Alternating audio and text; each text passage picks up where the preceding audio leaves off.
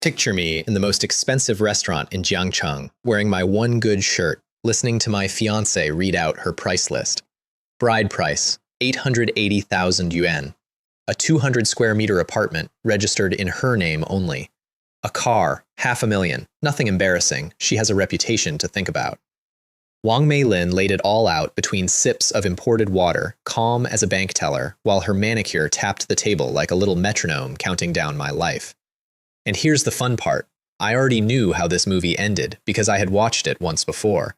In my last life, I paid. All of it. I emptied my savings, borrowed from people who don't forgive, married her, and 6 months later she divorced me and walked off with everything except my socks. While I was drowning in debt, the game launched. The one game. Great Thousand Worlds. The game that turned out to be humanity's entrance exam. The game where the strong got to live like gods when it merged with reality 1 year later. I missed the golden window because I was too busy selling my kidneys for a woman who was already shopping for my replacement. And when the monsters came through, when the whole world became the game, I had nothing. My little sister died in my arms in a broken down shelter, 22 years old, whispering, "Brother, don't be sad." Then it was my turn, and honestly, by then, dying felt like clocking out. The universe said, "Lol, actually, one more try." I opened my eyes and I was here. The restaurant, the water, the manicure. 3 hours before the global launch of Great Thousand Worlds, my heart was doing a drum solo, and Wang Meilin mistook the look on my face for sticker shock. She sighed the sigh of a saint dealing with a peasant. "Li Wei, marrying you is already me lowering my standards. Other men would kneel for this chance." I stood up. I looked at this woman I had once ruined myself for, and out of my whole soul only one sentence came out. "Are you worthy?" Then I walked. Behind me I heard the waiter arrive with the bill, 3,888 yuan of dishes she had ordered to impress herself, and I heard her voice crack on my name, and I want you to know I have replayed that sound in my head many times since, purely for wellness purposes. Somewhere behind me she was screaming that she would make me crawl back on my knees. Sure. Add it to the list of things scheduled for never. 15 minutes to launch. Every human on Earth got the same thing at the same time. A mark burning itself into the palm, a countdown, and one line of text that governments would spend years pretending they understood. Talent binding complete. Mine said, infinite mana. World-class unique talent, the only one on the planet. Let me translate that for the people in the back. Every mage in this game lives and dies by their blue bar. The strongest spells cost so much mana that top casters fire twice and then stand around like expensive lawn ornaments. My blue bar did not exist. No cost, no limit, no downtime, forever. In my past life, the man who bound this talent was a nobody in South America who got assassinated for it within a month, and this time, the universe had slapped it onto my palm like a coupon. I did not walk home. I ran. Home was a rented flat on the 6th floor with no elevator, and home was also the only person on this planet I would burn it down for. My sister. Li Mei Ling, 19, sharpest tongue in the family, legs that stopped working when she was a kid. Wheelchair by the window, laptop on her knees, launch stream already open. In my last life, she followed me into poverty without one complaint, and the world ate her for it. This time, I looked at her for about 3 seconds too long, and she squinted at me. "Brother, you look weird. Did the wedding witch raise the price again?" "There is no wedding," I said. "There is no witch. There is a game, and you and I are going to play it together, and this time, everything is going to be different." She had a mark on her palm, too. Everyone did. At 3 in the afternoon exactly, the world went white. The character hall of Great Thousand Worlds is a cathedral of light where you pick your class, and I barely saw any of it because next to me, my sister stood up. Stood up. The game reads your soul, not your spine. Yao Yao took one step, then another. Then she was running in circles around the hall, laughing and crying at the same time, and I stood there, grinning like an idiot with my eyes burning. She ran for 10 straight minutes. I let her. Some things are worth more than a head start. When she finally rolled to a stop, she was hiccuping. Brother, I have legs here. I have legs." "I know," I said. "Now pick a class so I never have to see you use them for running away." Here's what the universe had decided about my sister. Her talent was SSS grade, Absolute Defense. Any single hit she takes from anything can never remove more than 1% of her maximum health. Read that again. A god could punch her, and it would cost him 100 punches minimum. It's not defense, it's a clerical error in her favor. She picked Paladin, and when I asked why, she said, "So I can protect you, obviously," and flexed an arm about as thick as a baguette. I went digging in the class hall for something I remembered from my past life, a hidden class nobody unlocked for half a year. Elemental Archmage. Every school of magic at once. Fire, water, earth, wind, lightning. All of it. Cooldowns cut in half, with one balancing catch. Every spell cost double mana. The class was a famous trap. A mana-eating monster that starved every player who touched it. Every player except the one man alive whose mana bar was a decorative object. The system asked me to confirm. I confirmed so fast I nearly sprained a finger. Last step, the name. I typed it without hesitating, because if you're going to speak something into existence, speak loudly. Strongest Mage God. My sister looked at my name, looked at me, and then entered hers, which was, and I am legally obligated to report this accurately, loves older brother the most. I asked her to change it. She asked me if my name wasn't a little arrogant for a level 1. We entered the game in mutual silence, both convinced we had won. Novice Village number 4396 took me in with wooden huts, dirt roads, 10,000 confused new players, and a system warning everyone speed read and forgot. Death in this game costs you a level and can drop your gear. Remember that one. Other people didn't. My starting stats, since I had poured every free point into one place, were simple. Spirit through the roof, everything else at let's not discuss it. Yao Yao dumped hers into Constitution, which, combined with her talent, meant the girl had a health pool that behaved like an ocean with an attitude. First stop, the newbie gear vendor, where a mountain in human clothing was blocking the road. Guild recruiter. Bear Domination, biggest gang in the village, run by a slab of meat named Guo Tian, who had already figured out the true endgame of every MMO, which is taxing people weaker than you. He gave me the speech. Protection, brotherhood, 10% of all my drops forever. Not interested, I said. He leaned down into my face, real friendly, and told me the village had walls, but the world outside didn't, and he'd be waiting when I left. I nodded politely, because why spoil a surprise? The surprise was me. I walked my sister out to the starter fields, which were full of gray feather chickens. Level 1 monsters, 50 health, angry farm birds. And here is where you find out what this game actually was, because those chickens had actual claws and actual murder in their hearts. And this was full immersion reality, so ordinary players were fighting them the way you would fight an actual furious rooster, which is to say screaming and losing. Grown men were getting chased down dirt roads. A 5-man party formed a shield wall against poultry. Then there was me.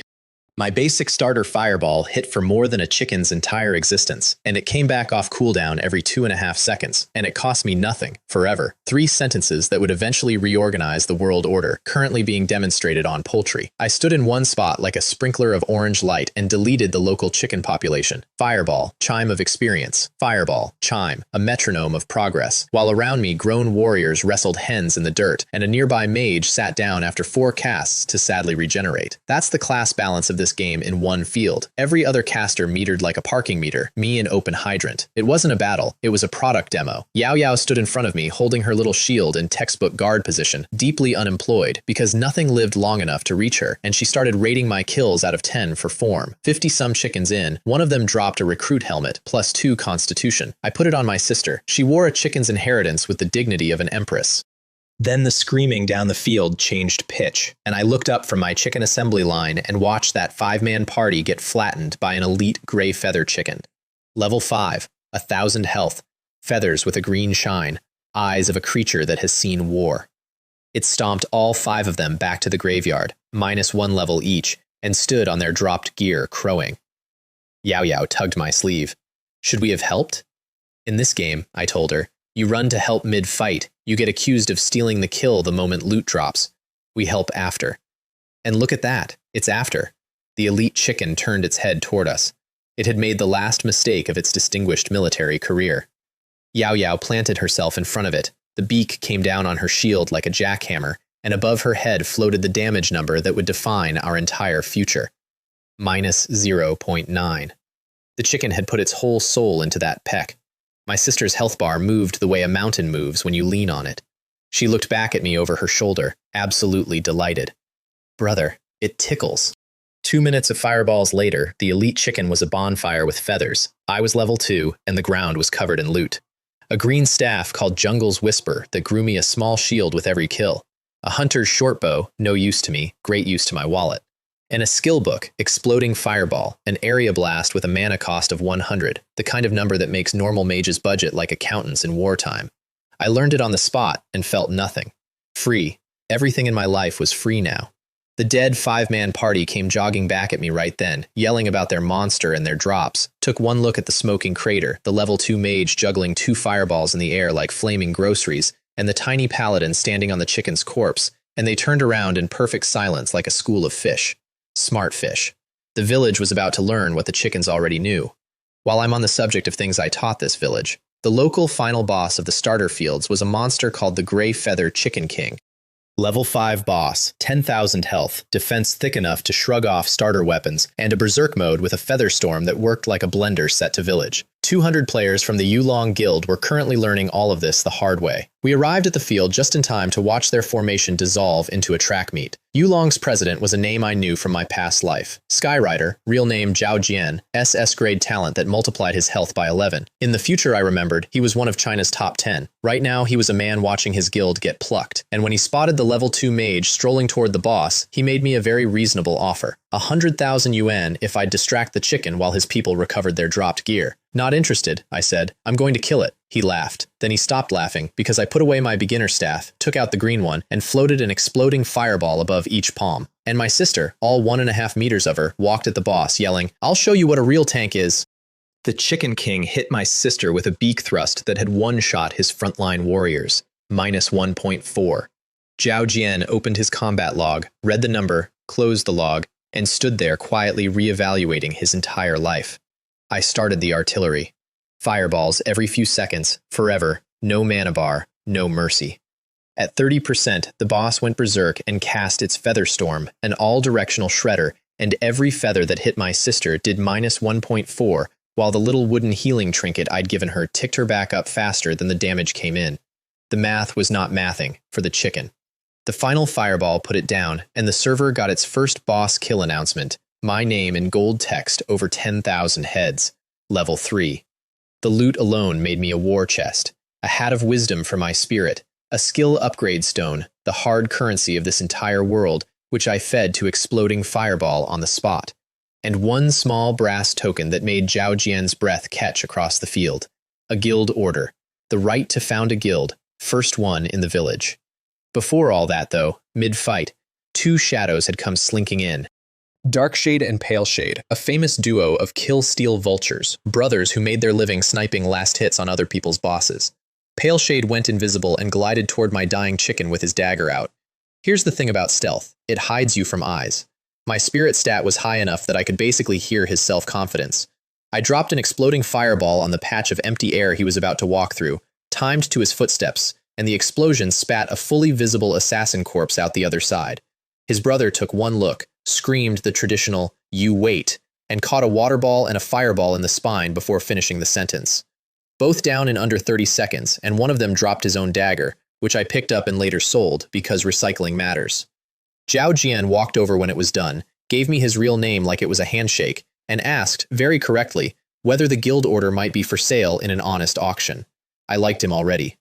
My auction happened that evening in the village square, and it turned into the best show the starter zone ever had, because there was a second whale in my pond. Xu Jingyi, real name Xu Jingyi, eldest daughter of the Ruan family, capital money, the kind of woman who walks through a crowd and the crowd apologizes. Local tyrant Guo Tian had marched up to my stall earlier that day, flanked by 12 goons, slapped his chest and bellowed, "Name your price." I told him, "You can't afford it," which was technically a price. Then Xu Jingyi arrived, and Guo Tian, terror of village 4396, greeted her with a 90-degree bow and evaporated. Turned out, his whole gang ran on her family's money. Food chains are beautiful things. Starting bid on the guild order was 5 million yuan, and the square packed so tight that people were bidding from rooftops, not on the item, on the spectacle. Zhao Jian and Xu Jingyi went up the ladder in 5 million steps like two people playing tennis with houses. 10, 15, 25, and the crowd's commentary track evolved from gasps to a kind of stunned sports commentary. 40 from the Ice Lady, 50 from the Dragon. They're not slowing down. Somebody check if this is real money. It was real money. 70, 85. At 95 million from Xu Jingyi, the square had gone church quiet. 10,000 people listening to two fortunes breathe. And Zhao Jian closed his eyes, took the breath of a man stepping off a ledge, and said the words, 100 million. The silence afterward had texture. Xu Jingyi studied him for a long second, then smiled, folded her hand, and delivered the exit line the forums would tattoo on themselves. I didn't run out of money, I ran out of courage. The payment notification hit my phone in the real world with a sound I can only describe as spiritually healing, 9 digits arriving in an account that had held 4 that morning. And then Xu Jingyi showed everyone how the truly rich lose an auction. She bought out the entire rest of my stall in one package deal for another 2 million without checking a single stat. And when her assistant whispered, "Why overpay for greens?" she said, at exactly the volume that carried, "I'm not buying the gear, I'm buying goodwill with the number 1 on the leaderboard," and looked at me while she said it. Everyone in that square was taking notes. None of them were taking the right ones. 102 million yuan, day 1. Yao Yao leaned over and whispered, "Brother, I think that rich lady likes you." I flicked her forehead. She retreated 1 step and made her eyebrows do something disgusting. This is the sibling I chose to get reborn for. Back in the real world that night, the contrast landed on us like a dropped piano. In the game my sister runs, at home, the wheelchair was waiting by the desk where she left it, and she lowered herself back into it without a word, and I stood in the doorway, keeping my face in order. 1 year, the calendar said. 1 year until the game merges with reality, and everything in there, the magic, the healing, the legs, becomes real out here. That's the actual finish line. Everything else is just me collecting the entry fee. My phone buzzed. Wang Meilin. "Come to the restaurant immediately. We need to talk about your attitude." I blocked the number, then went through every app we shared and deleted her out of my life at industrial speed, while Yao Yao pretended not to watch and absolutely watched. When I was done, she said, "Good," and that was the entire eulogy for that engagement. Then I took my day 1 fortune and bought us a villa. Cloud Palace Estates, Building 1, the one they call the King, 88 million. The sales manager was a young guy who treated the quiet man in a plain shirt like an actual client, which is why he got the commission of his career. While we toured it, some gold-plated couple viewing the same floor loudly worried that the little disabled girl would dirty the carpets. I told them, "If you've said your piece, get out," and then paid for the house in front of them, full price, 1 card swipe. Watching security walk them out did more for my skin than 8 hours of sleep. My new villa had an elevator and a pool with rails. Yao Yao pretended it was no big deal and then cried in the pool for a while. Allegedly, the water got in her eyes, both of them, for 10 minutes. That evening, 1 more call. Xu Jingyi, congratulating me on the move, mentioning oh so casually that her family owned a place 2 streets over, so we were neighbors now. Rich people don't stalk, they coincide. And somewhere across the city, a woman named Wang Meilin discovered she'd been blocked in the middle of a dinner she had planned to make me pay for while her new rich boyfriend watched. The boyfriend's name was Zhou Lei, heir to a construction fortune, and he'd just been told by his father to get into Great Thousand Worlds because the family's future depended on it. He logged in with Wang Meilin on his arm, took 1 look at the leaderboard where 2 strangers sat above him, and announced, 100,000 yuan says I make those 2 lick my boots. Remember the rule about death dropping your levels. Some people were born to demonstrate rules. Next morning, I took my sister hunting in the Black Forest, the level-appropriate murder woods east of the village. Shadow wolves, level 4, poison fangs. The poison was the fun part, because damage over time is still damage per tick, and every tick against my sister obeyed her talent. The wolf bit her for minus 1.8, and then the venom, this proud assassin's toxin, dripped through her veins for minus 1.8 per tick, and Yao Yao stood there getting technically poisoned while eating a snack. My fireball, meanwhile, had grown into a wrecking ball. 1 cast, 1 wolf, next. Somewhere in hour 2, I felt eyes on us from a tree. The Shadow Brothers had respawned, minus a level each, and were following us around, gathering intelligence, by which I mean crouching on a branch radiating resentment. I didn't even turn my head. "Aren't you tired after watching so long?" I asked the tree. The tree panicked. 2 assassins bolted in 2 directions, which would have worked on anybody who had to choose. I do not have a mana budget, so I don't choose. Water ball into one's spine, earth spike into the other's knees, then a matched pair of fireballs. The forest got quiet, the ground got 2 daggers and a nice pair of speed boots, and Yao Yao got the boots. My first player kills of this life. They started it, all of it, repeatedly. Deeper in, we found a cave with claw-scored walls and a floor of old bones, and in that cave lived the Shadow Wolf King, a green elite boss with 20,000 health and a signature move the designers presumably thought was terrifying, summoning endless wolf packs to defend him. Endless summons. Against a mage with endless spells and a staff that grew me a fresh shield off every kill. I want you to appreciate the economics of what happened next, because the Wolf King sure didn't. He howled, and a dozen wolves poured out of the side tunnels, and 1 area fireball converted them into experience and shield stacks. He howled again, angrier, 2 dozen, same result. My level ticking up mid-fight, 4, 5, 6. My shield thickening off his own reinforcements, his summons literally feeding the machine that was eating him. Around the 5th wave, you could see the strategic review happening behind his eyes. By the 8th, he'd stopped howling and started backing up. By the end, out of wolves, out of ideas, the king of the Black Forest was lying flat on his own cave floor, with his ears down and the posture of the most disappointed middle manager in gaming history, watching me walk over, and Yao Yao, behind me, said, "Aw," and then, "Well, go on," and we put him out of his management crisis. Out of him dropped the usual goodies, an upgrade stone that pushed my fireball to its 3rd tier, and one thing that made my past life memory sit up straight, a bronze realm token, a key to a hidden pocket world. In the future, I remembered, these sold for millions on the black market and people killed for them. I pocketed it quietly, like you do with lottery tickets that haven't technically won yet.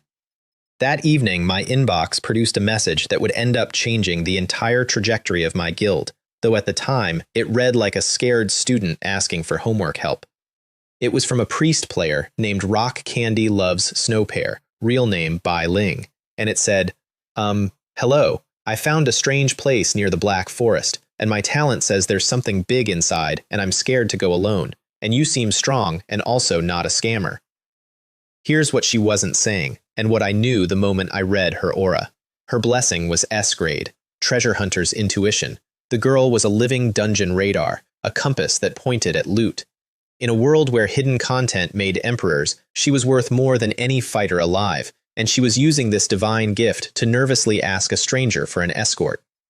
We met her by a cliff face, a tiny priest with tiger fang canines and the confidence of a wet napkin. I put a chaos sphere of 5 stacked elements into the rock, the cliff split open, and the system announced a hidden dungeon. Rotten Deep Cave. 5-man dungeon, 3 difficulties. The polite thing would have been normal mode. I picked hell. The cave met me with rotten slimes, elite blobs immune to 99% of all magic. In my past life, top guilds threw themselves at this place for a week before someone cracked the gimmick. Each slime's core blinks a color, and for 1 second it's vulnerable to exactly the counter element. And if you hit that 1-second window with that one element, you do real damage. So you need every element on tap and the reflexes to juggle them. There is exactly 1 class in this game built like that, and 1 man playing it. The room turned into a rhythm game, blink, counter, pop, blink, counter, pop, and I solo cleared in 5 minutes what had once bankrupted guilds. The mini-boss was worse company, a corrupted human-faced spider the size of a truck, a screaming horror with a woman's face grafted onto a spider's body, and I'd like to formally thank whoever designs this game's monsters for my sister's future therapy bills.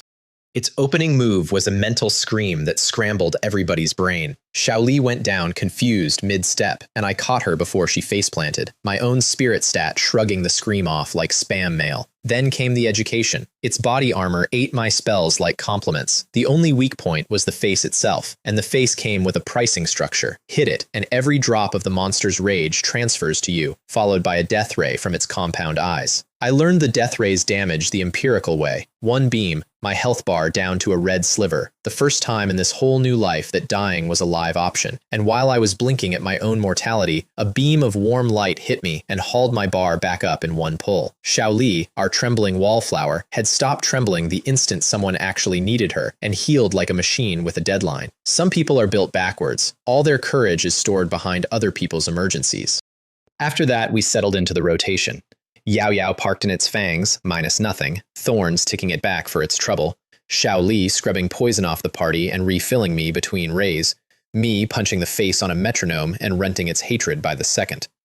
At 30%, it flooded the chamber with spiderlings, hundreds of skittering handspans of malice, and the girls made twin sounds of pure spinal revulsion, and my area fire turned the flood into weather.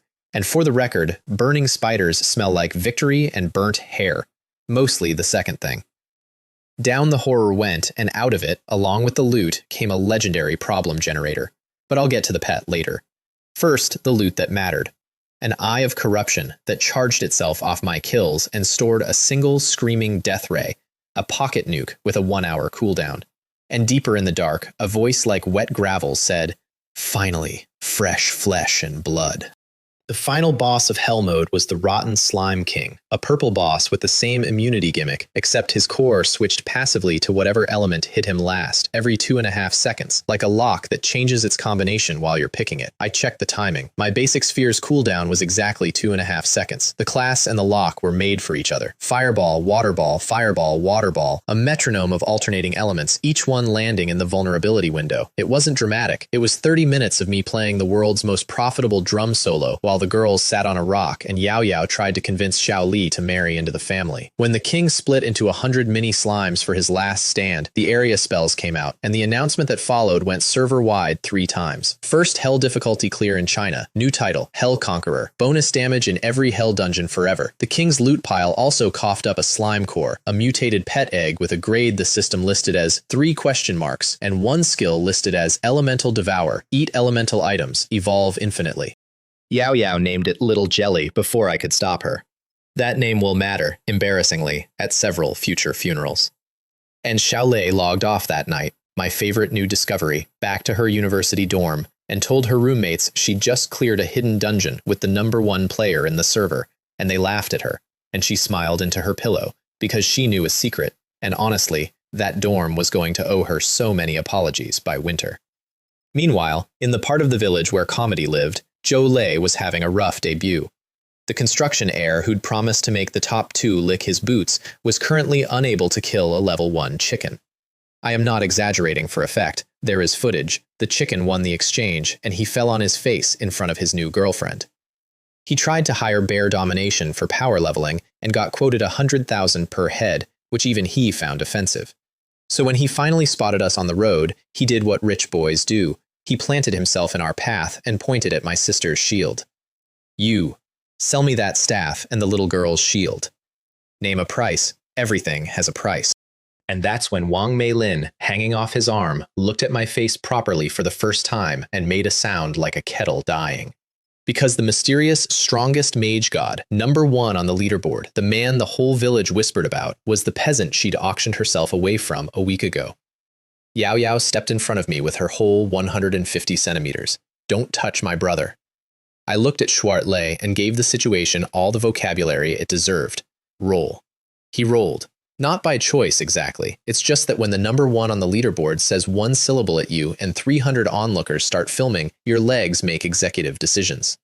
The best part came after, when I sold that exact staff to Zhao Jian for 3 million in the square in front of Zhou Lei and told him I didn't intend to sell it to you because you can't afford it.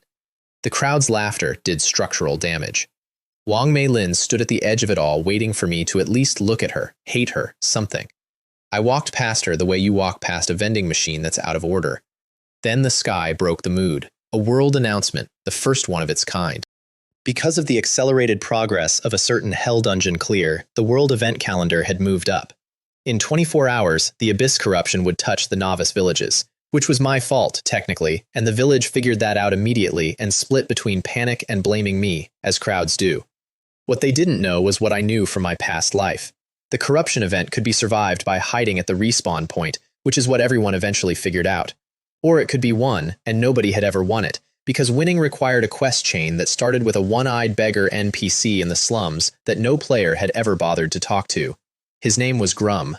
One eye, one leg, a crutch, a corner of the slums where he drank what charity allowed and spoke to no one. A beggar NPC with no quest marker, no shop, no function. The kind of set dressing 10,000 players walked past daily. In my past life, when the corruption came, this piece of set dressing stood up on his one leg in the burning square and cast a forbidden purification that saved a village of strangers at the price of burning himself alive from the inside, and died in the ashes whispering about a relic called the Dawn Emblem, and nobody understood a word of it until years too late. This time I found him first, sat down across from him in the dirt like an equal, and gave him the passphrase his dead brothers used on the cliffs. The long night is coming, but the dawn will not break. The old man's one eye went wide, and his cup stopped halfway, and then I laid out everything the world had forgotten, and I had no honest way of knowing. His commander Gareth, the last stand at Howling Cliff, the rearguard that bought the retreat with everything, and Grum himself, the bodyguard ordered to run, who carried the emblem out and spent a lifetime hating himself for obeying. He wept into his beard, this ruined mountain of a man, and asked me only one question. Are they remembered anywhere? And I said, they will be, and meant it. And he pressed the Dawn Emblem into my hands with fingers that had held it through 30 winters, and the system unrolled a legendary, unique quest. Light of Dawn. Defend the village altar when the corruption comes. Fail, and the village would be erased with everyone's characters zeroed. Winning would take money. The ritual needed 50 stones of light, and the only stockpile belonged to the village blacksmith, a dwarf named Borin Stonehammer, who despised players on principle. I'd learned his unlock in a past life too. 10 mugs of ale and 10 plates of lava barbecue, delivered without asking for anything, and the grumpiest merchant in the region becomes your uncle. Joe Lay happened to be in the smithy at the time, trying to bully the dwarf into service and getting described as a fart in armor, which cost me some negotiating composure. I bought all 50 stones for 50 million and change and got a friendship discount on everything forever, and Joe Lay watched a peasant spend his family's quarterly profit on rocks. The 50 million, by the way, wasn't even mine. I'd gone to Zhaojian and Xu Jingyi and offered them the deal of the event, 25 million each to fund the ritual in exchange for the safety instructions that would keep their guilds alive. Xu Jingyi transferred inside 30 seconds. Later, I learned what she told her assistant. Either this man is insane or he has core information, and with men like that, the only real risk is not investing. Remember that sentence. It's the most accurate description of my business model anyone ever produced. The corruption arrived on my schedule, and it arrived like the end of the world, because it was a rehearsal for one. The sky over the village cracked open in purple veins, wide as rivers, and monsters rained out of the wound, literally rained, level 5, level 7, things with too many joints hitting the ground running, and within the first minute, every player caught outside the walls learned the death rules in bulk, whole farming parties converting into white light and dropped gear, while the fields turned colors grass shouldn't be. A level 10 elite landed on the village fountain and wore it. The NPC guard, brave men, formed lines and died in them. The guild masses packed the respawn square behind Yulong and glazed pavilion shields, following my paid-for instructions to the letter. Hold, heal, do not chase. And their discipline was the only reason the square held while the rest of the map screamed. And my sister and I walked the other way, alone, north, against the current of the apocalypse, to the altar under the biggest crack in the sky, where a knot of rift light was ripening on the old stone like an abscess. Let's begin our war, I told her, just the two of us. She grinned under her helmet and slammed her shield into the first charging horror, a boar thing the size of a van, whose devastating opening gambit registered as -4. The night turned into my kind of arithmetic. Corrupted beasts came in waves off the crack, 10 at a time, 30, and Yao Yao stood at the center of every wave like a lighthouse in a storm that couldn't afford the lighthouse, and I painted the field around her in fire that never, ever, ever stopped, my new war economy on full display, area spells at a cadence no mage on the planet could fund for 10 seconds, sustained for an hour.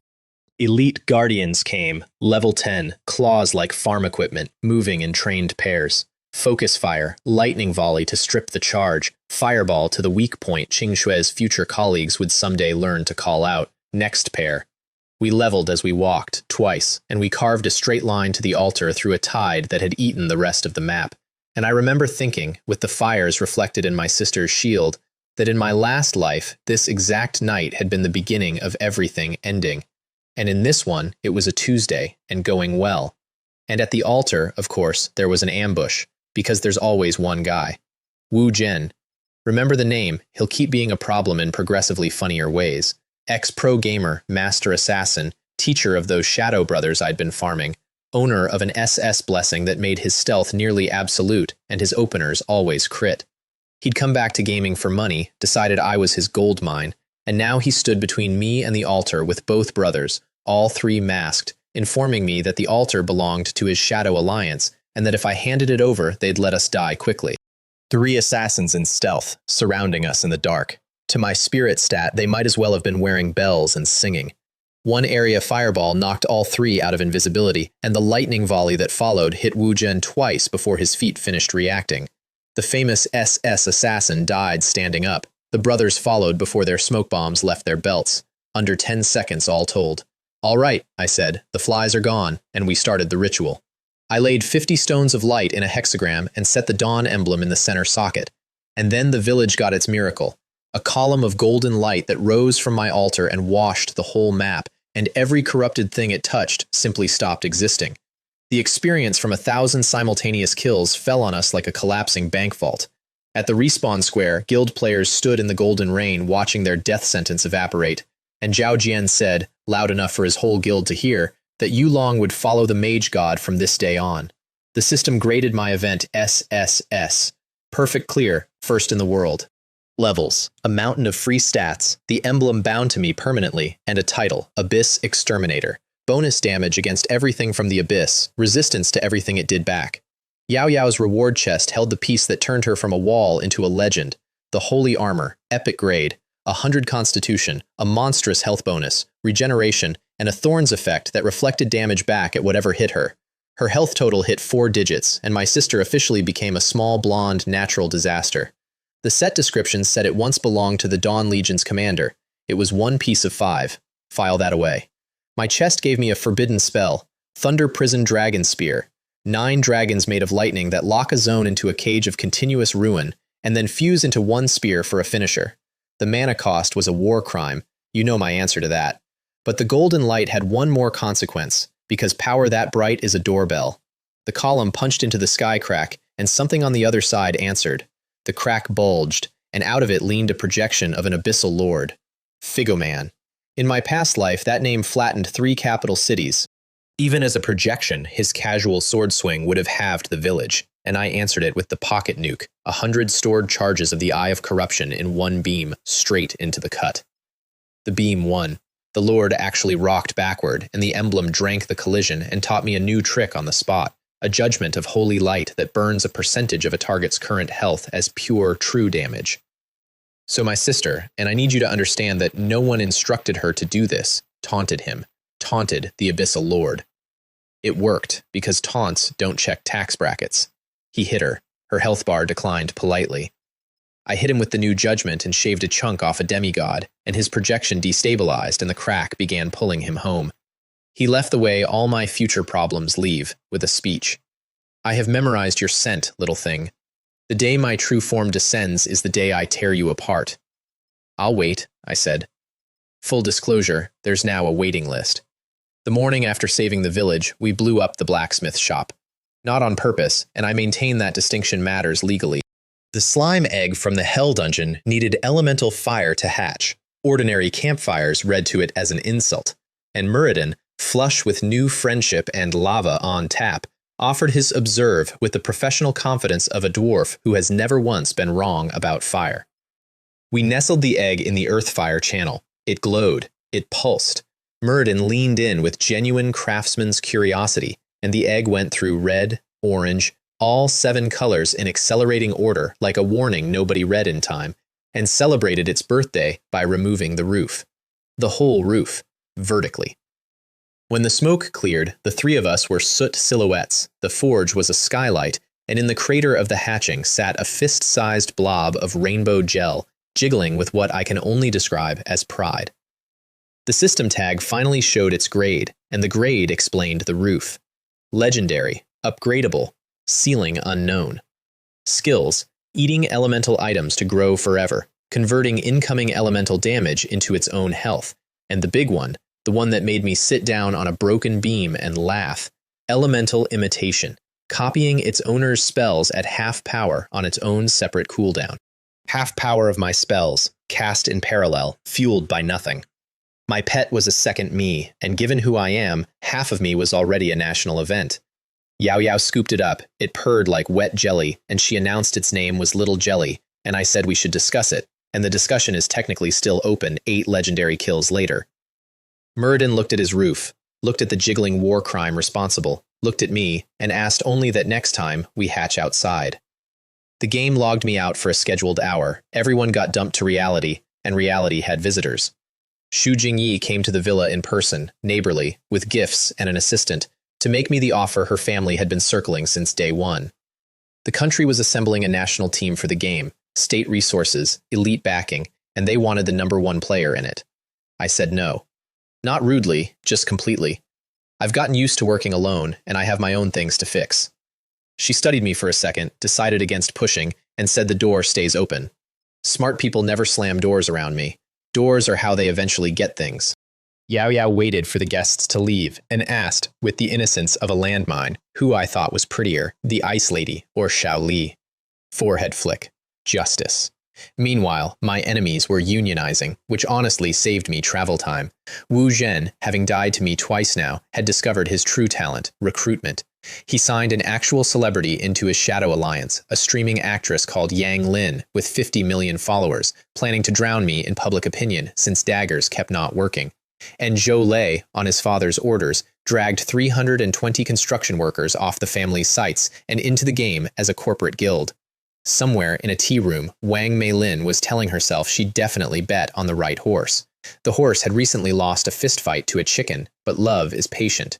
Their celebrity plan went off at me first, and I'll give it credit, it was almost clever. Yang Lin showed up in the village with cameras rolling, stood in the square, and cried. Real tears, professional grade. The mage god stole our guild's boss kill, she told 50 million viewers, and when we asked for fairness, he cursed at us in words I can't repeat.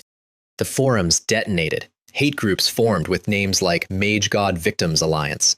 Zhou Lei bought server announcements, 10 in a row, demanding I come kneel and apologize to the goddess in the square. I read all of it, wrote one sentence into world chat, and pressed send. I'm waiting for you at Novice Village Square. 500 people came, and the square filled like a stadium. Shadow Alliance's 100 masked professionals up front. Zhou Lei's 320 construction laborers in mismatched starter gear behind them. Men who mostly just wanted their site bonuses and had been told showing up was mandatory, plus every content-hungry volunteer in the region packing the rooftops to watch. Yang Lin got her cameras rolling and her tears preloaded. Wu Zhen stood in shadow doing target math, and Zhou Lei, feeling immortal behind his wall of contractors, strutted the front line like a general, listing my crimes into the stream, demanding the kneeling apology, savoring the crowd, and then, drunk on the moment, made his fatal contribution to the evening. He said that if I wouldn't kneel in the game, maybe his people should visit my sister in the real world and teach the family some manners. The square went quiet on its own. Even his own side flinched. There are lines, and then there's that one, and every single person present understood which side of it he just planted his flag on. You're asking for it, I told him. 4 words, and the sky went black. Thunder Prison Dragon Spear, cast at maximum spite into the middle of an army. 9 lightning dragons dropped out of the dark like the wrath of a very specific god and turned the square into a strobe-lit demolition site, stone fountains bursting, 500 shadows flash-printed on walls. 200 people died in the first 10 seconds, which sounds impressive until you remember each of them also lost a level and sprayed gear across the cobblestones like a piñata economy, the town's single largest wealth transfer conducted entirely in screams. The laborers routed instantly, and I let the runners run. They were props with families. The professionals I did not let run. The fused finishing spear I aimed personally, walked it through the panic to the one man scrambling backward in gold-trimmed robes, and Zhou Lei's last contribution to the discourse was the shape of the crater. Wu Zhen called the retreat with the crisp professionalism of a man rich in experience at fleeing from me specifically, and made it exactly as far as my lightning volley. Yang Lin's tears were also interrupted, permanently, by weather. When the light stopped, 3 figures and a slime stood in a smoking square holding all the aggro in the world and none of the damage, and the rooftops, after a long silence, started to applaud, because crowds have no principles, only seats. The forum flip took about an hour of my patience. Same accounts, same fonts. Turns out he never touched a single bystander, someone wrote, checking the footage frame by frame. He only killed the ones who came for him. Xu Jingyi put it best, in a line that got quoted for months. Men with principles and power are not the scary ones. Be grateful this one has principles. While my reputation was busy resurrecting itself, Shaoli's intuition dragged us to a swamp east of the forest, where my Bronze Realm token from the Wolf King finally earned its keep. It unlocked a hidden pocket world called the Wailing Tomb, a bronze-tier crypt crawling with elite undead, and the undead discovered the single worst matchup of their unlives. My sister's new armor reflected damage. 1 point of pain returned per point of her constitution, and her constitution was a national statistic. Skeletons swung at her, took back triple what they gave, and clattered apart, and Yao Yao just stood in the crowd like a patient turnstile while the tomb's population committed assisted suicide against her shield in an orderly queue. At one point she got bored enough to start narrating, "Next, thank you, next," and I had to walk away so the echo wouldn't carry my laughing to the boss room. The boss room held the Skeleton General, level 12, 30,000 health, a dead officer with a rusted greatsword and the parade posture of a man who hadn't gotten the memo about the Empire falling. He got the debut of my full rotation, paralysis chains juggling his openers, my sister absorbing his charge like a toll booth, and then the first proper Thunder Prison Dragon Spear I'd cast in a real fight. 9 dragons flooding his throne room wall to wall, 1,000 a second, and the fused finishing spear taking him through the breastplate with a sound like history snapping. He dropped a bone staff upgrade, a necromancer summoning book that my everything mage class ate without chewing, and 1 door deeper, the thing that wasn't supposed to exist, an empty sarcophagus. In my past life, this tomb was a fixed menu, farmed 1,000 times, mapped to the last cobweb, and there was no such room. Timeline drift, my own ripples coming back at me, and I approached it the way you approach mail from the tax office. Little Jelly hopped up onto the lid, glowed all 7 of his colors at once, and popped it open like a lunchbox. Inside, on a bed of stone, I found a heart of pure gold light, beating slow and patient after 1,000 years, and the tomb's wailing went reverent around it. The heart of holy light. Legendary quest relic, the still-burning heart of Uther, the first commander of the Dawn Legion, the man Grum's dead commander had himself once served. The quest chain updated on the spot. Stage 2. Carry the heart and the emblem to the summit of the Holy Light Range, by the human capital, and reunite what was separated. Minimum level to even enter that region, 20. A destination then. Time to leave the kiddie pool.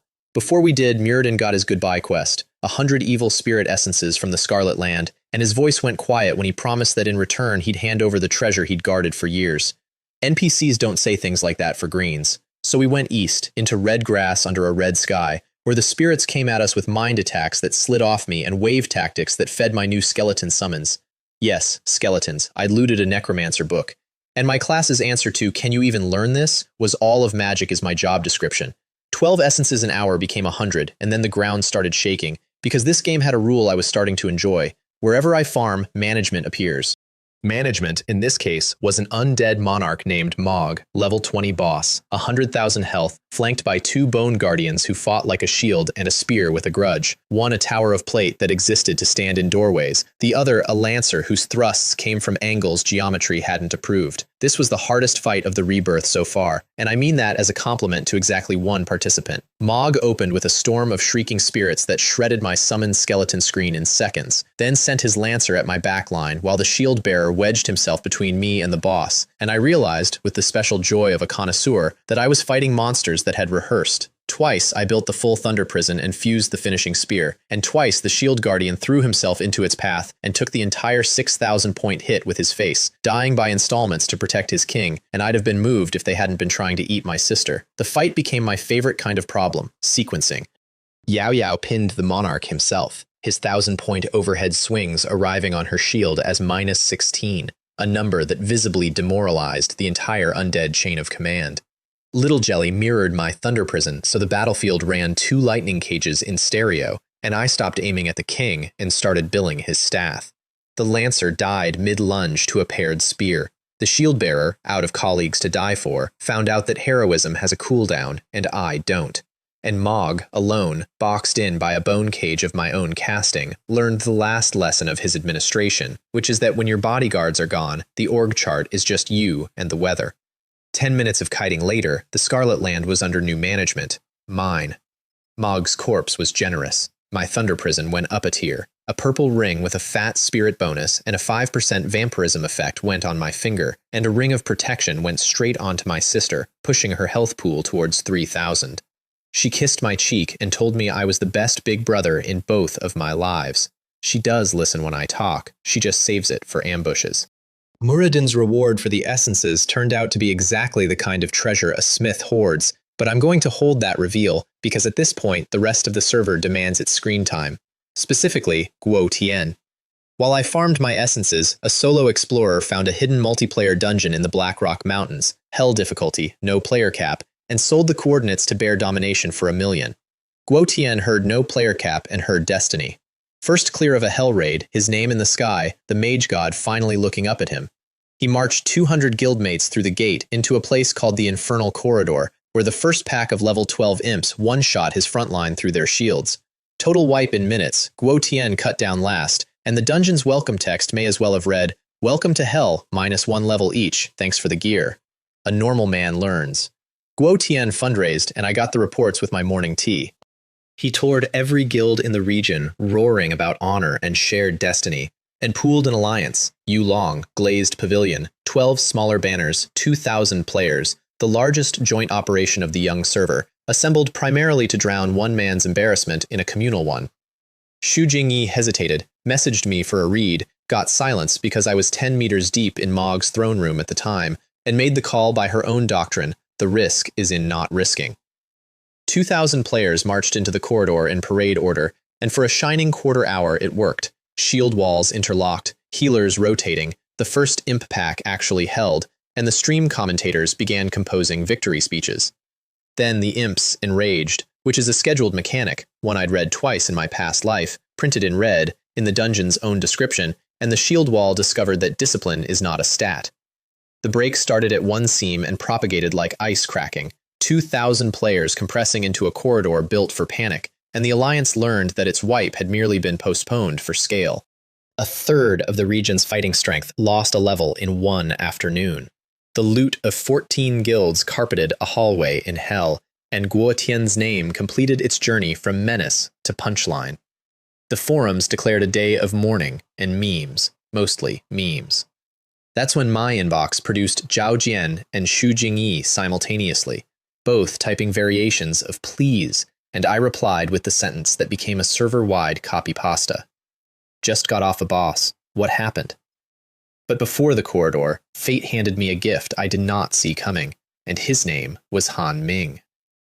Picture a big, friendly golden retriever of a man, 20 years old, rich in the way that stops being a number and starts being a weather system, who intercepted me in town with the body language of a fan meeting his poster, addressed me as boss with 0 prior acquaintance, and presented, with both hands, an epic robe worth more than most guilds' entire treasuries.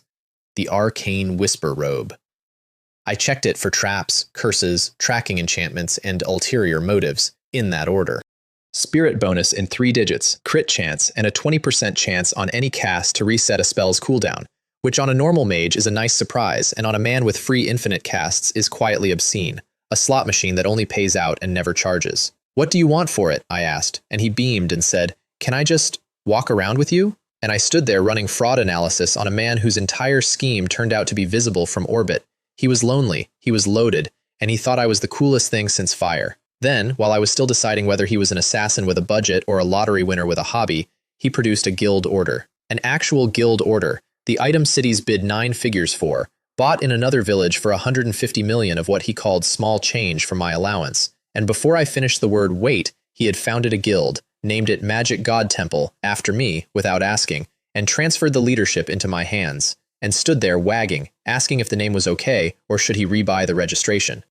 I made him vice president and put him in charge of the money, on the reasonable theory that a man who throws it like confetti should at least get to count it. It remains the best hire of my career. His family situation explained a lot. Unloved second son of the Hmong conglomerate, a lifetime of being told he was the spare, an older half-brother named Han Yong who ran a guild called Oracle and treated him like a returnable deposit. Han Ming had spent his whole life looking for something worth being loyal to. God help whatever stood between him and it now. So my magic god temple's first official outing was the dungeon that had eaten 2,000 people. Zhao Jian and Xu Jingyi tagged along with their elites under one condition. All the experience and drops were mine. They were there to watch and learn. What I showed them was this. Yao Yao walked into the corridor, taunted 100 imps into a conga line, and parked them on her shield, minus 24 per hit, regeneration outpacing the entire mob. Then 2 thunder prisons landed, mine and Little Jelly's Echo, and the corridor lit up like a server room on fire, and 100 imps became a rain of loot in 10 seconds. Han Ming ran around underneath it all with open bags, screaming with joy, a professional-grade scavenger. Somewhere behind us, Wu Jun, who had snuck in after us with 100 rebuilt Shadow Alliance assassins to leech my clears, stared down a corridor of ash and started recalculating his religion. The bosses got progressively less funny for the bosses.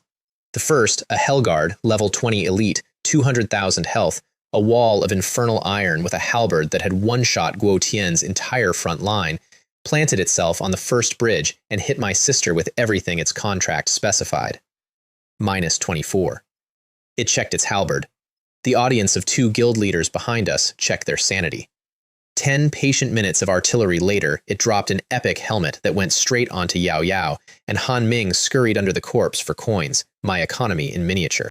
The second boss was more interesting company, the succubus queen Lilithia, level 22, a charm specialist whose entire kit was aimed at the mind, and she spent a full hour throwing everything in the catalog at me. Whispers, illusions, dream hooks, each one arriving at my fortress wall spirit stat and sliding off like rain on a bunker, and her expression across that hour traveled from sultry to professional to openly clerical, a specialist watching her specialty bounce. Between failed seductions, I whittled her down on schedule, and she dropped an enchantment scepter she really should have used on someone her own size, which became my new offhand. And at the bottom of everything, across a bridge over a lava sea, in a black castle with gates like a scream, waited the dungeon's name on the tin, the King of the Flame Demons, level 25, health listed as a shrug. We killed him in 2 hours of grinding attrition, and then his corpse didn't drop anything, and no announcement fired, and out of the lava behind the throne rose the real one, 10 times the size, a hidden final boss, the true king's projection, and his opening line was the classic, "Kneel and serve me, or be ash." What happened instead is my favorite memory of that entire month. Han Ming, our brave idiot, walked toward the Colossus, asking, out loud, whether lava this pretty was hot, and the flame god flicked one finger down at him, and my sister stepped into the path with her shield up. Minus 28. Plus 28 from regeneration, same second. The king of the flame demons looked at his finger, looked at the tiny blonde girl, hit her again, properly. Minus 28. The strongest being in that dungeon entered a visible existential crisis in real time, and while he questioned his life choices, Little Jelly sat in his lava breath drinking it, fire converted to health, burping happily. "Sir," I called up to him, "may we begin to speak? I can also simply grind you down, but it seems disrespectful to waste your time." He chose violence, which suited everyone. What followed was 5 hours, and I want you to sit inside that number the way we had to. 5 hours of a demon god unloading the full catalog, lava storms that boiled the bridge behind us, fists that reshaped the throne room's floor plan, breath that turned the air itself into an oven, and every single expenditure arriving at my sister's shield and resolving to minus 28 plus 28 from her regeneration, net zero, hour after hour, while 2 thunder prisons cycled on his ankles and Little Jelly sat in his fire breath gaining weight. Around hour 2, the god stopped roaring and started thinking, which was worse for him because the thoughts had nowhere to go. Around hour 3, he tried simply standing still, on the theory that if he didn't play, he couldn't lose, and discovered that my mana regenerates faster than his patience. It was not a battle by then. It was a siege conducted against a state of mind. Midway through, the comic relief arrived on schedule. Wu Zhen's 100 rebuilt assassins burst into the throne room, having finally fought their way down the corridor we'd emptied, hoping to lurk and snipe the kill of the century. The flame god's attention flicked to the doorway. "They're with me," I called up helpfully. "They've come to bring you warmth." One breath, one single sweep of fire the width of the hall, and the entire Shadow Alliance roster returned to the character select screen at 9,999 damage per head, a number so uniform it looked like a receipt, and Wu Zhen died for the third time to a boss I was fighting, which technically made him my most consistent teammate. I get misty thinking about our partnership. At hour 5, the king of the flame demons looked at the small, unbreakable girl, and the mage who had not consulted a mana bar since breakfast, and made the only rational choice of his reign. He tried to leave, sinking backward into his own lava like a man easing out of a bad meeting. The thunder prison caught him halfway under, the 9 dragons fused, and the spear took the projection of a demon god through the crown, and he came apart around it in an avalanche of embers, with his real body's parting threat echoing off the walls. 10,000 years of purgatory for my soul, whenever he gets around to visiting. I told him he was second in the queue, and the queue keeps minutes. He got his parting speech in. They always do. When my true body comes, boy, your soul burns in purgatory for 10,000 years. I told him he was second in the queue, and the queue was growing. The world announcement fired 3 times, global this time, every server on the planet. First clear of the infernal corridor, world first, strongest mage god. Somewhere in North America, a guild master named Caesar read that name and started a folder on me. Somewhere closer, my new title, Lord of Purgatory, settled in beside Abyss Exterminator and Hell Conqueror, and I started to notice a theme in my collection. The loot run from that dungeon reshaped us. Yao Yao took Holy Boots, second piece of the 5-piece set her armor belonged to. I took a crown and boots that let me walk on air, and one book that nobody in the raid could believe I was excited about. Mana Shield. Converts mana into a barrier, no cooldown, refreshes endlessly, drains your mana pool constantly. Garbage skill, famously the worst book in the game. The entire server knew mages were made of paper. That was the law of the class, the balancing principle of all creation. I read the book, cast the shield once, and became the only mage alive wearing a fortress that ran on a fuel I generate for free, forever. From that day on, the strongest mage in the world was also, quietly, tankier than the tanks. Nobody would find that out for a while. I do love a surprise with a delay on it. Reality check from the other side of my board. Zhou Lei's father, having watched his son get vaporized on a live stream, did not ground him. He escalated. 100 million yuan bought the Lin Corporation 3 legendary pro gamers, the retired gods of the last esports era, known to every gamer in China by their old title, the 3 gods. War god Gao Feng, a berserker built like a legal dispute. Magic god Zhen, a scholarly caster with gold-rimmed glasses and a spreadsheet where his heart should be. Shadow god Sha Yu, an assassin who spoke in a rasp and thought in backstabs. They took one meeting with Zhou Lei, privately rated him somewhere between dead weight and cautionary tale, and took over the guild's operations themselves. Their first project was me. They studied every frame of public footage like it was scripture and produced a professional read. The mage's whole system is the sister, Zhen concluded. Separate him from his tank and he's a glass cannon like every mage since the dawn of the genre. Get one man behind him for 1 second and this legend dies like anyone. It was a flawless analysis of the person I had stopped being several updates ago. Their scouting report was a photograph of a man who no longer existed. I cannot overstate how much I was looking forward to the demonstration. While they trained, we farmed. The cursed land of the undead, bonus experience, endless elite mobs, my sister holding entire graveyards at -2 per hit, while I discovered that with airwalking boots and a flash blink, 1 properly herded megapull plus 1 thunder prison equaled a full level per cast. Out there, we also ran into something wrong. A Death Knight radiating abyssal energy in a region that had nothing to do with the abyss, an aberration my past life said shouldn't exist. He died like everyone else, but he dropped a fragment of abyssal shadow that whispered about returning to its source, and I pocketed the creepy rock, because in my experience creepy rocks are load-bearing. It was Shaoli's radar that found the lock for that key. Deep in the Black Forest, a buried teleportation circle that lit up the moment my fragment came near it, a column of violet light punching into the sky. Visible, unfortunately, from very far away, and somewhere out there, Wu Zhen saw it, rallied his rebuilt roster, and set off after us with the unkillable optimism that made him the cockroach king of my rebirth. The circle dumped us into the broken plain, floating shards of a dead continent, upside-down mountains, glass earth. The local wildlife was a nightmare called the Faceless Mirror Image, stats unreadable, gimmick unfair, It copies whoever touched it last and reflects their own kit back at full power. Han Ming charged one and got trampled by a mirror image of his own charge. It copied Yao Yao and became invincible. It copied me, and the sky filled with reflected fireballs. The counter, once I found it, was beautiful. The copying is single-threaded. Xiaoli tapped it with the most useless spell in her book, a faint lamplight cantrip, and for the window where the monster was proudly reflecting a nightlight, my actual fireball came in unreflected. From then on, our marching order was: priest pokes horror with glowstick, horror gets deleted. Wu Zhen's 100 assassins entered the plain behind us and met the same wildlife without the manual, and I want this one narrated at full length because it deserves academic preservation.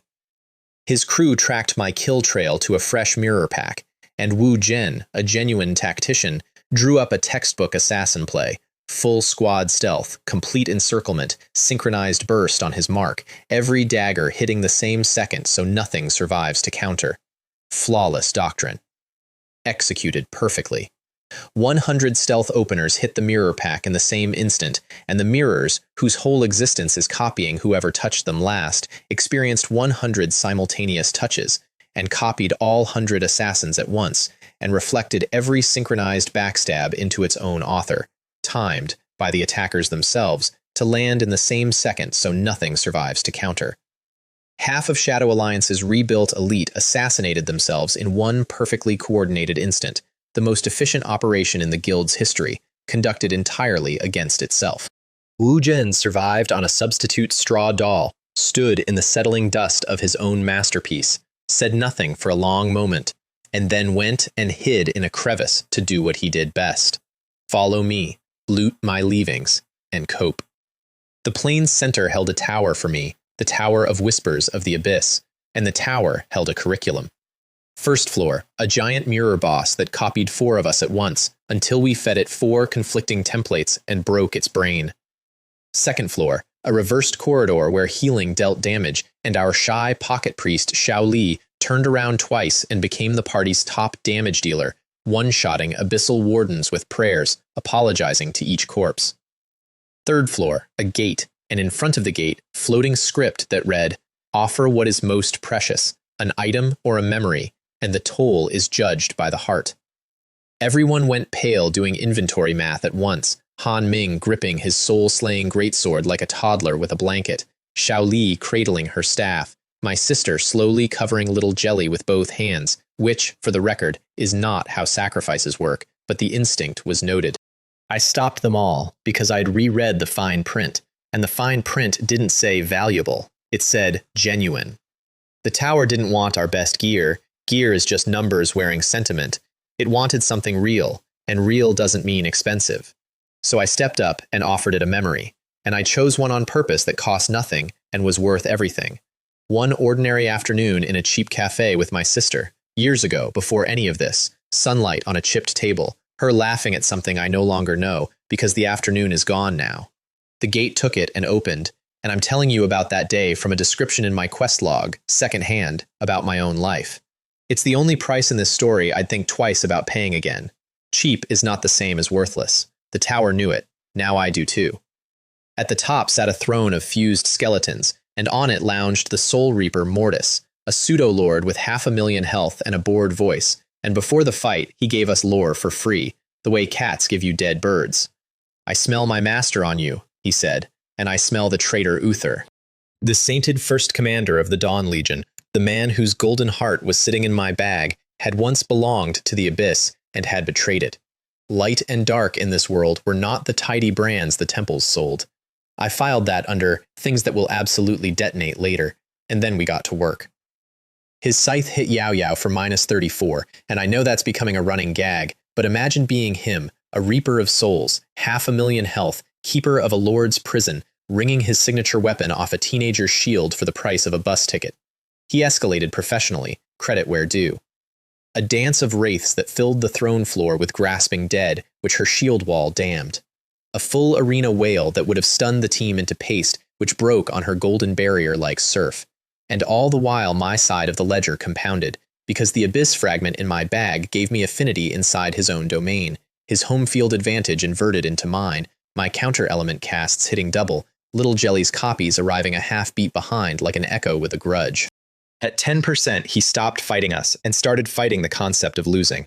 Went for the classic villain checkmate and sacrificed the entire plane, feeding his prison world into himself, swelling toward true lordhood while the sky outside the windows began deleting itself, announcing he would bury us in the corpse of his own dimension. He got most of the monologue out. 2 annihilation spears, mine and my slime's echo, hit him mid-sentence for a 5-digit total each, and the Soul Reaper Mortis died upgrading, killed inside the collapse he was narrating, which I maintain is the correct way to interrupt a speech. The fragment in my bag then ate his soul and the plane's dimensional core like a tapas platter and announced it would be evolving for 24 hours, do not disturb. Meanwhile, the world was literally falling apart around us, no exit anywhere, until Shaoli's radar found the architect's bolt hole behind the throne, a maintenance door out of a dying dimension. We stepped through as the plane went to pieces. World announcement, 3 rings, first explorers of Figoman's prison, SSS, Figoman's prison. As in, the tower we'd just looted was the lock on the abyssal lord who had promised to tear me apart. The one whose jailer's soul reaper we'd just killed, whose prison plane we'd just watched collapse. I'll wait, I'd told him. Apparently, I'd also been renovating his exit. Back in civilization, 2 housekeeping notes. First, China's real leaderboard had unlocked, nationwide, and the top 9 slots were all question marks, hidden monsters at levels above mine, and I was 10th. The country was deeper than it looked, and I appreciated the reminder that the pond had other fish that thought they were the fishermen. Second, Zhao Li formally joined the Magic God Temple, my first recruit, and Mortis's loot outfitted the whole crew, a soul-slaying greatsword for Han Ming, who could now wield 2 two-handers at once thanks to an epic book called Titan's Grip, a life staff for my priest, an abyssal gaze relic for me, and matching upgrades all the way down. We stopped looking like a family with a shield hobby and started looking like a raid team. Which was timely because I'd outgrown the countryside, level 20. The gates of the main world were open, and the human capital region waited. Holy Sun City, walls 100 meters tall, magic cannons on the ramparts, and a mandatory entrance trial for anyone who wanted in. The trial sent me to investigate deaths in a place called Windmill Village. Small detour first, because a river camp of dwarf miners flagged us down, and their white-bearded elder had a job and an apology for asking. Retrieve the Storm Warhammer, their king's relic, stolen away into a goblin nest, and the listed reward made my past life memory stand up and scream. An Equipment Affix Refresh Stone, a legendary reroll for gear stats, the item that lets you delete a piece of equipment's worst line and gamble it into its best one. The kind of thing late-game emperors gut each other over, being offered by riverbank miners as payment for a fetch quest. I said yes before the elder finished his sentence, and possibly before he started it.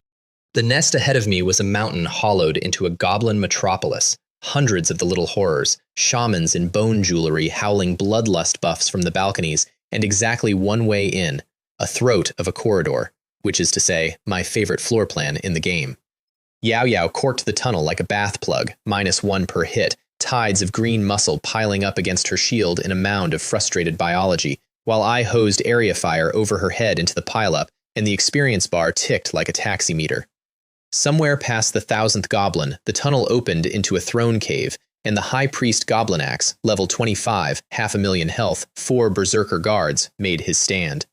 The guards got split, 2 on my sister, 2 tangled in my fire spirits, and the priest unloaded his entire dark arsenal into me personally, curse bolts, shadow lances, a channeled beam of concentrated spite, and every one of them thudded into my mana shield, which by then held absorption in the tens of thousands and refilled from a bottomless tank, and the priest's expression across that cave was the expression of a man punching a bank vault.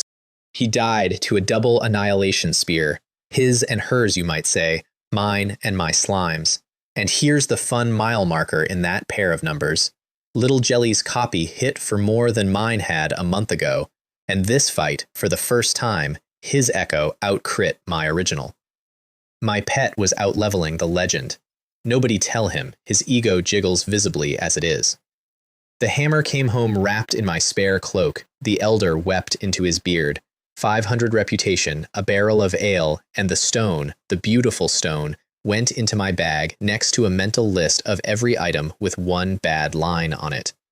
I returned the hammer, collected my stone and a mug of ceremonial ale, and we walked into Windmill Village, and my jokes stopped at the gate. The village was gone. Not razed, worse, interrupted.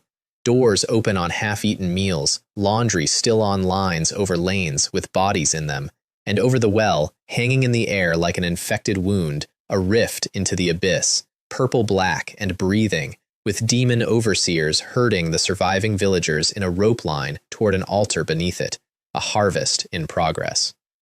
My sister's knuckles went white on her shield grip, and I didn't slow down to give a speech.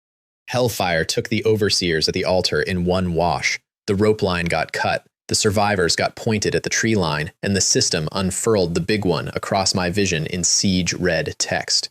Abyss Invasion.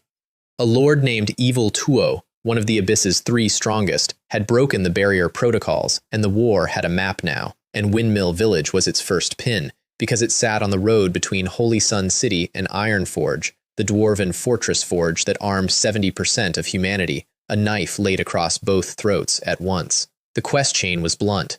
Get word to the city, then get word through to the dwarves if the road still existed. General Kendrick of Holy Sun City received me in a war room that smelled of ink and whetstone, a commander built out of scars and skepticism, and I braced for the NPC ritual of proving myself in 3 fetch quests. Instead, he read my report once, looked at my titles for a long moment, Abyss Exterminator, First Clear Honors, the emblem at my collar, and did the rarest thing a commander can do. He believed a stranger on the first telling and moved. Horns on the walls inside the hour, legions mobilizing, riders to the outposts, and me walking out with a courier token stamped with his personal seal and a second commission, reach Ironforge through the valley his scouts had stopped coming back from. He paused me at the door with one gruff addendum. The road you're taking eats knights twice your size, courier. The road was welcome to try. Prowling was generous. The valley to Ironforge was packed with a demon army in the 4 digits, and we were 4 people, a slime, and a deadline. And this is where my sister invented her signature move, the all-you-can-hit buffet. She area taunted an entire battlefront onto herself, walked into the middle of it, and simply stood there, while 1,000 demons formed the world's angriest queue, and my thunder prison carved a corridor through the distracted crowd, and the annihilation spear didn't go into the strongest monster, it went into the weakest seam of their line. We didn't beat the army. We ignored it professionally, punched a 10-meter hole, and sprinted through it to the fortress gates while a troll chieftain screamed zoning complaints behind us. Ironforge took me in, a city built inside a mountain's ribcage, lava rivers for streets, forge hammers for a heartbeat, 10,000 years of soot baked into the vaulted dark.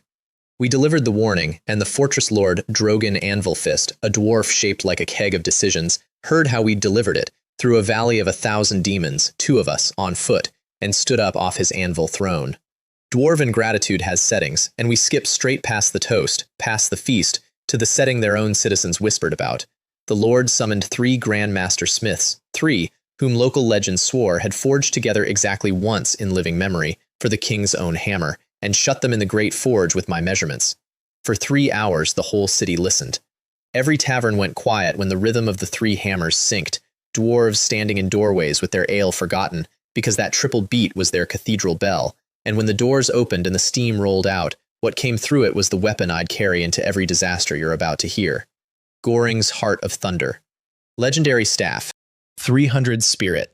A fifth of my hits now critical. Elemental damage boosted by a third. A burning true damage mark on everything I touched. And the crown jewel, a skill called Time Jump. Once per minute, instantly reset any cooldown. Any cooldown. I want to pause on that. My class already halved cooldowns. My robe randomly refreshed them. And now, once a minute, I could take my biggest, most illegal spell and simply cast it again. Somewhere in a strategy room, 3 retired esports gods had built their entire anti-me plan around surviving my forbidden spell once. I genuinely felt bad for them, briefly. The march back to Holy Sun City with the Dwarven Relief Army was my staff's debut.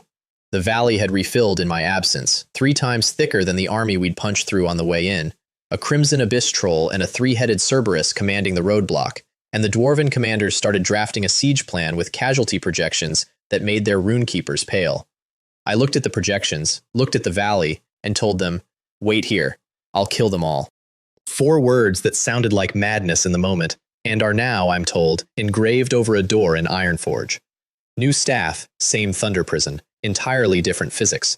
The lightning cage came down over the demon vanguard, hitting triple what it used to, and the fused spear, boosted, critting, marked, hit the troll boss for a figure that looked like a phone number with an area code, and the troll boss discovered that being a boss is a job you can be fired from in one hit. The Cerberus lasted longer, on account of having 3 heads to lose. 20 minutes, start to silence, the valley open, thousands of demons converted into a loot carpet, and the dwarven army marched through the aftermath in perfect formation, with every beard blown sideways and every eye front, because their sergeants had, wisely, forbidden looking directly at me. And then, out of the deep crack in the valley floor, something came up that reminded me the game had a ceiling I hadn't reached. The half-hour of victory carnage had rung the dinner bell for the neighborhood's actual owner, and he arrived as a pressure change, then as a wall of wings, then as a name my eye printed with every stat blanked. Obsidianus. Level 40 pseudo-lord, and his hello was a wing-beat sound wave that turned the nearest rank of dwarven musketeers into red mist before anyone saw him move. He landed on the valley wall, considered the battlefield, considered me, and looked at my brand-new legendary staff the way I look at unattended loot, and made me an offer in a voice that bypassed the ears and pressed directly on the brain. Give me the toy, little caster, and kneel, and you may carry my banners. His mental pressure came down like a hydraulic press, the kind of force that folds champions into apologies, and my 1,000-point spirit stat held the roof up while I did honest math underneath it. I could hurt him, I could not kill him, and he could absolutely kill me, and death at my net worth meant a lost level and a dice roll on dropping the staff 3 grandmasters had just bled over. So I did the most impressive thing I'd done all month. I left. Not ran, left, blasting his testing claw swipe off course with a flash step, planting a wall of fire between him and the dwarven column, covering their retreat in good order, and walking out of that valley backward with my sister's hand in mine and my eyes on a pseudo-lord the whole way. And he let me go, wearing an expression-eyed file under later. Correct read. Pride is the one stat I refuse to over-invest in. It has the worst exchange rate in the game. Remember Obsidianus. He remembers me. At the city gates, the crowd of players who couldn't pass the entrance trial yet watched the guards snap salutes and wave me through without a word, and the resentment was instant and loud. Why does he skip the line? Who bribed whom? And it lasted right up until someone opened the newly unlocked regional leaderboard and read it out loud to the queue. 5th in all of China. My sister 8th, the only support class in the top 50.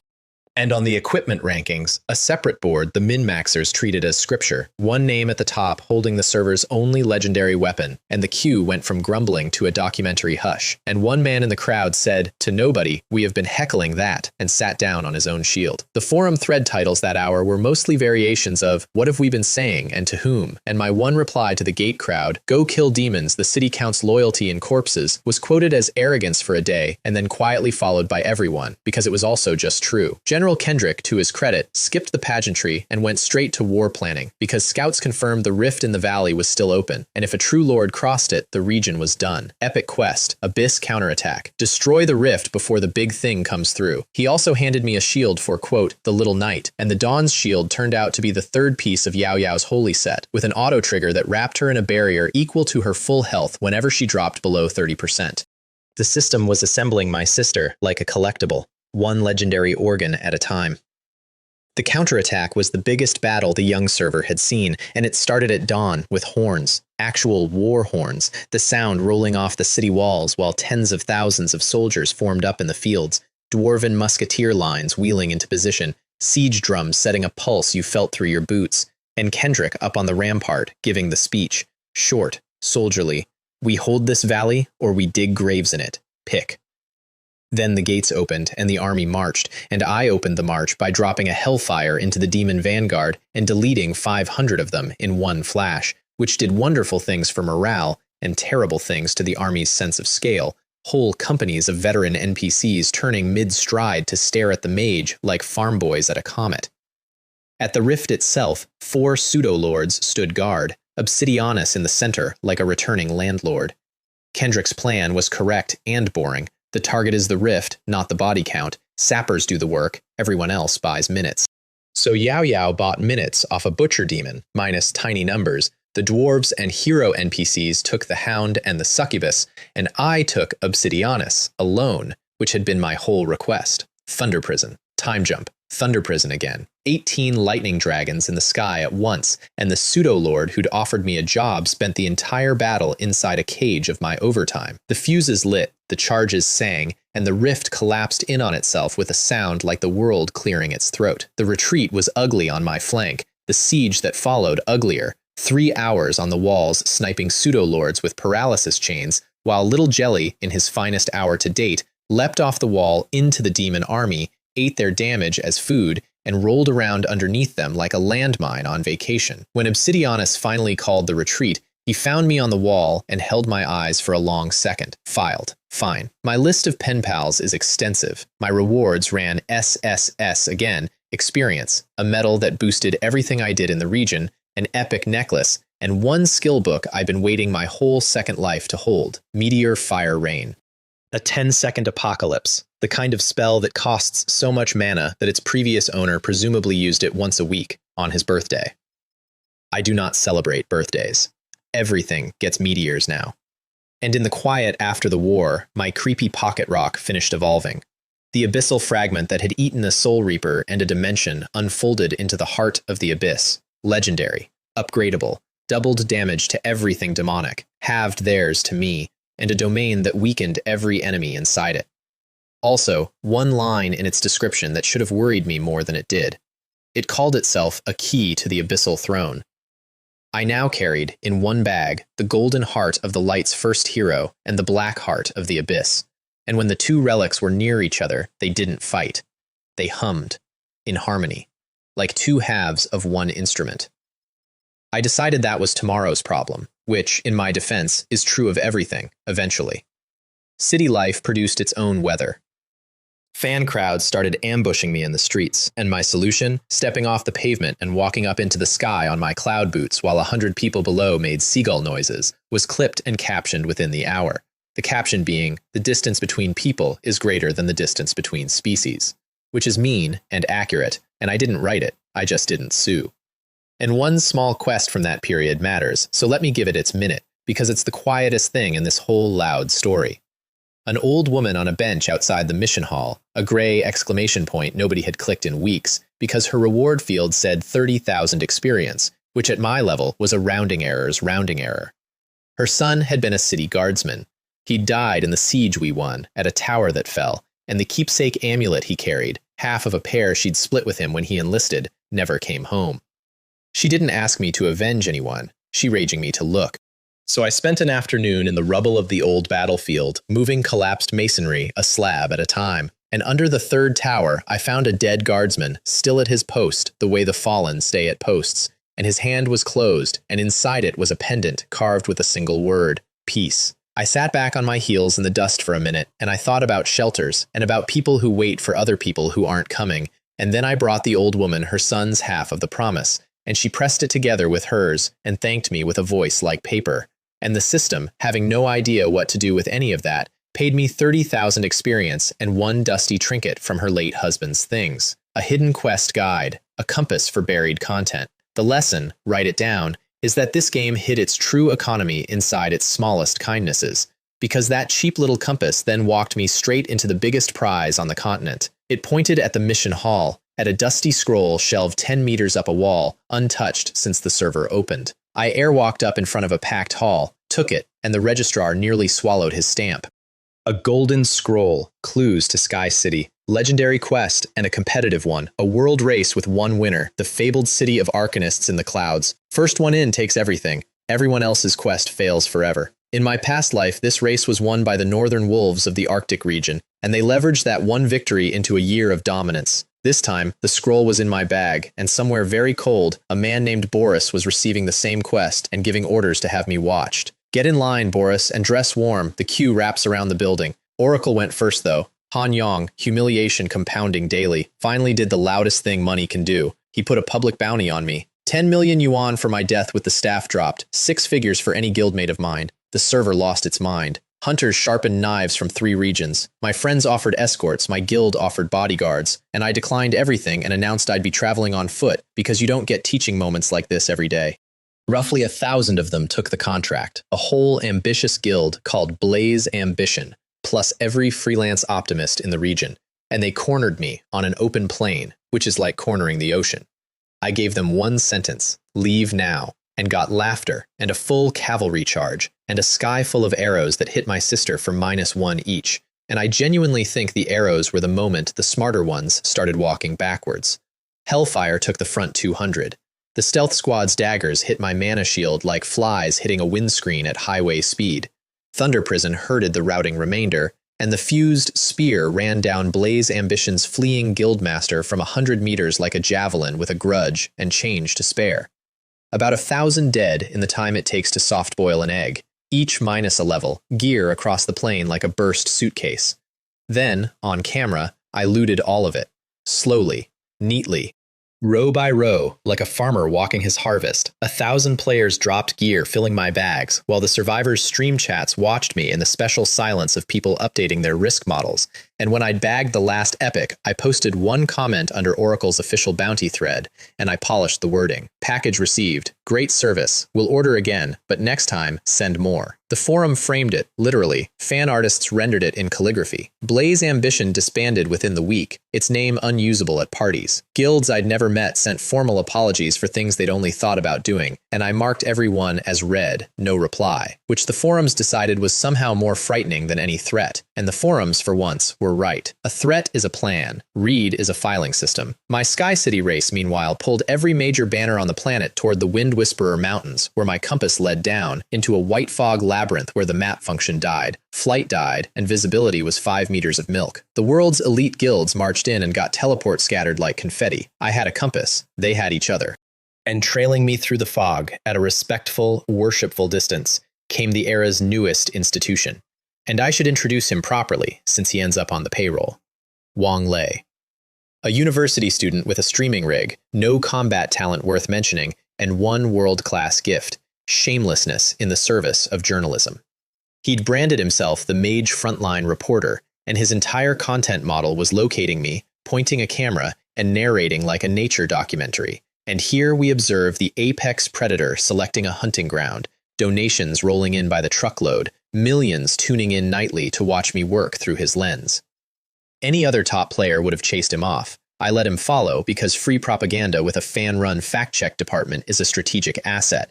And also, frankly, his commentary was funny. He once described my sister blocking a boss combo as the immovable object auditing the unstoppable force, and the clip out-trended the boss. His stream cracked 20 million in this maze, on the day his camera watched me delete the maze's Reaper boss in 15 seconds and say nothing to the lens but, next. The maze saved its real boss for me, a Tauran chieftain, the Labyrinth Lord, a level 40 pseudo-lord with an axe like a ship's rudder, and he gave the audience their money's worth twice over. First, he survived my new Meteor Fire Rain debut, and I want to linger on that debut because so did 20 million viewers, the ceiling of his hall disappearing behind an inverted galaxy of burning stone, 10 seconds of bombardment that took half his health and left the floor as a lava field with him roaring in the middle of it, and Wang Lei's commentary track degenerating into the word mama repeated at increasing pitch. And then, at the edge of death, the chieftain did something no boss had done to us yet. He refused to lose. He bellowed a name into the dark, drove his own axe into his own chest, and sold his soul to the abyss on the open market, black light erupting out of the wound, and the system re-rang his nameplate, demonized, true lord now, level 45, 1,000,000 health, restored to full, and his first act in the new job was an abyss annihilation cannon straight into my sister, the kind of beam that erases raid squads. -37, and Wang Lei's chat counted the digits twice out of disbelief, and the upgraded True Lord entered the same existential spiral as all his predecessors, at higher resolution. And I answered his abyss with mine. The Heart's domain dropped over the arena, a lord sapped inside a lord's own element, 20% of everything shaved off him by the field itself, my affinity doubling into him. And then I unveiled my favorite dirty trick of the entire rebirth. My summoned fire spirits. I had recently read deep enough into their skill tech context to find the line everyone skips, could self-destruct on command, each blast critting for tens of thousands, and time jump meant the suicide squad had a respawn button. What followed was 10 minutes of me feeding a demonized pseudo-lord an unending conga line of cheerful, waddling, sizzling bombs, and he swatted and roared and burned and could not make them stop coming, and he died under the bombardment with his million health comeback spent, and his last words, I swear on the log, were that the meteors would have been a kinder way to go. Sir, kindness was the first offer. You demonized. Behind his corpse, past a gate, over a lava bridge, we found what the compass had really been dragging me toward, and it was not treasure. It was a black altar in a chamber that swallowed sound, and on the altar, a seal, and under the seal, an ancient evil god. And I wanted to find terms because this game's hierarchy had just grown a new floor. Abyssal lords, the beings whose projections had been the ceiling of my nightmares, fear evil gods. Plural fear, institutional fear. This one was weakened to a shadow of a shadow, chained a geological age, and still, awake, its attention settled on me like a wet tarp. It smelled two things through the stone, and its voice peeled paint off my composure. The hypocrites of Sky City, it said, tasting the compass in my bag, and the sweet insects of the abyss, tasting the heart in my other pocket. And then it laughed, and tore what remained of its own seal, and sealed the chamber exits instead, and explained, conversationally, while its shadow filled the room, what my grand quest had actually been. The compass was bait. The world race was a fishing line. Sky City, dying above the clouds, had spent 1,000 years of stored power engineering this trap, and the prize for winning the race was the position of worm. A strong mortal delivered fresh to a starving sealed god, to lure it into standing up, into showing itself, into range of what arrived next. A 7-colored pillar of light, wider than the chamber, punched down from beyond the sky through a kilometer of mountain like it was punching through a pie crust, and burned a weakened evil god to nothing in front of me, while he screamed, not at the light, at me, at the bag. I have memorized your scent, Sky City. And then there was just the after image, and the ozone, and the silence of a fishhook that had caught its fish. When the light faded, my reward floated down like a receipt, a Sky City token, immunity to the pressure of gods and abyss both, and, when activated, a personal portal to the city above. I stood in the ashes doing emotional bookkeeping. I'd won a world race, been used as live bait by a civilization of angels, gained a token that made me untouchable to exactly the class of being that kept promising to eat me, and been perceived twice by things older than continents. One day, I told the empty altar, I'll come up there myself, and we'll have a conversation. The token stayed in my bag, unactivated. Never ring a doorbell while you're still bite-sized. I flew out through the maze ceiling past the assembled cream of the world's guilds, who watched the race end above their heads in silence. And I set the token aside for a reason beyond caution. My actual quest chain was pulling the other way. The light of dawn wanted me at another holy mountain, and my people were leveling into position, and the next stretch of my life would be about a word I'd been avoiding since the restaurant. Family. Mine was about to get bigger, in the most complicated ways available. While I was being fished for by angels, my two newest family members were out doing homework. Han Ming and Xiao Li, both freshly level 20, had been running as a duo, and her radar dragged them west of the capital into a wasteland where they found a hidden map called the Tomb of the Forgotten Hero. What was inside changes everything, but they didn't know that yet, and neither did the Oracle spies tailing them, so let it sit there, humming, while the real world caught up. Because in the real world, and I collect these the way dragons collect gold, Oracle's story had turned into a soap opera. Han Yong got summoned before his father, expecting sympathy for his bounty expenses, and instead got the scolding of his life, with one sentence in it that rearranged his soul. The people above are watching this game, his father said, and if you cannot handle it, perhaps Han Ming is the worthier heir. Han Ming, the spare, the clown, the unloved second son who is currently vice president of the strongest guild alive. Han Yong walked out of that study with his hands shaking, and his strategy changed from kill the mage god to something meaner, hit everything around him instead. And I should show you the other half of that family, because the contrast is the whole story. That same week, Han Ming went home for a mandatory clan dinner and got cornered by his half-brother in front of the aunts. The usual ritual, hand over your allowance accounts, come be a squad leader in my oracle, be grateful for the leash. And our golden retriever, who had eaten 20 years of that without one bark, put down his chopsticks and said, My guild leader solo kills demon kings, what does yours do? And walked out. First recorded instance of Han Ming fighting back, witnessed by the whole clan, and Han Yong's face, by all accounts, went through several previously undocumented colors. The spare was appreciating, the heir was depreciating. And their father, that cold old ledger of a man, was watching both curves with interest. Han Yong's timing on the counterattack was almost good.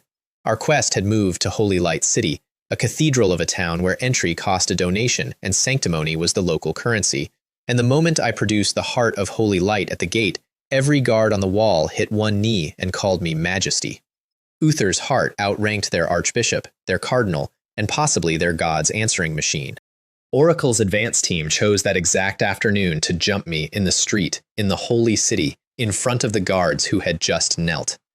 I didn't lift a finger. The city watch folded Oracle's squad like laundry and sentenced them to a week in the dungeons. And somewhere far away, Han Yong destroyed another vase. The archbishop's price for opening the holy summit was reputation, 100,000 points of it, and the reputation grind was the cemetery of the dead, a purification quest the local clergy spoke of in the tones you use for a debt you're ashamed of, their own churches fallen, unquiet for centuries, in ground that drained the life of anyone who entered, 1% a second, forever. The guard captain who handed me the writ looked like a man passing along a family curse. And then the heart in my bag reported for duty, full immunity to the decay aura, double damage to everything undead, and the church's great shame became my personal, all-inclusive resort. I walked the headstone rows, one-shotting level 25 elites like a health inspector closing restaurants, fireballs at 23,000 a touch, thunder prison harvesting whole processions of the marching dead, the graveyard guardian boss folding to a single spear, and my level ticking upward on a schedule normally reserved for interest rates. The set piece at the bottom of that grind was the part the clergy had actually been hiding. 4 fallen Templar knights, level 30 lords, 1,000,000 health apiece, kneeling in a square around a crystal of pulsing darkness, their old vows rotted into something that stood up when we entered and drew 4 swords in one motion.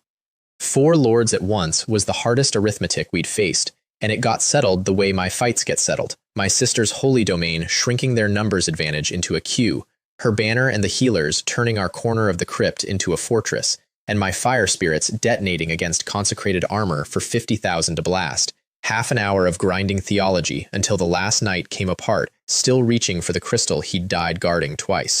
Archbishop Augustus, whose eyebrows never fully recovered from reading my reputation total, personally issued my summit pass, and looked at me on the way out the way you look at weather you can't schedule around.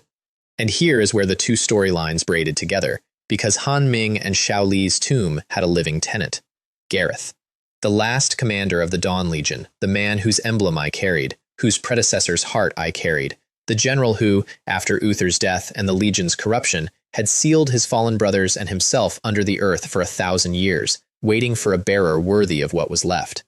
When the kids mentioned their guildmaster carried Uther's heart, the old ghost stood up straight for the first time in a millennium and said, "Bring him, and I will hand over the last strength of the Legion."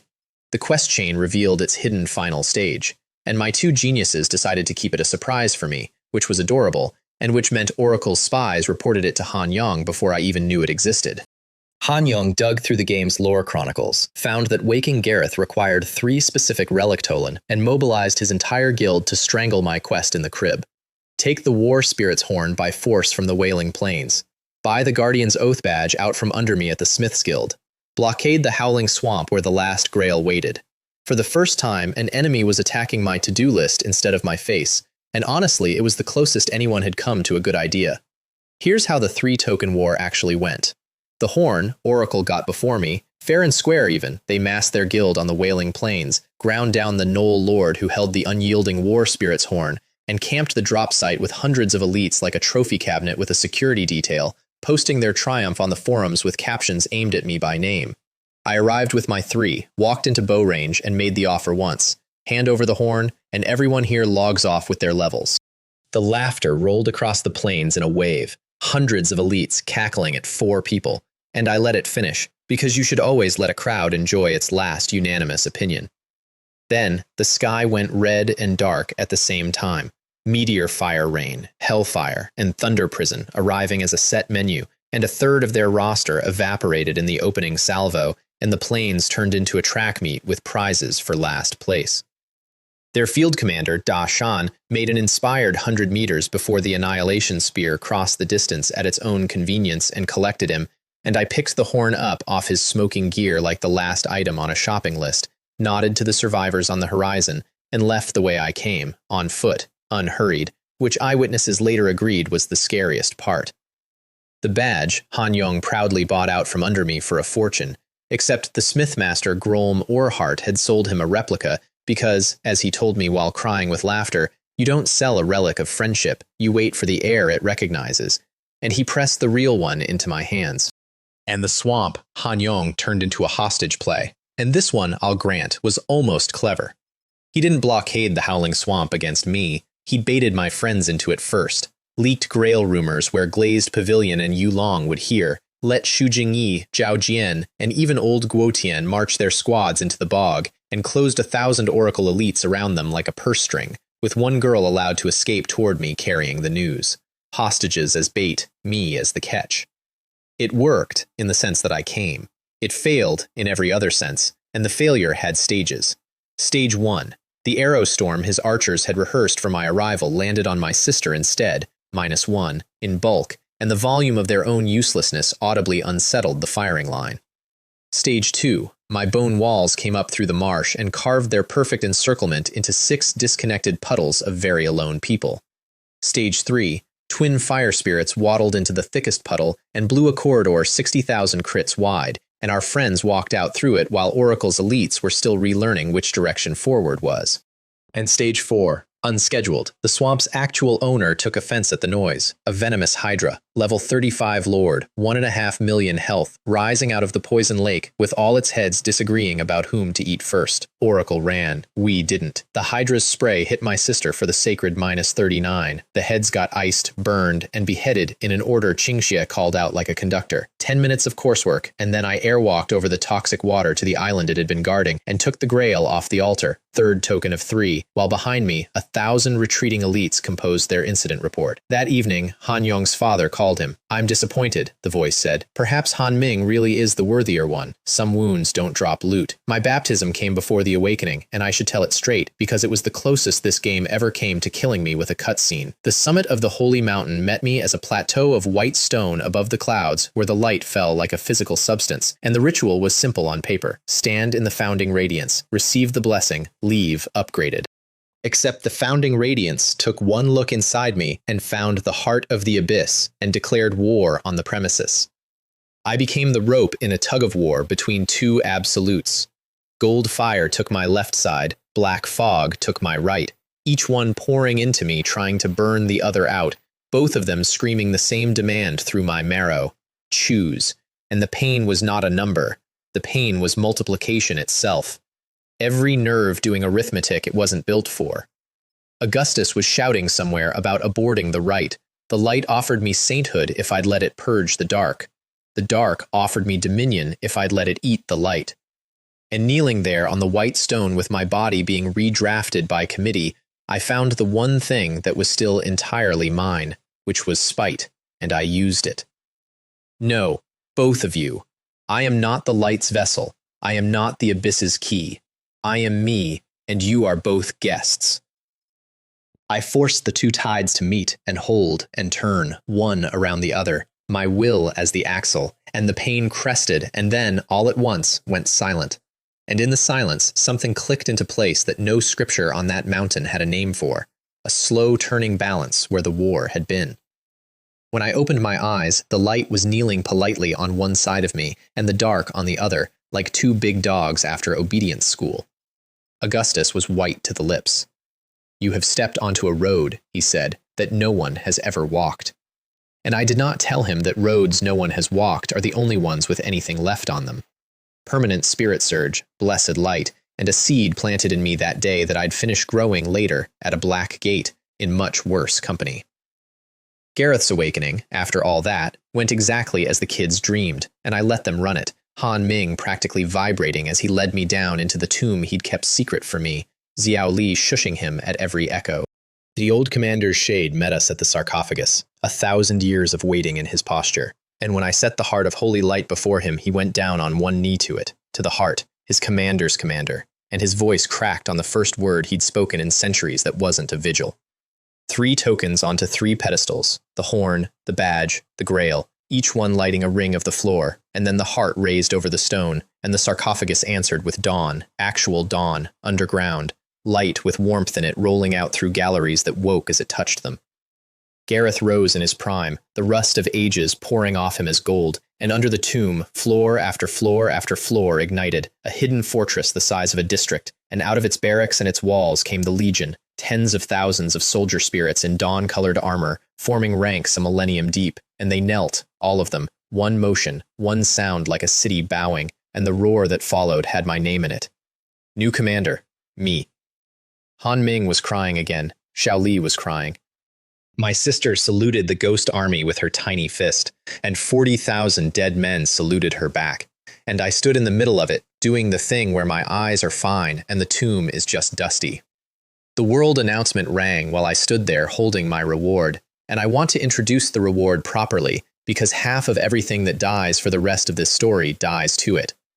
Holy Light Judgment, a legendary skill, a sword of dawn the size of a bridge falling from the sky, scaling off my monstrous spirit stat. I tested it on a demon valley the next morning, and the crater came out mirror smooth, a level 40 boss and his entire court gone in one stroke, and even I stood quiet for a second, because there's power, and then there's punctuation. 2 consequences followed me home, one from each world. In the game, a rival introduced himself, a necromancer named Ji Wu Chung, hidden class, an SS talent called Undead Monarch, ruler of the leaderboard in Radiant City, a man who had been 3rd in all of China until 2 siblings from nowhere shoved him down the list, and his entire message, no greeting, no threat, was, "I will surpass you." Direct, refreshing. I wrote back, "Take a number," and he did not reply, which told me he'd respect the queue. And in reality, Xu Jingyi called ahead one morning and then walked the actual city government of Jiangcheng into my living room. The party secretary, the mayor, aides with folders, all of them shaking hands with a man in house slippers, while my sister muted her show. The state had formalized its game task force, the one whose recruitment I'd declined, and Xu Jingyi had engineered the compromise version. Honorary advisor, no orders, no leash, consultations at my convenience, full standing. I signed. Not for the title, for the mechanics of it. Because from that afternoon, families like the Mungs and the Lins could not touch my real life without touching the government first, and the specific breed of money that hires people to visit sisters understands exactly what that means. When the cars pulled away, Yao Yao asked what all that was, and I said, insulation, and she said our house was already warm, and I said, exactly, and it's staying that way. My sister's world got one wall thicker. That was the whole point of everything. My guild opened recruitment and got 1 million applications inside a day. The form crashed twice, and Han Ming, in his element, set the bar at level 20+, S-grade talent or better, and a character check he administered personally, which mostly meant watching how applicants treated the doorman, the cleaning NPC, and the free tea, and his instrument was more accurate than any interview. 3 top 50 players got bounced for kicking the tea table, and 1 nobody got fast-tracked for helping the janitor carry crates. Out of that flood came the 2 who mattered. They walked into the hall together, unannounced, and the room's temperature dropped and rose at the same time. Zhou Xiaoyun, Ice Mage, SS talent Absolute 0, a beauty with a gaze like a signed cease and desist, the kind of person silence reorganizes itself around. And her little sister, Zhou Lia, Healer, SS talent Divine Blessing, dimples, ribbons, a voice like a wind chime, the kind of sweetness that gets underestimated right up until she out-heals a raid without breaking eye contact with her snack. Daughters of the Lin clan. And I don't mean Zhou Lei's construction outfit, I mean the Lin family, one of the summit houses of China, next to which the Mungs were pocket change and the Ruans were respectable neighbors. 2 SS talents from a summit house, applying through the front door, like everyone else. Why us? I asked, because presents this large usually tick. Xing Xue looked at me the way accountants look at gold, level, unromantic, certain, and gave the answer I ended up respecting for years. We invest in the future, she said. You are the future. Her sister nodded along and asked if the guild had a cafeteria. Approved, both, and with 100 elite regulars filtered in behind them, the magic god temple stopped being a family with a shield hobby and became, on paper and in fact, a power. And then an old NPC at the mission hall handed me the flyer for the event that would introduce us to the food chain's actual top floor. The Roar of Dragonfall Valley. A legendary quest, 1 star, and here the game showed its hand. Legendary quests had star grades, 1 to 9, meaning everything I'd done so far lived in the shallow end of legendary. A red dragon was burning villages.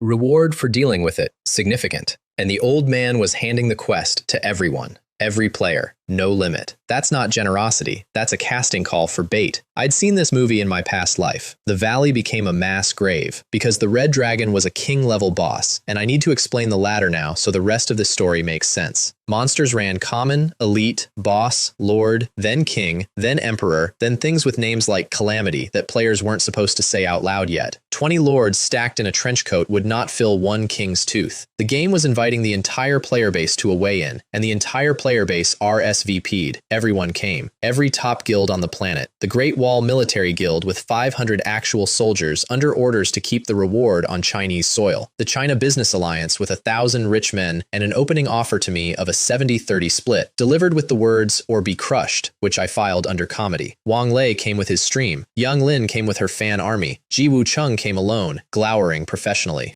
Wu Zhen came with rebuilt students and a plan to loot the aftermath, and I want it noted that his read on the situation was the most accurate of anyone's. Han Yong lurked with 100 elites, openly waiting to knife whoever won. It was the whole cast of my rebirth in one canyon, gathered around a sleeping monster, and me walking in with 5 people and a slime.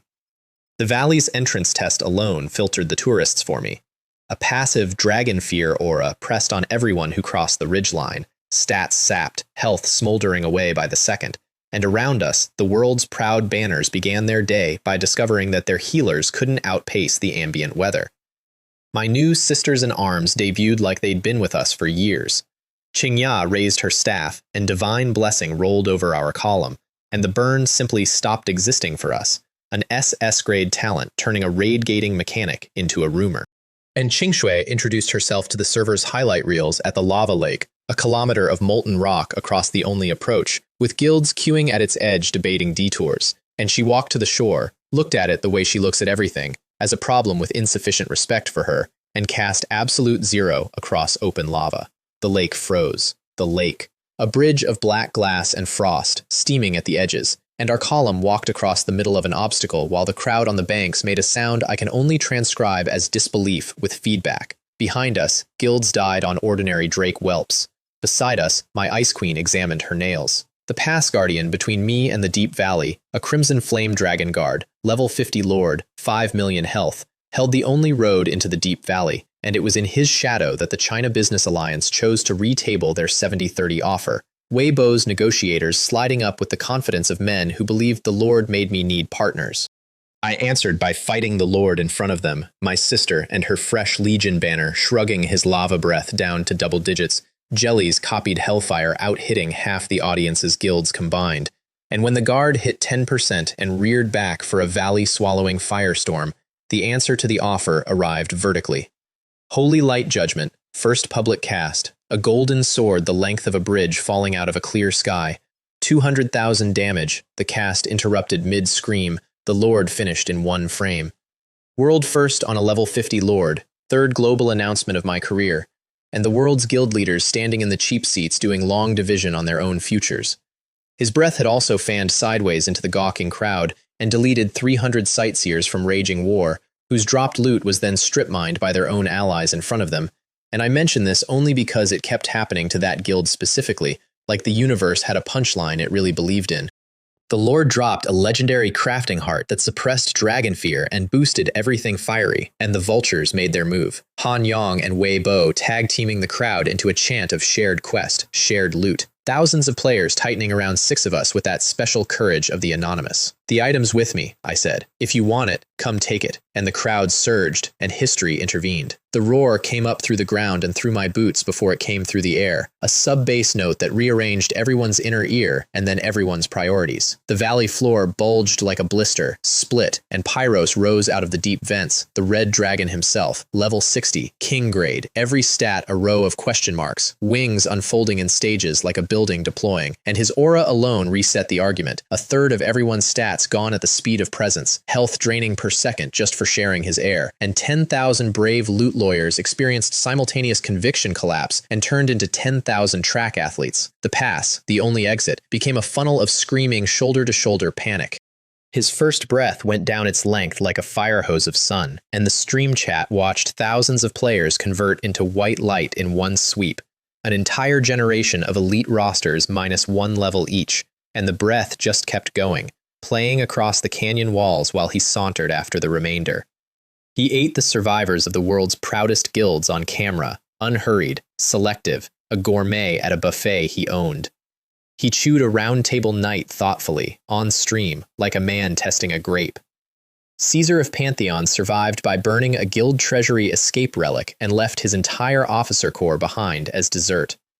Han Yong and Wei Bo, the two schemers who had organized the crowd against me minutes earlier, were located by stray fireballs with what I can only call editorial precision. And when the field was empty of the running and the dead, I watched the great king do the thing that made him a legend beyond the kills. He began, delicately, with claws that could open mountains, to rake the 10,000 players' dropped loot into a single glittering hoard, item by item, sorting as he went. A dragon, making a pile, cooing at it.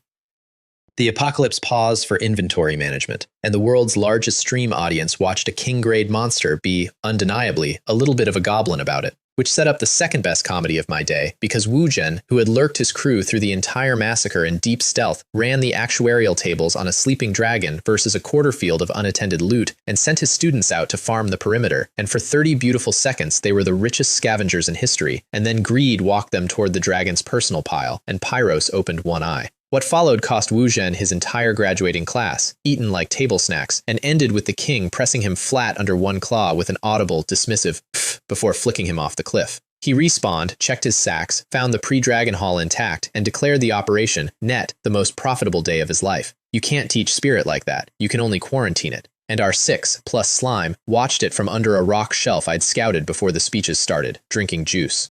Wang Lei's drone found us mid-apocalypse, the strongest team alive having a picnic behind cover while the world burned above, and the clip of my sister toasting the camera with a juice box, subtitled Slacking Off Mage God, became, and remains, the most shared image of the entire early game. Let them laugh. They walked us a carpet, I said, counting the minutes on the dragon's aura cycle. Everyone in that valley had spent their lives to teach me this boss's moveset for free, and now it was our turn. He opened before we did, actually, because a king's sense for living things found our rock shelf eventually, and rather than walk over, he went straight to the executive option, a cast called Heavenly Fire Burns the City, the spell that in my past life had cremated an actual capital, a minute-long orbital rain that made his earlier breath look like a lighter. The sky turned into a ceiling of descending suns. And we weathered it, 6 people and a slime, in a stacked defense I drilled them on that morning, Yao Yao's holy domain as the keel, Qing Shue's ice walls angled as deflectors, both healers channel-locked, Han Ming bellowing his shield wall skill and, more importantly, his morale noises, and the city killer bombardment arrived at our little bunker as a drum roll of minus 39s, 1 full minute. When the light faded, the valley was glass in every direction, and our shelter stood in a circle of unmelted stone like a coin on a burned tablecloth. And I stood up, dusted ash off my shoulder, and told the team the tuition was paid in full, class was now in session. We opened on schedule. Yao Yao stepped out of cover into the gaze of a king, taunted him with her tiny war voice, and caught a lava fireball the size of a cottage on her shield for minus 39. And I have watched a lot of monsters have their crisis at that number, but Pyros is the one who took it personally. He was a king. He knew, in his bones, what his fire did to castles. The dragon's internal monologue, which the stream later mined from combat logs and dramatic readings, ran roughly, "This paladin is a rock in a latroon, hard and insulting, and the mage's mana bar is clearly a client-side visual bug." 2 thunder prisons went up, mine and my slime's echo, And by this point in our story, Little Jelly's imitation had grown past 100%. My pet's copies of my spells now hit harder than my own. I've decided to be proud instead of insulted. It's healthier. Give Pyros credit. He was the first boss smart enough to change tactics instead of feelings. Somewhere in that hill-sized skull, an actual war council convened and reached an actual conclusion. Stop throwing boulders at the wall, drown the wall. So bursts became volume, a molten waterfall poured onto my sister, ticking damage every half second, a rate designed not to break her defense but to outrun her healer's cast times. And I sat up straight for the first time that fight, because it worked. Her bar started actually sliding, 90, 80, the healers sprinting on a treadmill, a genuinely intelligent solution from a creature the size of a hillside. Except I'd been waiting for exactly this page of his playbook. Qingxue iced the lava flow itself, killing its temperature. Qingyao's protection smothered the ticks, and Time Jump turned my entire burst rotation into 2 burst rotations, and his health fell off a cliff while he was busy being clever. 55%. 30. So he went to his last resort, an anti-tank ultimate called the Dragon Star of Annihilation, a drilling lance of compressed starfire, 100 hits per second, the move that in my past life had punched through a divine shield and its owner. My sister's bar dove, 50, 40, 31. The stream held its breath. 50 million viewers watched a little paladin disappear inside a red sun. And at 30%, her set answered. Dawn's Blessing, the auto-trigger nobody had seen yet, a golden dome equal to her entire health pool snapping into being around her, and the healers refilled her to full behind it, while the dragon's ultimate ground itself to nothing against a wall of dawn. 50 million people learned simultaneously why I don't worry. After that, it was carpentry. Armor breaks, ice, even Han Ming getting his moment with a lava-stomping charge. At 1%, Holy Light Judgment fell for the last time, and Pyros, King of Dragonfall, came apart from the inside in a red rain, and the world announcement tripled again. First king-level kill in the world, the title that came with it, Dragon Slayer, boosted my damage to everything draconic and offered an upgrade path, kill 10 Dragon Lords, and with it came its evil twin, a curse called Dragon's Nemesis. Every dragon that ever sees me is enraged, permanently, aggro-locked to the grave, a walking dragon lure. Most players would read that as a death sentence. I read it as the title upgrade delivering itself. Both of these lines are about to matter enormously, so pin them. The King's Horde rebuilt me from the skin out. The Dragon Blood Cursed Robe, legendary, 400 spirit, a vampiric blood pact, and a reflection effect called Dragon's Fury that punished anyone touching me. The Heart of the Elements, a legendary passive that drank a river of mana per second, unpayable for any mage alive, and boosted all elemental damage by a growing percentage. In other words, an item printed for exactly one customer in existence. Hello. Plus the affix reroll stone from the dwarves finally spent, turning a useless mana line on the robe into 30% spell crit, which stacked with the staff into a coin flip crit on every cast. The mountain of dead players' loot, though, that was the real test. 10,000 players dropped gear in one glittering hill, the greatest treasure pile of the era, and every camera on the planet waiting to see the tyrant claim it. I walked up to it on stream and announced the Magic God Temple would not touch a single item. It belonged to the fallen. The world wept about my nobility for a full hour. What I'd actually done was take the target off my back, dodge a 10,000-man grudge, and detonate a scavenger civil war behind me, because the second we left, the crowd hit that hill like seagulls on a chip van, Ji Wu Chung elbowing in first, Wu Zhen's crew working the edges with sacks, Oracle diving in brand first. I made Generosity do a rearguard's job and it worked flawlessly. 2 bills arrived for the dragon though, because bills always arrive. The first came through the system itself, a formal notice that the Red Dragon Queen, Scarlet Draconia, an actual Emperor-grade existence, had declared me enemy number 1 of the dragon race for the murder of Pyros. An Emperor. Angry. At me, personally. Second bill, smaller but sharper. On the road home, 6 top assassins jumped us, led by a contractor whose name I knew from my past life, Phantom Touch, a mercenary legend. Qingshue's blizzard stripped their stealth, my lightning laid out 5, and Phantom Touch himself landed his famous killshot backstab directly into my mana shield, which by then held more raw absorption than a raid boss's health bar, and then the robe's reflection killed him. I want to be precise about this for the record. The most feared assassin contract in China ended when his target's outfit counterattacked. I didn't turn around. I was mid-conversation. The interesting part was the client. Not Oracle, Han Yong would have bragged. Someone with money, patience, and a grudge, unsigned. I put the invoice in a drawer in my head and moved on, and the drawer will open again later, at the funniest possible moment. The quest turn-in gave one more gift each to the two most loyal people I had. For Han Ming, a badge granting a random blessing, and the wheel landed on S+, Armor Breaker, every hit shaving 50 defense off the target, stacking without limit, all the way to 0. Our Golden Retriever suddenly held the single most strategically valuable debuff in boss warfare, and he cried, openly, in front of everyone, "We're really a team." And nobody laughed, because no, we really were. And for me, the quest's second reward was a small bronze eye that refused identification right up until it flew into my actual left eye socket, which I want you to know I did not consent to, and unfolded a description that quietly outweighed everything else I owned. The Eye of Myriad Realms. One of 99 primordial eyes of the universe, rank bronze, 1 star, growth path, bronze to silver to gold and beyond, plus 100 to every stat, and a randomly rolled bonus entry that read, Immortality. Once per day, on death, revive on the spot at full everything. An extra life. Renewing daily. Growing by eating the power of laws, whatever those were. And the eye assured me I'd know them when I saw them.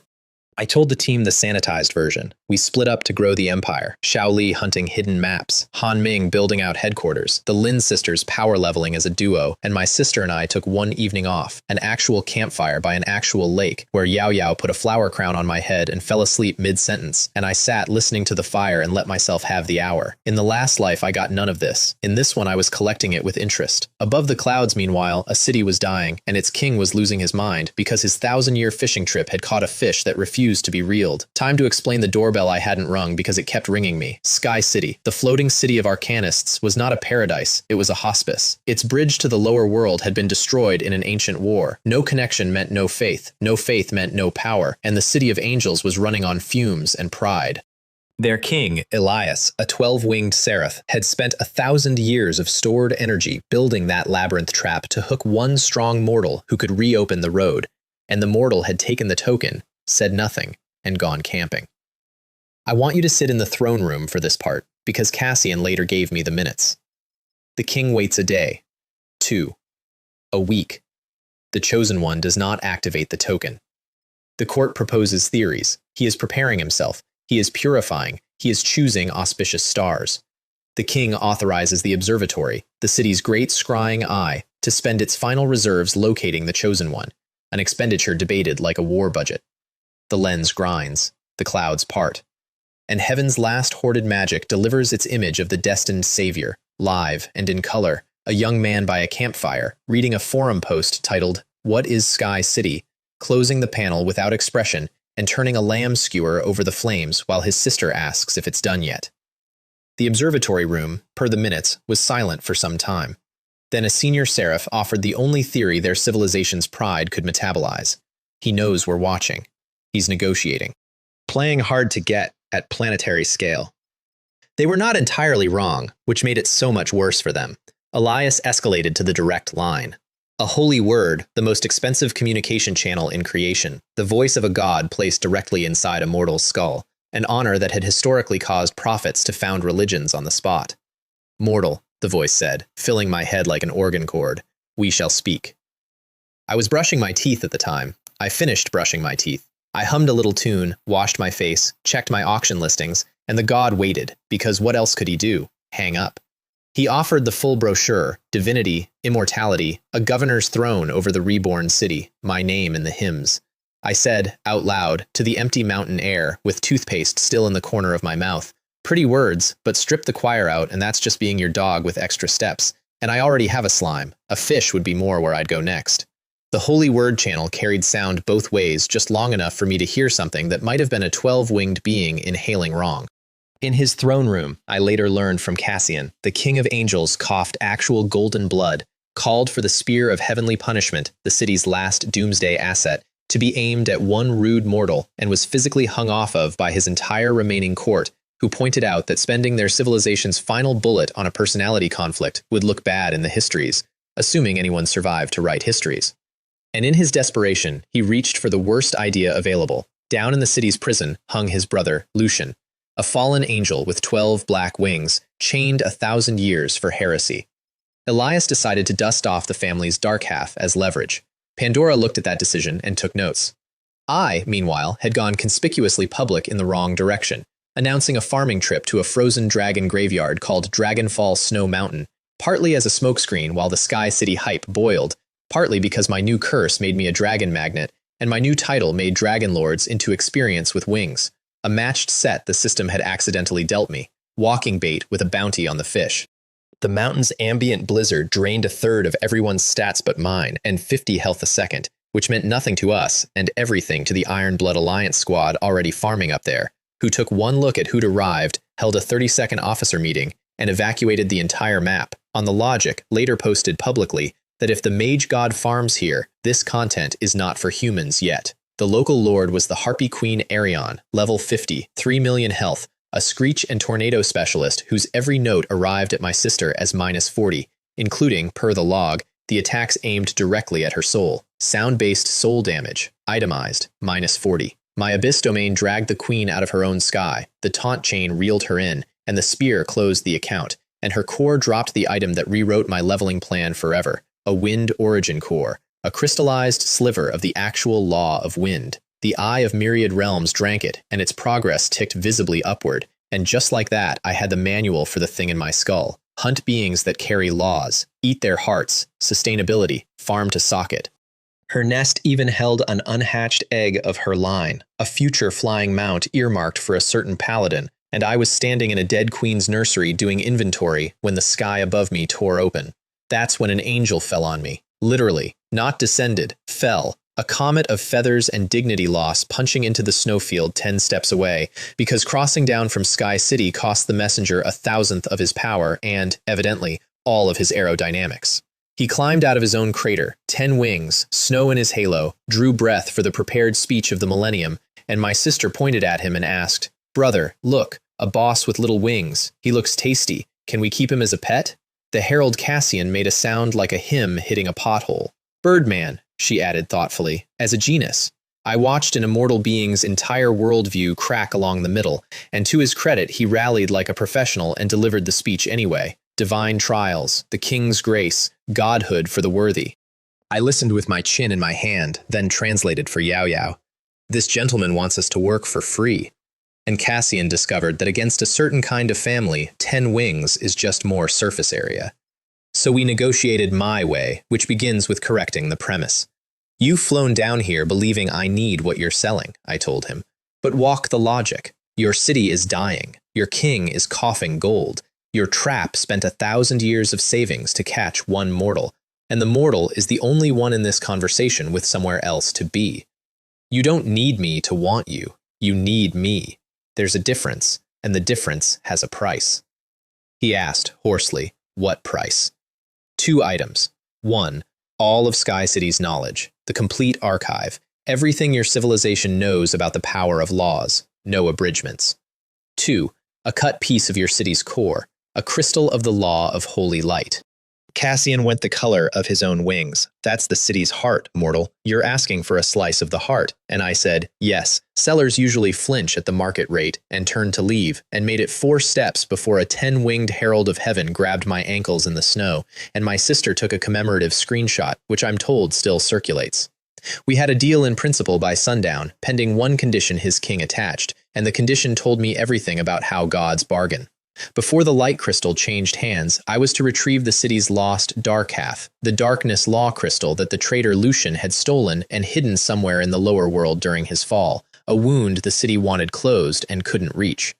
Elias thought he was assigning the mortal an errand and a test. He was actually paying me twice, because a crystal of pure darkness was gourmet feed for my other pocket, and somewhere in his throne room, the king had already voiced, out loud, the suspicion that should have stopped the whole deal. This mortal is collecting both opposing laws at once. What mortal wants that? This one, obviously. Keep up. The advance payment, a lesser light crystal, went straight into my eye, plus scroll crates of angelic law theory that the eye decoded on its own when the divine script got pretentious. And then, since Cassian was technically obligated to assist me, I wrapped him in abyssal chains as a security deposit and made him the guild mascot. I need you to picture the next part because 300 million people did. I walked a bound, luminous, 10-winged angel through the middle of Holy Sun City on a chain of solidified abyss, at strolling pace, through the market district, past the fountain, and the city did not riot so much as suffer a collective buffering error, players freezing mid-trade, NPCs kneeling in waves and then standing up confused about protocol, a paladin dropping his entire inventory. Cassian attempted dignity for the first block, walking tall, wings folded just so, radiating the poise of an ambassador in temporary difficulty, and I let him have it right up until he started making demands, at which point I informed him, on stream, that noisy pets get their feathers plucked for dusters, and 300 million people watched a herald of heaven do the math and choose silence. Wang Lei's official broadcast, titled First Public Showing of the Mage God's New Pet, became the largest stream audience in recorded history. The memes achieved their final form within the hour. The Mage God walks his Birdman, and somewhere in the pet dimension that night, per eyewitness slime testimony, Cassian sat with his knees to his chest, reassessing the architecture of the universe. Caesar of Pantheon watched it all from another continent and told his officers, quietly, "We are no longer in the same league as this man," and closed the folder. Somewhere in his study, the elder Meng redirected the family's bets from Han Yong toward Han Ming, whose guild now had an angel on staff. Cassian, offered the choice between waiting bound in a courtyard or riding in my pet dimension, chose the pet dimension, met Little Jelly in there, and, per the slime's later report, spent the first night reevaluating his theology in the fetal position. The angel earned his keep immediately, though. Sky City's payment arrived in crates, scroll after scroll of angelic law theory, and Cassian spent his evenings as a live-in reference librarian, translating over my shoulder, right up until we hit sections written in what he called the ancient god script, above his clearance, above, he admitted miserably, his kings. My eye read them anyway, just decoded them, line by line, like the script was an old family recipe, and somewhere in that week I stopped asking what the Eye of Myriad Realms was and started asking who it used to belong to. Also that week, the guild moved into its new headquarters, a walled estate in the capital's best district, paid for by the Meng clan, because Han Ming's family had watched the angel broadcast, recalculated which son was appreciating, and begun aggressively investing in the spare, which wounded Han Yong more than any spell I ever threw at him. One more message arrived that evening, from Ji Wu Chung, the necromancer rival, short and strange. "What are you planning with that thing? Beware the abyss." A player who knew things he shouldn't, warning me off the road I was already on. I filed it next to the invoice. Cassian, meanwhile, needed housing, and I offered him my dignity menu, remain chained in the courtyard as a lawn ornament, or enter my pet dimension voluntarily. He chose the pet dimension, on the reasonable theory that at least nobody could see him in there, and discovered upon arrival that the space's other tenant was a legendary slime who greeted him by tasting his halo. The system, incidentally, registered his admission with a tag I filed away for later, mythic-grade creature. My pet space now out-tiered most nations. The Dark Crystal's hiding place, per Lucian's trail deciphered from the angelic archives, was a half-plane called the Maze of the Black Knight, behind the Gate of Whales at the edge of the Forgotten Abyss, undead border country, which meant crossing the hunting grounds of exactly one person. He was waiting at the cleared tree line, of course he was, Ji Wu Chung with his skeleton army parked in parade rows and his arms crossed, having tracked the same clues from his own side. "I warned you," he said, nodding at the horizon where the gate's darkness stained the sky. Then, because he wanted what was in there as badly as I did, and because we'd each seen the other work, we cut the only deal two people like us could cut. No alliance, no trust, no shared loot ledger. We open the gate together, and inside, whoever takes a thing owns it, and whoever can't watches. Gentlemen's rules. Two apex predators splitting a taxi. The gate rejected his entire profession before it tested me, which was worth the trip alone. He sent a test rank of skeletons at the barrier, and the darkness ate them, not killed, annihilated, unmade to the last bone fleck, his own element refusing his mastery of it like a bank refusing its own currency. His workarounds failed for an hour. Then I stepped up, because my abyssal heart let me touch the barrier where his constructs couldn't, and found the real lock. The gate wanted balance. Dark and light presented together, in proportion, from one hand a password composed of a contradiction. So, in front of a rival I'd told nothing about my inner workings, I stopped hiding the workings. Light in my left hand, from Uther's heart. Abyss in my right, from its black twin. And instead of choosing, I braided them, strand over strand, and the thing I'd first grasped on the holy summit under all that pain finally finished forming, a rotating seal of black and white, each side chasing the other's tail, and the system named it in gold text, Chaos Balance. Half my damage recolored into both extremes at once, and a chance on any hit of a property called Annihilation. Ignore all defenses. All of them. Full stop. The braided seal touched the gate of whales, and the gate didn't break. It dissolved, politely, like a bouncer recognizing an owner.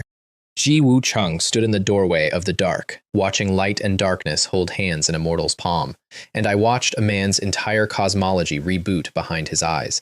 3 full seconds of blue screen. "What are you?" he finally asked. "Ongoing," I said, and walked in first. The maze of the Black Knight ran on the law of darkness, its own physics in its own pocket of reality. Maps dead, minimap dead, and the local elites came pre-hardened against everything in my playbook.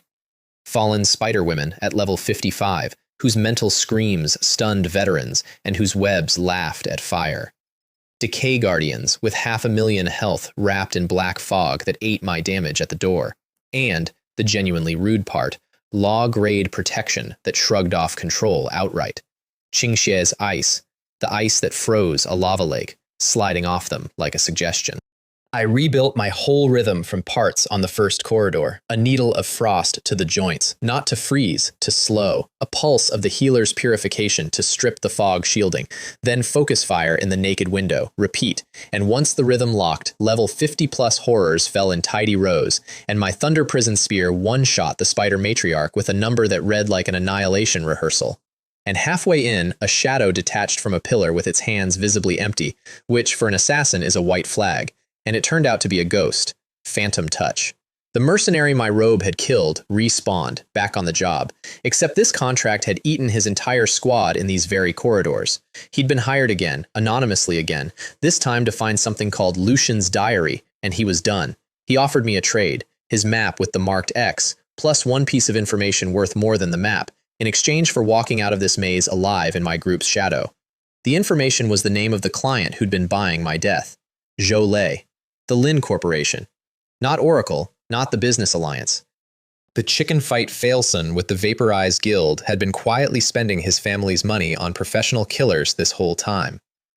I laughed for a solid 10 seconds. The drawer in my head opened, put a face in the file, and closed. Later, Zhou Lei, your invoice is accruing interest. The X on Phantom Touch's map was a blank wall. Blank to everyone except a man with a primordial eye which saw the seam, a lock keyed to balanced light and darkness, openable by exactly one hand on the continent, and I was attached to it. Behind the wall, a scholar's study 1,000 years untouched, and on the desk, bound in black feathers, Lucian's diary, addressed on its first page to my foolish brother and his counterfeit light. I read it cover to cover, standing there, while my team kept watch and the maze breathed. And the story the fallen angel told was not the story Sky City sold. Lucian had been the city's brightest, an honest researcher who asked one forbidden question. If the light is the only truth, why does it cast shadows? For curiosity, his colleagues were executed. For love, worse, and I'll get to the love. The diary mapped his fall, his theft of the darkness crystal from the abyss itself, his running battle with his own brother that nearly cracked this border region off the map, and his final act, sealing himself away, with one last line pressed so hard into the page the pen had torn it. Without darkness to balance it, pure light rots. I'll wait, brother, until the day you crawl. Also in the study, his research discs, a complete failed curriculum on fusing the two laws. Failed, the notes admitted, because he had only darkness, no genuine light to balance it. The experiment was impossible for him by definition. I stood in his study holding both hearts, his impossible experiments missing half in each pocket, reading his homework. Sometimes the universe just hands you someone's life work with an apology card. The maze's landlord objected on my way out. The corridor walls peeled back into a cavern the size of a stadium, frescoed floor to ceiling with the war of the two brothers. And across the exit crouched the Obsidian Destroyer, a level 60 king, a scorpion the size of a cathedral carved from black glass, with the darkness crystal we'd come for pulsing in the club of its tail like a heart it had swallowed. Ji Woo Chung was already in the room, Of course he was. He'd carved his own road from the far side, and his undead line was buckling as we arrived, the king's tail moving faster than anything that size is entitled to, and one sweep caught the necromancer's guard down and came for him with his name on it. And my sister crossed half the arena in a shield-first sprint and caught a king's stinger meant for her brother's rival for the usual insulting number.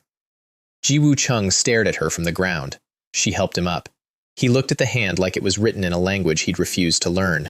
What killed the king after that was teamwork with a bitter aftertaste for exactly one participant, the necromancer's legion binding its legs while my artillery worked, Han Ming's armor shatter grinding black glass to zero, Qing Shui icing the joints, the annihilation spear cracking the tail clean at the third segment so the crystal tumbled free, and my holy light judgment landing the largest single number of my life to date, 6 digits with an 8 in front, a sword of dawn through a king's skull in a cavern painted with a war about light. When the dust settled, the crystal lay between me and the necromancer, and I stepped in front of it and reminded him of the deal. Whoever takes it, owns it, and I had. He stood very still for a moment, then bowed his head a centimeter, said, "I lost the moment your sister saved me," and walked his army home. A rival who pays his debts and hates it. In this economy, that's practically a friendship. I took the crystal.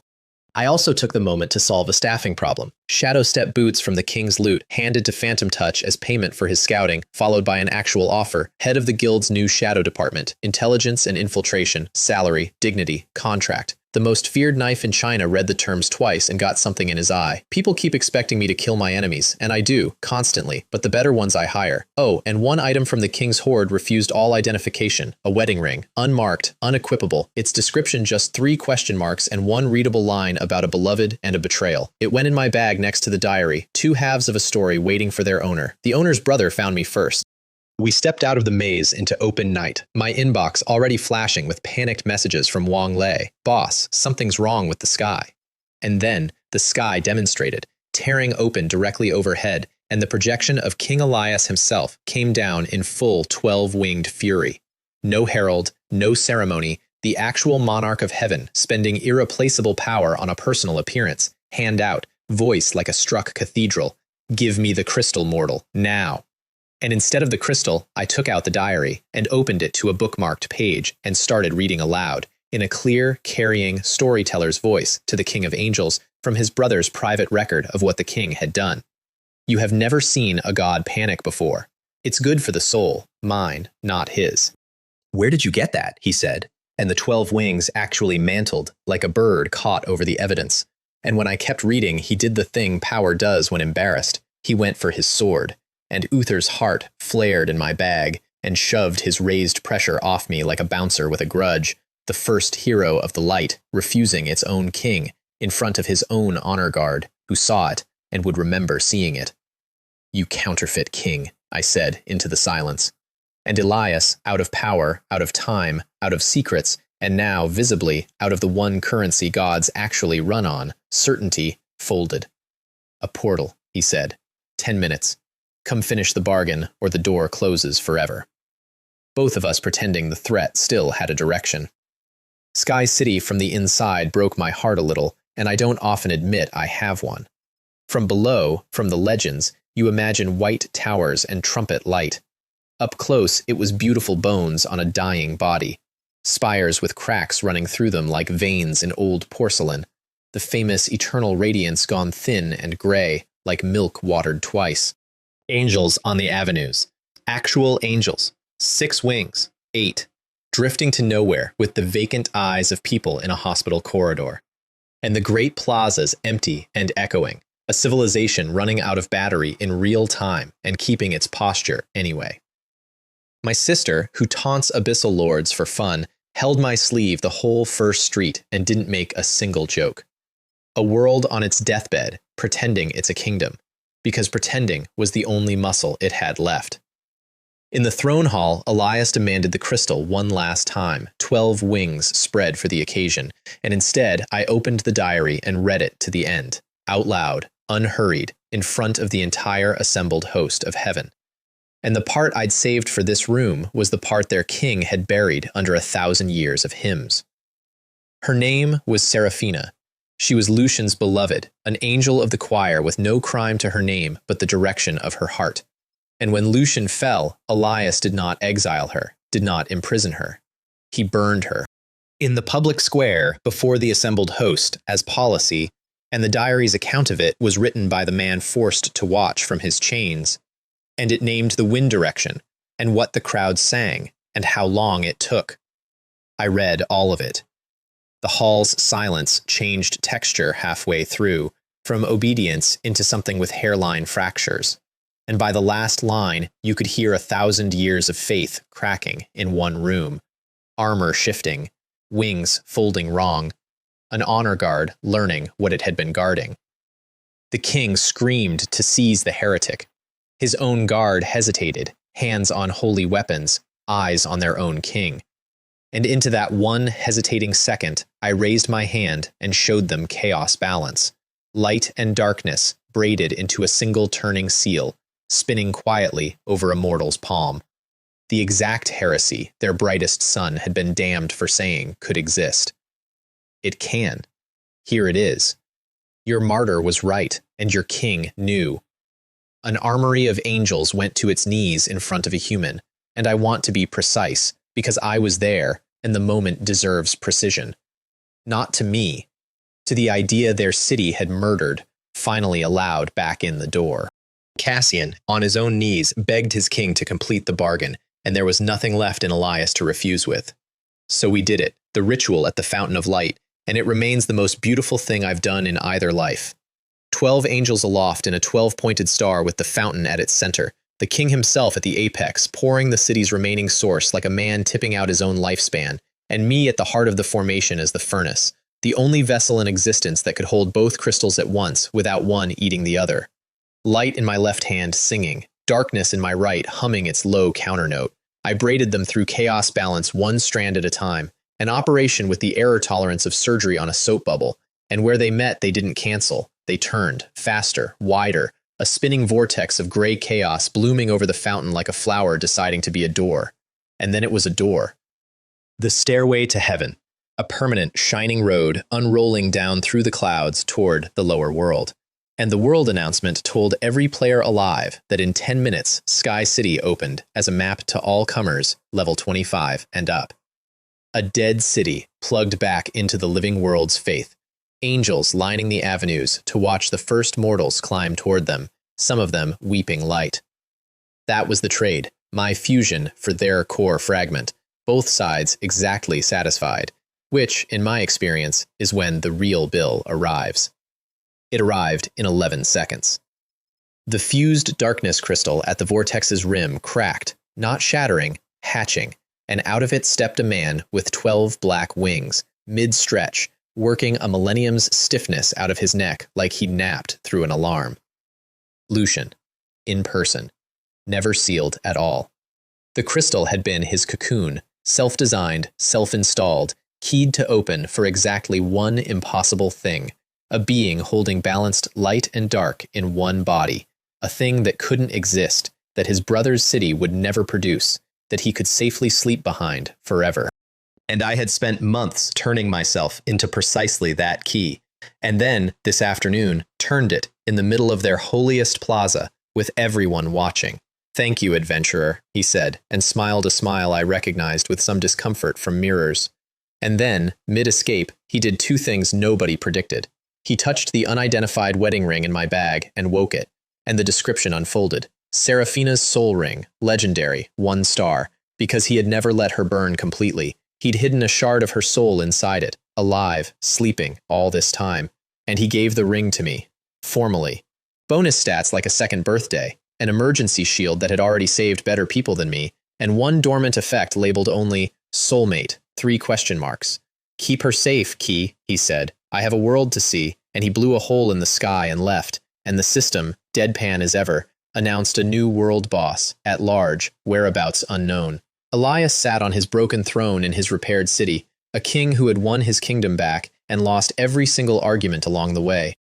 I collected the core fragment, 3 million experience, and fed the crystal to my eye, which swallowed the law of holy light whole and rang like a struck bell. Bronze 2nd star, another 100 to every stat. The deal is closed, I told the king on my way to the portal. We're even. He didn't answer. Broken things don't. Home from heaven, I walked my crew into the funniest siege in guild history, and nobody in it knew they were in it. The Lin family patriarch, Zhou Anfu, father of my 2 SS-grade recruits, head of one of China's mightiest houses, had watched a replay of me walking an angel on a leash, connected it to the fact that his 2 precious daughters spent every waking hour around me, and experienced what he later couldn't describe without the phrase, a wild boar circling my cabbages. His solution was espionage. He put on a face-concealing mask item, logged in as a nameless level 20 nobody, and came to my gate to apply for membership and observe my character up close. Han Ming was on the door. Han Ming, holder of my recruitment standards, looked this masked, underleveled, suspiciously vague middle-aged man up and down, noted the level in the low 20s, the average gear, the face-concealing mask that in his experience meant either celebrity or scammer, and asked, businesslike, for the applicant's special skills. And the head of the Lin Empire, a man who reorganizes provincial economies by frowning at breakfast, a man whose actual special skills were money and power in quantities with their own gravity, none of which he could admit to, stood in my doorway and produced, after a long, sweating pause, the sentence, I have perseverance, and I'm not afraid of hardship. Silence. Somewhere, a bird landed. His own daughters chose that exact moment to walk past the gate, and Qingya glanced over and whispered to her sister, audibly, Look at this weird uncle, who still applies with lines like that. What an absolute goober, and giggled, and her father's soul left its body through the top of the mask. Han Ming waved him off. Sorry, uncle, we don't hire odd jobbers, and turned away. And the patriarch, blood pressure entering low orbit, reached for the technique that had never once failed him in 40 years of empire. I'm very wealthy, he said. I can fund this guild. Wrong door. The one door in China where that key doesn't turn. Han Ming, my beautiful golden retriever, pivoted back with his chest out and delivered the house doctrine with the sincerity of a knight reciting vows. Does the magic god temple look short of money to you, uncle? We recruit on skill and character. You can't buy this door. It's not for sale. We're not for sale. He learned that from me, reportedly, which is the proudest I've ever been of a sentence. And behind him, Qingya added, cheerfully, helpfully, fatally, that nobody was richer than her family anyway. Our family, she said, meaning us, meaning the guild, and her father heard our family come out of his own daughter's mouth, pointed at another man's banner, ran the pronoun through his paternal threat assessment engine, and nearly coughed blood on the doorstep. He left shouting the timeless classic, You'll all be sorry, into a courtyard where his daughters were already laughing about something else entirely, and stalked off across the plaza with the gait of a man composing a memoir about ingratitude. To this day, none of them know it was him. I knew in about 4 seconds. The mask item hides a face. It doesn't hide how a man stands, and men who own provinces stand a particular way. Like the floor should be taking notes. I said nothing then, and I've said nothing since, because some gifts you leave wrapped, and the image of the Lin patriarch being rejected from my guild for insufficient special skills is the single finest object in my vault. Also hired that week, officially, was Wang Lei, my stalker turned broadcaster, brought inside as the guild's chief press officer, on the logic that if the world insists on watching me, I should own the camera. Then came the night I'm going to handle with the curtains half drawn, out of respect for everyone in it.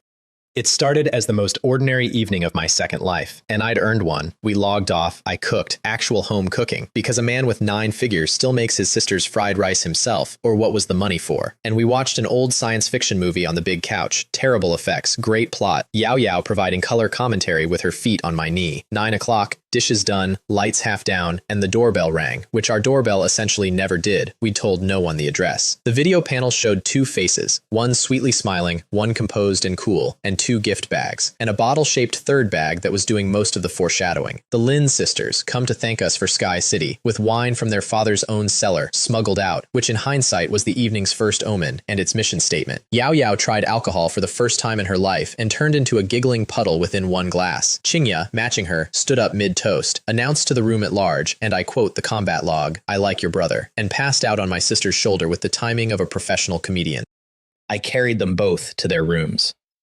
Qingshui and I sat up a while in the quiet, and she asked about Yao Yao's legs, and I told her the short version, and she looked at me differently after that, and said goodnight very carefully. And later, in the dark, a door opened, and courage that had been fermenting for one young lady since Dragonfall Valley finally outvoted her shyness, and I'll leave the rest between two adults, one of whom made her choice with her whole chest, the way she did everything. Morning conducted its own comedy. Qingya in an apron, burning eggs with tremendous focus, going scarlet when I took the spatula, my hand over hers on the pan handle. Her older sister witnessing exactly that from the doorway, and going polar. Yao Yao at the table, drinking her milk with the smug serenity of a matchmaking grandmother, later informing me, I'm not a child, I could tell, and anyway, Sister Qingya is nice and pretty, I approve.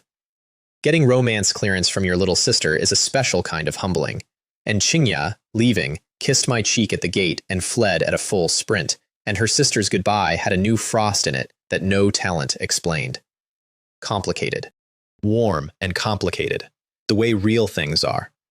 Then I split the company for its next campaign season, Xiao Li to scout dungeons, the sisters to race to level 30, Han Ming and Phantom Touch to build the guild and stand up my intelligence network, codenamed Shadow, and my sister and I went east alone, chasing a rumor my eye cared about, a fog-sealed range called the Meteorite Mountains where fallen stars supposedly slept, and where the angelic scrolls hinted the power of laws pooled.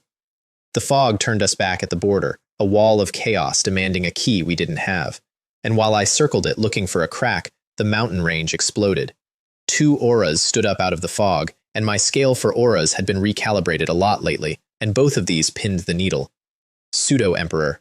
Level 100, both of them. One, a tyrant of purgatory named Vulcanus, 100 meters of burning obsidian with a lava axe. The other, Lich Lord Kale, Lord of Wither, a skeletal monarch on a floating throne of bones with a scythe made of ending. They had been fighting for 3 days over a fallen star fragment containing the Law of Destruction, the exact kind of item my eye eats, and they had fought each other down to fumes, both under 10%, too spent to finish it, too hateful to stop. I looked at 2 dying pseudo-emperors and at my sister and made the decision that defines my entire species of protagonist. You two are having such a lively fight, I called out, walking into the open. Mind if I join? 2 gods stopped mid-swing to stare at the human. The skeleton asked what I was. The volcano decided to just kill me, and paused because I raised both hands, light in one, abyss in the other, and braided them into the gray sphere of chaos balance, and watched 2 beings older than nations flinch at once. They didn't know what it was. They only knew nothing mortal should hold it, so something enormous must be standing behind me. Nothing was standing behind me except my sister eating a bun. Reputation is a weapon you get to reuse, so we negotiated, and by negotiated, I mean I ran the auction of my life. Here's the deal, I told them. You're both 1 push from death. I'm the push. I help one of you kill the other. The winner devours the loser's origin and breaks through to true emperor. My price? The star fragment. What followed was the most gloriously undignified bidding war ever conducted between cosmic horrors. Lich Lord Kale opened with half his soul treasury, 1,000 years of hoarded phylactery loot. Vulcanus, panicking, went all in, and his all-in stunned even the Lich. He offered me his only offspring, an egg. His single heir, carrying his purest bloodline, a future pseudo-emperor at minimum. The skeleton called him insane. That's your only bloodline. And the volcano roared back the quiet part. If I reach emperor, I can have as many bloodlines as I want, but this chance comes once. Then, sensing it might still not be enough, Vulcanus threw in intelligence. Deep in the sealed fog stood a tree of origin whose fruit permanently raised a person's attributes. Permanent stat fruit. An emperor's heir in an egg, and a mythic law fragment as the base fee. I looked at Lich Lord Kale and gave him my full and honest reasoning. I don't like your skeleton's face, I said, and pointed at Vulcanus. I choose you. My Lich took betrayal poorly, which for a creature of pure spite is saying something. Human, he hissed, you will pay for your choices. And his throne disgorged a storm of vengeful spirits, and the endgame of a 3-day war between gods restarted with 2 spectators suddenly on the field. My sister opened my side's participation by doing the thing that made even Vulcanus do a double take. She buffed the demon. Holy Light Domain, Divine Protection, Blessing of Power, the entire Paladin support kit landing on a Tyrant of Purgatory, and the Tyrant froze mid-swing and stared down at the warm golden glow wrapping his obsidian hide with the expression of a man being hugged for the first time in an immortal life, and said, quietly, "This little one's light is so clean," and then remembered he was in a death match. Then Yao Yao walked out in front of him and tanked the Lord of Wither personally.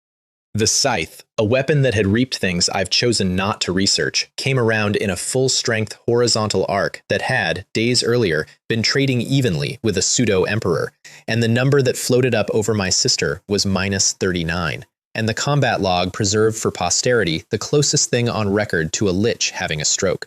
3 question marks, over an ancient skull, in an official log.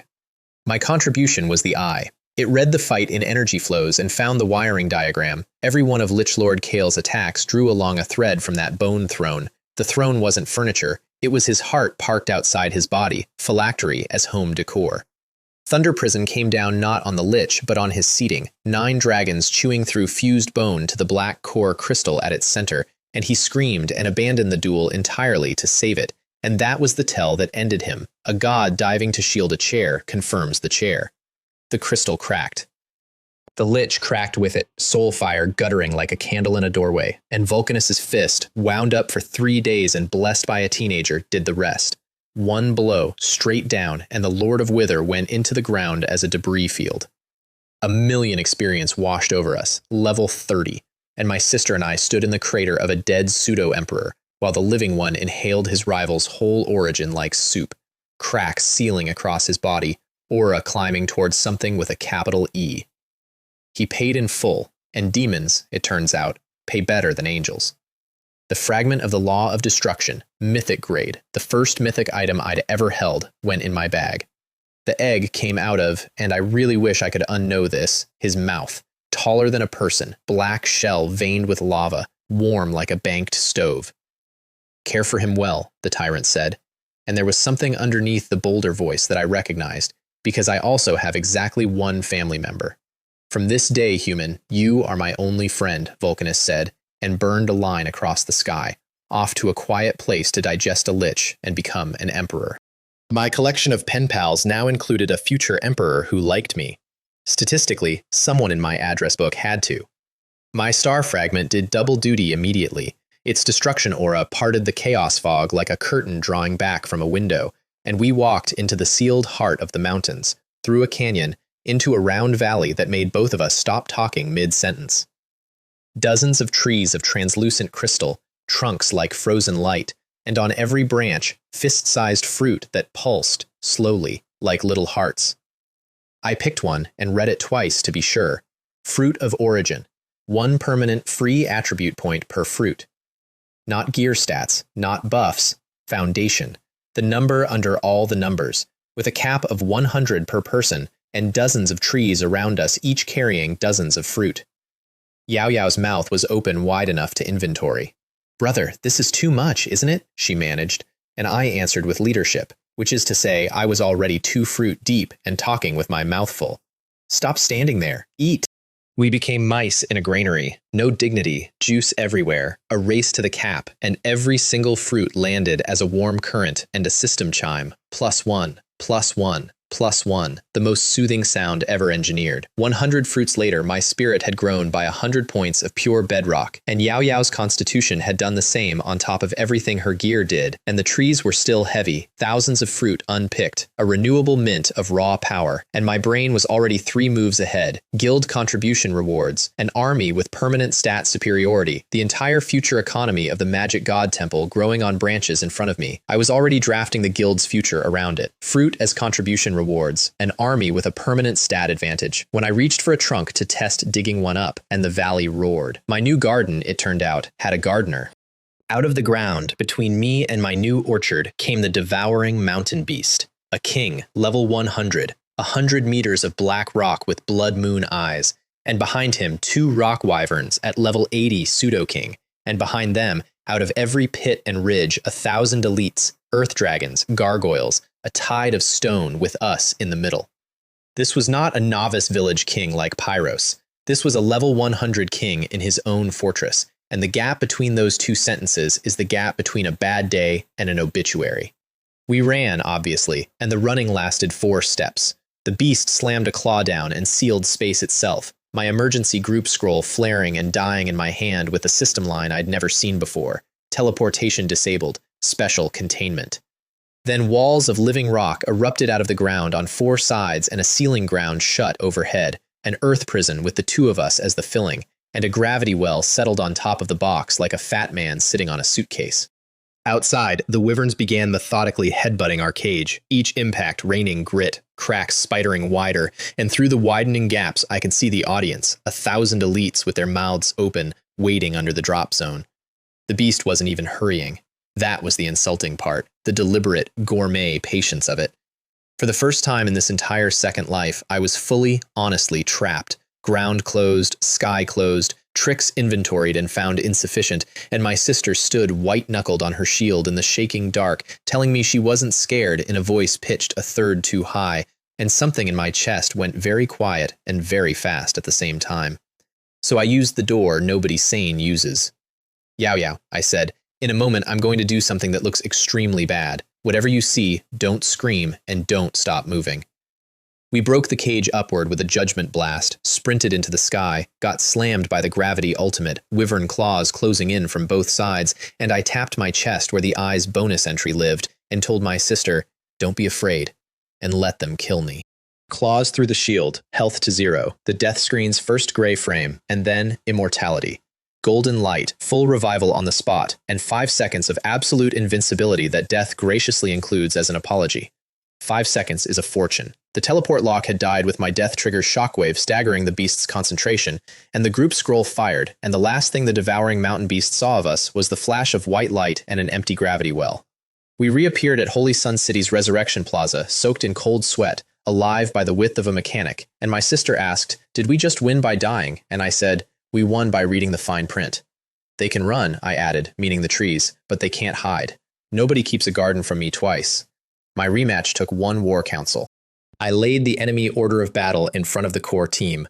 1 king at 100, 2 pseudo-kings at 80, 1,000 elites, and the room went appropriately quiet, and then my sister said we could do it, and Qing said the only real problem was the 1,000 elites, and I said, "Mana, don't worry about mana, ever," and we built the plan they named after my code name for it, Operation Fruit Picking, because I gave the mission the most heroic title of my career, and the sisters laughed at me in stereo. My execution plan was 5 hours of the least glamorous, most profitable warfare imaginable. Kiting. "Watch closely," I told Han Ming at the Valley Rim, Lesson 1, how to aggro elegantly, and flicked a single P of a magic bolt 400 meters into the rear end of one dozing earth dragon. It woke, looked around, found us, and charged, alone, while its 1,000 colleagues didn't so much as raise an eyelid, because a single stung packmate is not, to a monster's brain, an event. That's the whole trick. 1 spell soft enough to insult exactly 1 target. The dragon arrived at my kill pocket, met Han Ming's taunt, Qing freeze, and my focus fire, and stopped existing in 9 seconds. Then the next one. Then the next. 1 flicked P, 1 walk, 1 deletion, repeat, 1,000 times, an assembly line with snack breaks, peeling the king's onion 1 layer per pull while he dozed on his hill in the middle distance, occasionally lifting his head at the shrinking noise of his own army and going back to sleep, because no single missing employee is an emergency, and by the time it's 1,000 missing employees, the org chart is you. By hour 5, the valley perimeter was a carpet of stone corpses and drop sparkle. My team was eating field rations on their feet, and the 3 bosses stood alone in the middle of their emptied fortress like management after layoffs, and the devouring mountain beast finally, properly woke up, looked around at where his 1,000 guards used to be, and made a sound I choose to translate as, "Where is everyone?" "They quit, big guy. Bad boss." Then we ate the bodyguards. The first wyvern died to a focused burn, while Yao Yao held the king himself, his mountain-cracking claw strikes arriving on her shield as -45, his brain visibly blue-screening between swings. 1 claw raised, examined, tried again, same number, the full crisis, live. The second wyvern, 4-on-1 after its brother dropped, barely made the highlight reel. And then the devouring mountain beast, alone, went berserk, and showed us what level 100 actually meant, a ground pulse that spiked the whole valley, a gravity dome that pinned everyone but me flat to the earth, and a meteor bombardment of solid rock that would have deleted the team if the team hadn't included a girl whose shield generates a barrier equal to her whole health bar, holding the sky up while her healers refilled her under it. He emptied his arsenal into us, and we were still there. Our turn. Qingshui boxed him in ice walls. Han Ming's armor breaker ground his stone hide toward 0. And I stepped into chaos balance, gold flame in my left eye, black tide in my right, hair half light, half dark, and cast the spell I'd built out of Lucian's failed homework, the fusion of my judgment and my abyss, light-dark annihilation. The gray beam hit for over 500,000, time jump, again, and the second one crit, a number that started with a 1 and had 6 digits behind it, 1,000,000 plus, twice, and a holy light judgment for dessert, and the mountain that 8 mountains came down like a demolished tower. World first, King, level 100. The loot did 2 structural things, and the first one deserves its full ceremony. Out of the beast's corpse came the Holy Dawn helmet, legendary, and the moment my sister buckled it on, the 5th piece of 5, her whole armor set woke up at once, gold light running seam to seam like dawn finding windows, and the hidden inscription unlocked, Gareth's holy oath, the last blessing of the Legion whose armor she'd been assembling piece by piece across this entire story without any of us clocking the pattern. Active effect. She plants her feet and raises a phantom war banner of the Dawn Legion over the battlefield, and for its duration, the entire team takes a quarter less damage, deals a 5th more, and regenerates, all at once, an army's worth of steel wrapped around everyone she loves.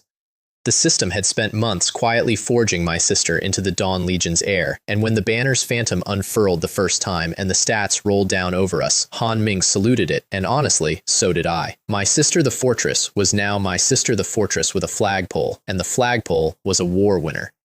And the second thing, quieter, the beast's core, a heart of the earth, legendary, pure earth law in a pulsing stone, went into my bag with a label only I could read, iFood, save for later. And the trees, all of them, root balls and native soil, went into the guild's dimensional storage while Han Ming sang work songs. Whole valley. You had your chance to share, gardener. Everyone ate their 100 fruit on my tab that evening, the whole core team plus 100 across the board. And while they compared glows, Xiaoli called me, breathless, her radar hammering, "President, I found something incredible," and sent coordinates from the far side of the continent, outside a Gothic border town called Dark Knight City. I knew the region. My past life memory sat up so fast it knocked something over. If she'd found what I thought she'd found, everything so far, the money, the titles, the angels, had been the tutorial. She had. White Desert. And this is where my empire actually begins. Let me tell you what the White Desert was, because everything for the rest of this story orbits it. A hidden supermap in its own pocket dimension, sand white as bone to every horizon, monsters from level 30 to past 100 the deeper you walk. Experience there ran at double minimum, multiplying with depth. Drop rates were a rounding error away from cheating. In my past life, it was discovered half a year in, by a lucky player in North America, and the wars fought over it reshaped the global game. It was the single richest piece of real estate in the world, and my shy little treasure radar had tripped over its entrance while looking for a quest herb.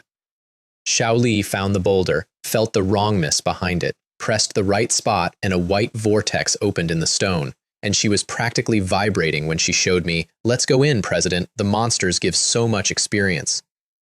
"We can't go in yet," I said, and watched 2 faces fall.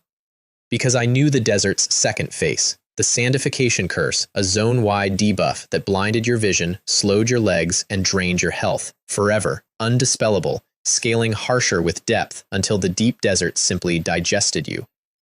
In my past life, the desert stayed sealed to most of humanity until one player dug a name out of an old book, a genius apothecary who could brew resistance, and the potion he invented became the key to the entire map. The apothecary's name was Master Guo Ping, and he was currently rotting in Black Rock Prison under Dark Knight City, convicted of heresy by an apothecary guild that couldn't understand his research. I knew where he was and what he was worth. So the first step of conquering the richest map in the world was a jailbreak. I put it to phantom touch the way you brief a professional. There's an NPC in the deepest cell of Blackrock Prison. I need him out. What do you need? He was silent for a few seconds, then said, "In Dark Knight City, where there's light, there's shadow. Give me an hour." 1 hour later, he came back with a plan that made me raise his salary in my head. The warden dines at the governor's mansion tonight, 3 hours away. I've bribed 2 jailers to stage a riot as a distraction. You'll have a 15-minute window, and I've dug a route out through the sewers, exit beyond the walls. He dug a tunnel in an hour as a bonus. The cell at the bottom of that prison held a scarecrow of a man drawing alchemical arrays on the floor with water, muttering formulas at the wall. No, the nightshade's too volatile with the scorpion venom. The moonshoe moss can't buffer the ratio. I stood at the bars and said, use dried shadow flower powder instead of the moss. More stable, gentler energy. And it amplifies the paralytic instead of just being poison. The muttering stopped. He turned around 1 centimeter at a time, and under the bird's nest hair were the brightest eyes I'd ever seen on an NPC. "How do you know the shadow flower's property?" he whispered. "That's in my head. I never wrote it anywhere." I recited the core of his future masterpiece back to him. Sand lizard spinal fluid for the base, withered root grass as the guide, limestone powder to stabilize it. The recipe he hadn't invented yet, the one I'd memorized from another lifetime. He grabbed my shoulders through the bars and shook me like a vending machine. My offer took 30 seconds. A top-grade laboratory, mountains of materials, absolute freedom in exchange for his craft. And he asked the question every burned genius asks, "Why should I believe you?" And I answered by pulling a bundle of withered root grass from my bag, his key reagent, junk to the world, holy to him, already purchased by the warehouse load before I'd ever walked down here. He smelled it, and his last defense fell over, and he took my hand through the bars with tears cutting lines down the grime. "If you get me out, my life and my art are yours." My escape ran 11 minutes against a 15-minute window. The staged riot kicked off across the compound on schedule, guards flooding toward the noise, my bribed jailers passing keys with hands shaking like paint mixers, phantom touch flowing ahead of me through the corridors like smoke with a schedule. Down past cells where thin arms reached through bars and voices begged or cursed, eyes front, moving. And at the last crossing before the side door, the plan met its one pothole. A patrol squad materializing with spears out. Who goes there? 6 blades leveled, the alarm 1 shout away. Phantom Touch's hand went to his dagger, and I put 2 fingers on his wrist, because bodies raise questions, and questions close windows. Instead, I stepped forward into the torchlight, let 1 thin whisper of the abyss leak off my shoulders. Just a flavor, just a draft from a door better left undescribed, and murmured that we were moving this prisoner on the orders of that lord. No name, just weight, and a tone that implied the paperwork was above everyone's clearance, including mine. Dark Knight City is a border town where half the real power never shows its face. Every guard in it lives 1 wrong question away from an unmarked grave, and I watched the squad leader's soul fire do exactly that math. Flicker, gutter, decide. "You've delayed that lord's business long enough," I added gently. "Can you carry the responsibility?" Spears up, path open. We walked out at the pace of men with authority, which is the only disguise that works everywhere, and Master Guo Ping looked at me the whole way down the sewer ladder with the expression of a man extensively revising his definition of rescue. We came out of a sewer grate in a moonlit graveyard, group scroll home, and the mad apothecary of Blackrock Prison materialized in the middle of my marble guild hall, blinking in the light. I'd had Han Ming build the S-grade laboratory in advance, shelves of rare reagents, an elemental furnace, crystal alembics, and in the corner, a mountain range of the humble junk herbs his masterpiece needed. He walked in 1 trembling step at a time, touched the workbench, picked up a fistful of withered root grass, and smelled it. And then the great heretic of Dark Knight City sat down on the floor of his dream and sobbed like a child.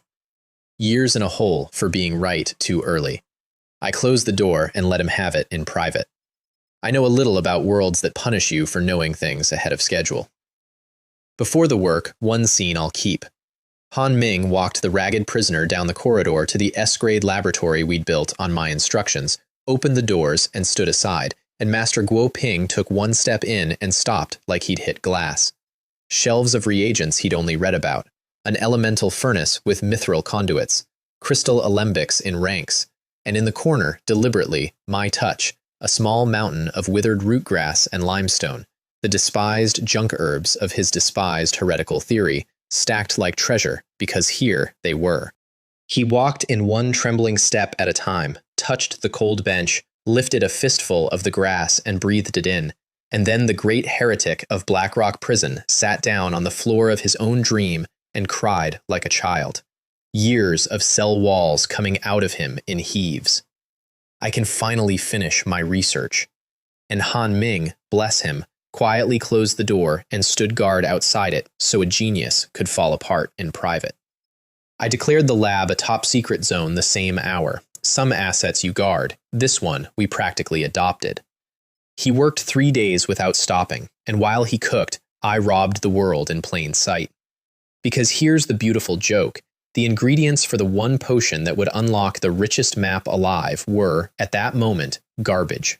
Withered root grass, gray rock, lizard bits, junk herbs at junk prices in every auction house on the continent.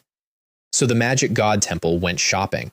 Every branch, every member, the Lin sisters' family money as a credit line I repaid at double, all of it sweeping every market in every major city, buying worthless trash by the warehouse. Prices went up 10 times, then 20.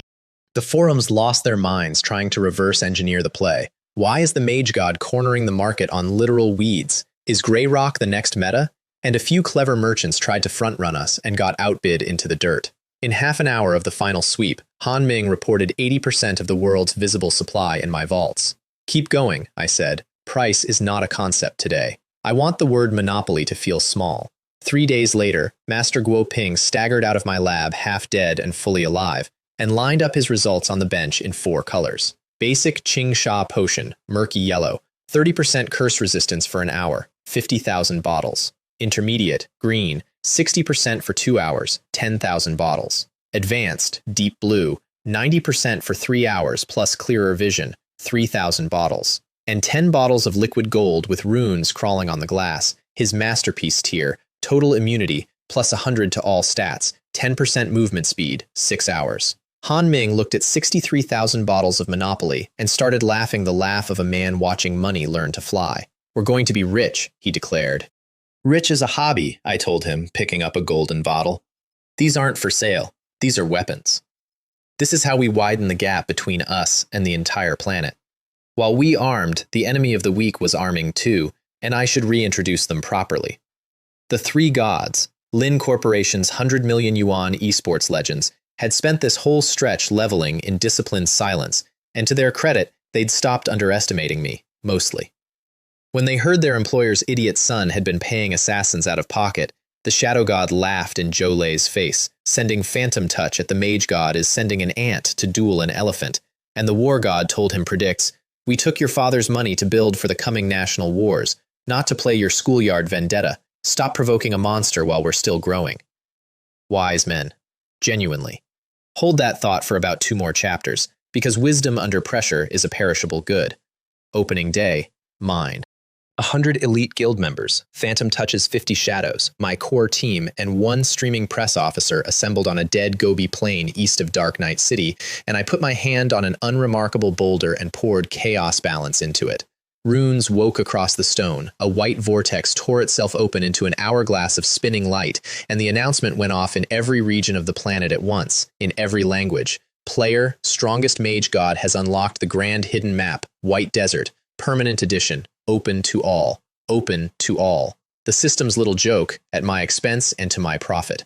The world stampeded toward me in real time, and the stampede had accents. In a war room in North America, Caesar of Pantheon cut a meeting mid-sentence and ordered 3 night divisions to the coordinates. In Europe, the Round Table mobilized with King Arthur's seal on the orders. The Korean server's top banner, the Kimchi Warriors, mustered 2,000 elites under a president will be meeting shortly to humanity's lasting entertainment. Japan, the Arctic region, everyone, plus every solo player on the planet with a dream and a teleport fee, all of it funneling toward one dead Gobi plain where a folding table was about to become the most profitable retail location in human history. Wang Lei's stream broke 50 million before we even walked in, and we walked in first, each of us downing a blue potion at the threshold on camera, unlabeled, unexplained, and the desert's curse notification landed on us like a feather, 90% resisted, a rounding error, and 50 million viewers watched us stroll into a death zone and simultaneously typed some version of, "What did they just drink?" The next hour handed me the greatest live demonstration of the phrase barrier to entry in gaming history. Players poured out of the vortex behind us by the thousand and hit the sand blind, slow, and bleeding, vision cut by a third, health draining, no dispel, priests screaming that nothing worked. 10,000 became 50,000, became a million bodies wandering the entrance zone like a zombie festival, walking into rocks, walking into each other, while 150 of us stood in the middle of it, clear-eyed and comfortable, like the only sober guests at a wedding. My people's sense of superiority became medically concerning, and my inbox lit up with the wails. Xu Jingyi first. Do you have a way to resist this? Let's cooperate. My reply, no need, followed by a gift of 10 basic potions, which is how you say no to a friend while showing her exactly what you're sitting on. Zhao Jian, same treatment. And then the one that mattered, Hao Jie, commander of the Great Wall, the military guild, the actual army, polite as a diplomat, asking to purchase potions at any price because the nation needs this map to train its soldiers. For the Great Wall, I said, no purchase necessary, and sent him 100 advanced potions free with the line, I'm Chinese too, this one's for the country. You could hear the man's salute through text. Within the hour, he'd standing ordered his entire guild. No member of the Great Wall will ever cross the Magic God Temple, and announced full support for my operations in the desert. Cost me a crate of potions, bought me an army's friendship, cheapest alliance in history. Then I climbed a dune, took Wang Lei's camera, and addressed 1 million blind, bleeding, furious players, plus a few 100 million watching from home, and laid down the constitution of the White Desert. 1. Entry runs on Qingsha Potion, and we sell the only supply. Call it a ticket. 2. No player killing inside. Violators get hunted by us to the last respawn. 3. Every boss in this desert belongs to the Magic God Temple. No exceptions. The crowd made crowd noises, robbery, tyranny. Who do you think you are? And the guild leaders pushed up front with their coalition faces on. And raging battle of raging war under the heavens demanded fair competition for bosses. Whoever's strong takes them. I let the noise crest, then asked the only question that has ever mattered in that world. Even without this rule, do you think you could beat me to one? Silence with 1 million participants. Every person there ran the same film reel at the same time. The king soloed on stream, the angel on the leash. 2,000 bounty hunters erased between meals and arrived at the same frame. And into that silence stepped Feng Shui of the Wind and Snow Tower, the smartest person in any room she stands in. And she didn't argue, didn't bargain, didn't save face, because she'd done the only calculation that mattered. Fighting me cost everything and yielded nothing, and complying cost pride, which is free. Wind and Snow Tower accepts the mage god's terms, she said, clear and first, and bought her guild a year of my goodwill for one sentence. The coalition died where it stood. The mid-sized banners stampeded to agree before their rivals could agree harder. We accept, Ironblood accepts, Ting Yuxuan accepts, loyalty auctioning itself in real time. Raging battle of raging war ground his teeth down a full millimeter, looked at his roster, looked at me, and squeezed out, we accept, like the words were being extracted without anesthetic. And Han Yong of Oracle called them all spineless cowards from the back of the crowd into a wall of shoulders, and got ignored so completely it may have been the deepest wound of his career. And then Han Ming opened the ticket office, and I got to watch my favorite comedy of the entire Rebirth, a village stall scaled to a planet. Folding tables, crates of glowing bottles, Han Ming bellowing the price list like a fishmonger, basic potion 1,000 yuan, intermediate 10,000, advanced 100,000, 3-bottle limit per person, no credit, no cutting. The crowd's scream of outrage reached me from 3 dunes off. 1,000 yuan for the cheap one, that's robbery, that's days of farming. And Han Ming, arms crossed, delivering the doctrine of the house with a shopkeeper's serenity. Buy it or don't. Nobody's forcing you. The breeze outside is free. I watched one rich rogue crack first, slap down 100,000, chug the blue, feel the desert lift off his shoulders, and screamed that it worked, and that scream was the starter pistol. The stampede that followed needed my warriors as crowd control. Line up, all of you, in rows. Caesar of Pantheon transferred me 10 million for 100 advanced bottles with a face like he was passing a kidney stone. The round table bought bulk. The same Korean and Japanese elites who'd been posturing an hour earlier queued up meek as school kids. 100 million yuan crossed my counter in the first 10 minutes. And the counter was folding tables, and Han Ming's grin had to be medically monitored. And Wang Lei's chat coined the line that trended for a week. The mage god is charging the whole planet an entry fee to his backyard. 2 footnotes from my glorious afternoon, both loaded for later. Footnote 1. The 3 gods, wise men, decided on principle not to pay me a single yuan. Walked in bareback to tough out the curse with skill. Made it about 2 kilometers before the scaling debuff blinded them, broke their skill casts, and turned their legendary shadow god's stealth off like a landlord cutting the power, and they crawled back to the entrance and stood in line for potions with their masks on, while a nearby solo player filmed everything.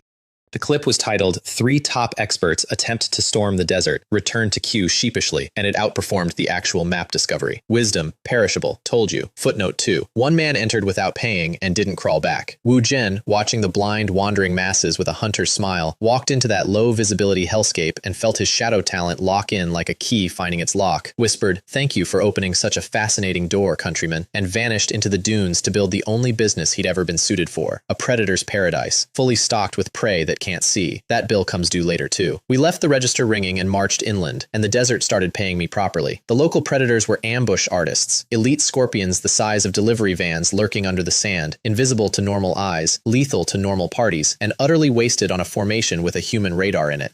Xiao Li walked at the column's center with her eyes half closed, calling positions like air traffic control. 30 meters left front, under the sand, 5 of them. Right side 50 meters, 3 more. And my mage line pre-aimed at patches of empty desert that stopped being empty exactly on schedule. Blizzards freezing the ambushers in their holes, focus fire cremating them before their claws cleared the grit. On Wang Lei's stream it looked like precognition. It basically was. Elite after elite died mid-surprise, dropping high-tier materials in a steady drizzle, and the elite squad's morale converted into something close to religious. This is why you follow the mage god, always a step ahead, always first. Always fed. 10 kilometers deep by hour 1, a pace no other force on the map could dream of. The first boss found me at hour 2. A dune 300 meters off my column stood up, shed a hillside of sand, and became the lord of the sands, Lazani, a 50-meter giant of packed stone and grit, level 60, pseudo-king tag, blood-red name, the confidence of local royalty, and Wang Lei's chat hit peak panic on his behalf. They can't mean to fight that. That's pseudo-king. They've been in here 2 hours. We ran him as a live training exercise, and I called it like a seminar, because that's what it was. Yao Yao and Han Ming rotating his aggro in a clean tank swap, his cottage-sized fists landing on my sister for -45, while the stream's viewership counted the digits in disbelief. Phantom Touch's squad interrupting his sandstorm cast on my mark with a stun ladder. Qing Shue's ice ages dividing the arena. The guild's mage line volleying in windows I called, and my meteors as the tempo section between all of it. He entered Berserk at 30 and met the Legion banner. He died like a syllabus, on schedule, to a judgment sword through the crown, and dropped legendary sand-striding boots that made me, permanently, faster in this desert than anything living in it. The audience did my math out loud. They're field testing raid comps on a boss the rest of us can't scratch, and the potion queue at the entrance got longer in real time, and that, children, is called marketing. Deeper in, my desert stopped being an economy and became a mythology. On the horizon rose a silhouette that wasn't dune, a complex of black stone with a pyramid at its heart, spire stabbing at the gray sky, and the darkness pouring off it was 10 times anything the Sandlord had carried.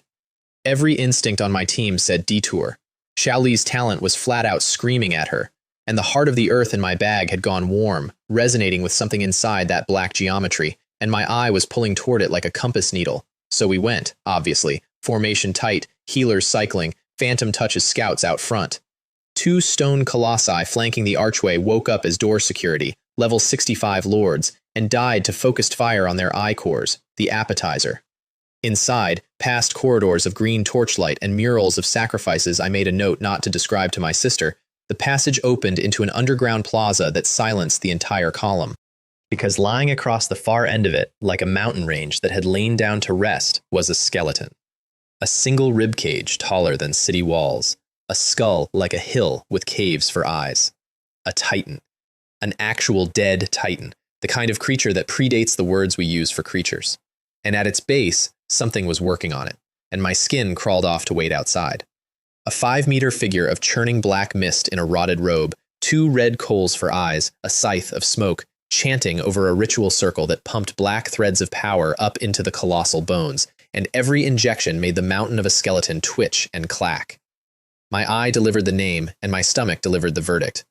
Evil Spirit King Malachor. King level, level 100, and the ritual was a bone demon transformation. The wraith was fitting itself a titan's corpse for a body, and if it finished, the resulting thing would be emperor grade or worse, and the entire region, city, players, map would become a footnote. Wang Lei, kill my stream, I said quietly, and for once, he didn't argue.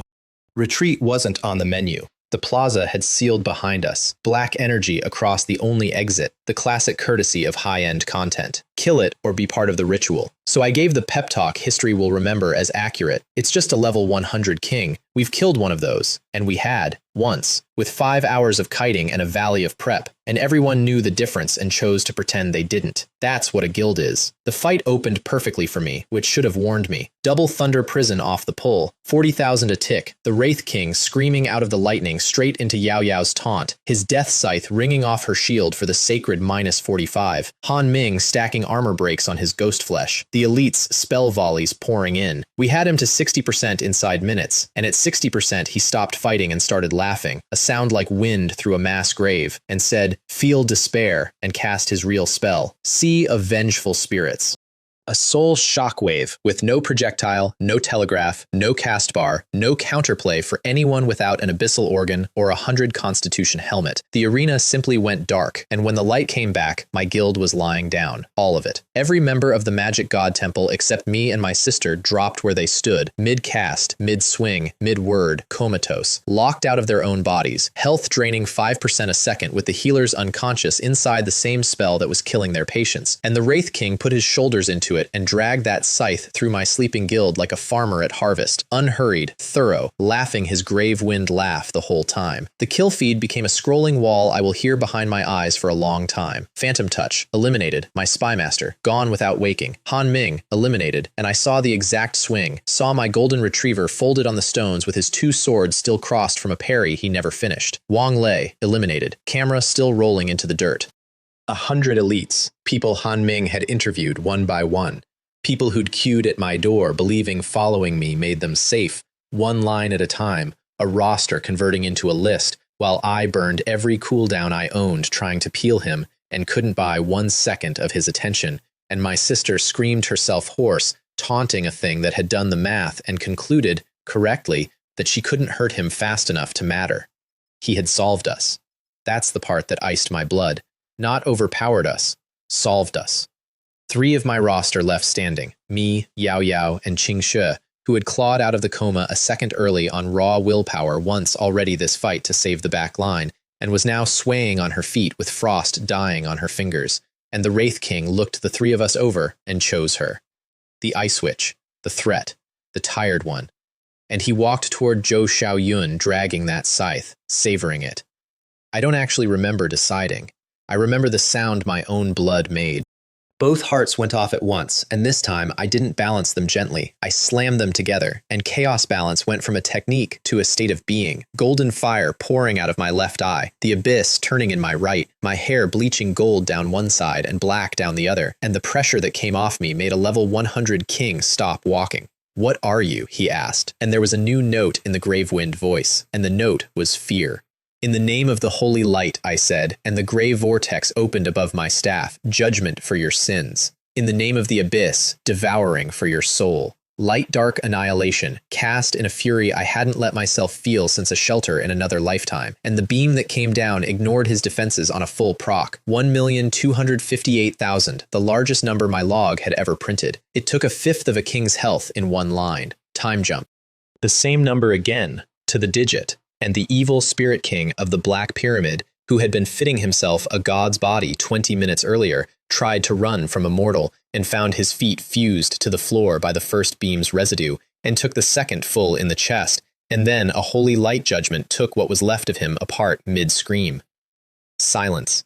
The expensive kind, paid for in guild lives, the arena floor littered with the dropped gear of 100 friends who'd respawn a level lighter and be told, gently, what happened after their lights went out. Qing Shui sat down where she'd been standing. My sister hugged her, then me, then Qing Shui again, redistributing until it took. My hair faded back to one color, a strand at a time. Then the system rang, level 31.5 in one gulp, and rang again for the loot, and in the middle of the pile sat a purple ring with a tiny skull on the face, soul fire burning in its eye sockets, and I picked it up and read it twice. The Evil Spirit King's Summoning Ring. Consume a soul crystal to summon a projection of Malachor himself, half his true stats, 10 minutes, 3 charges.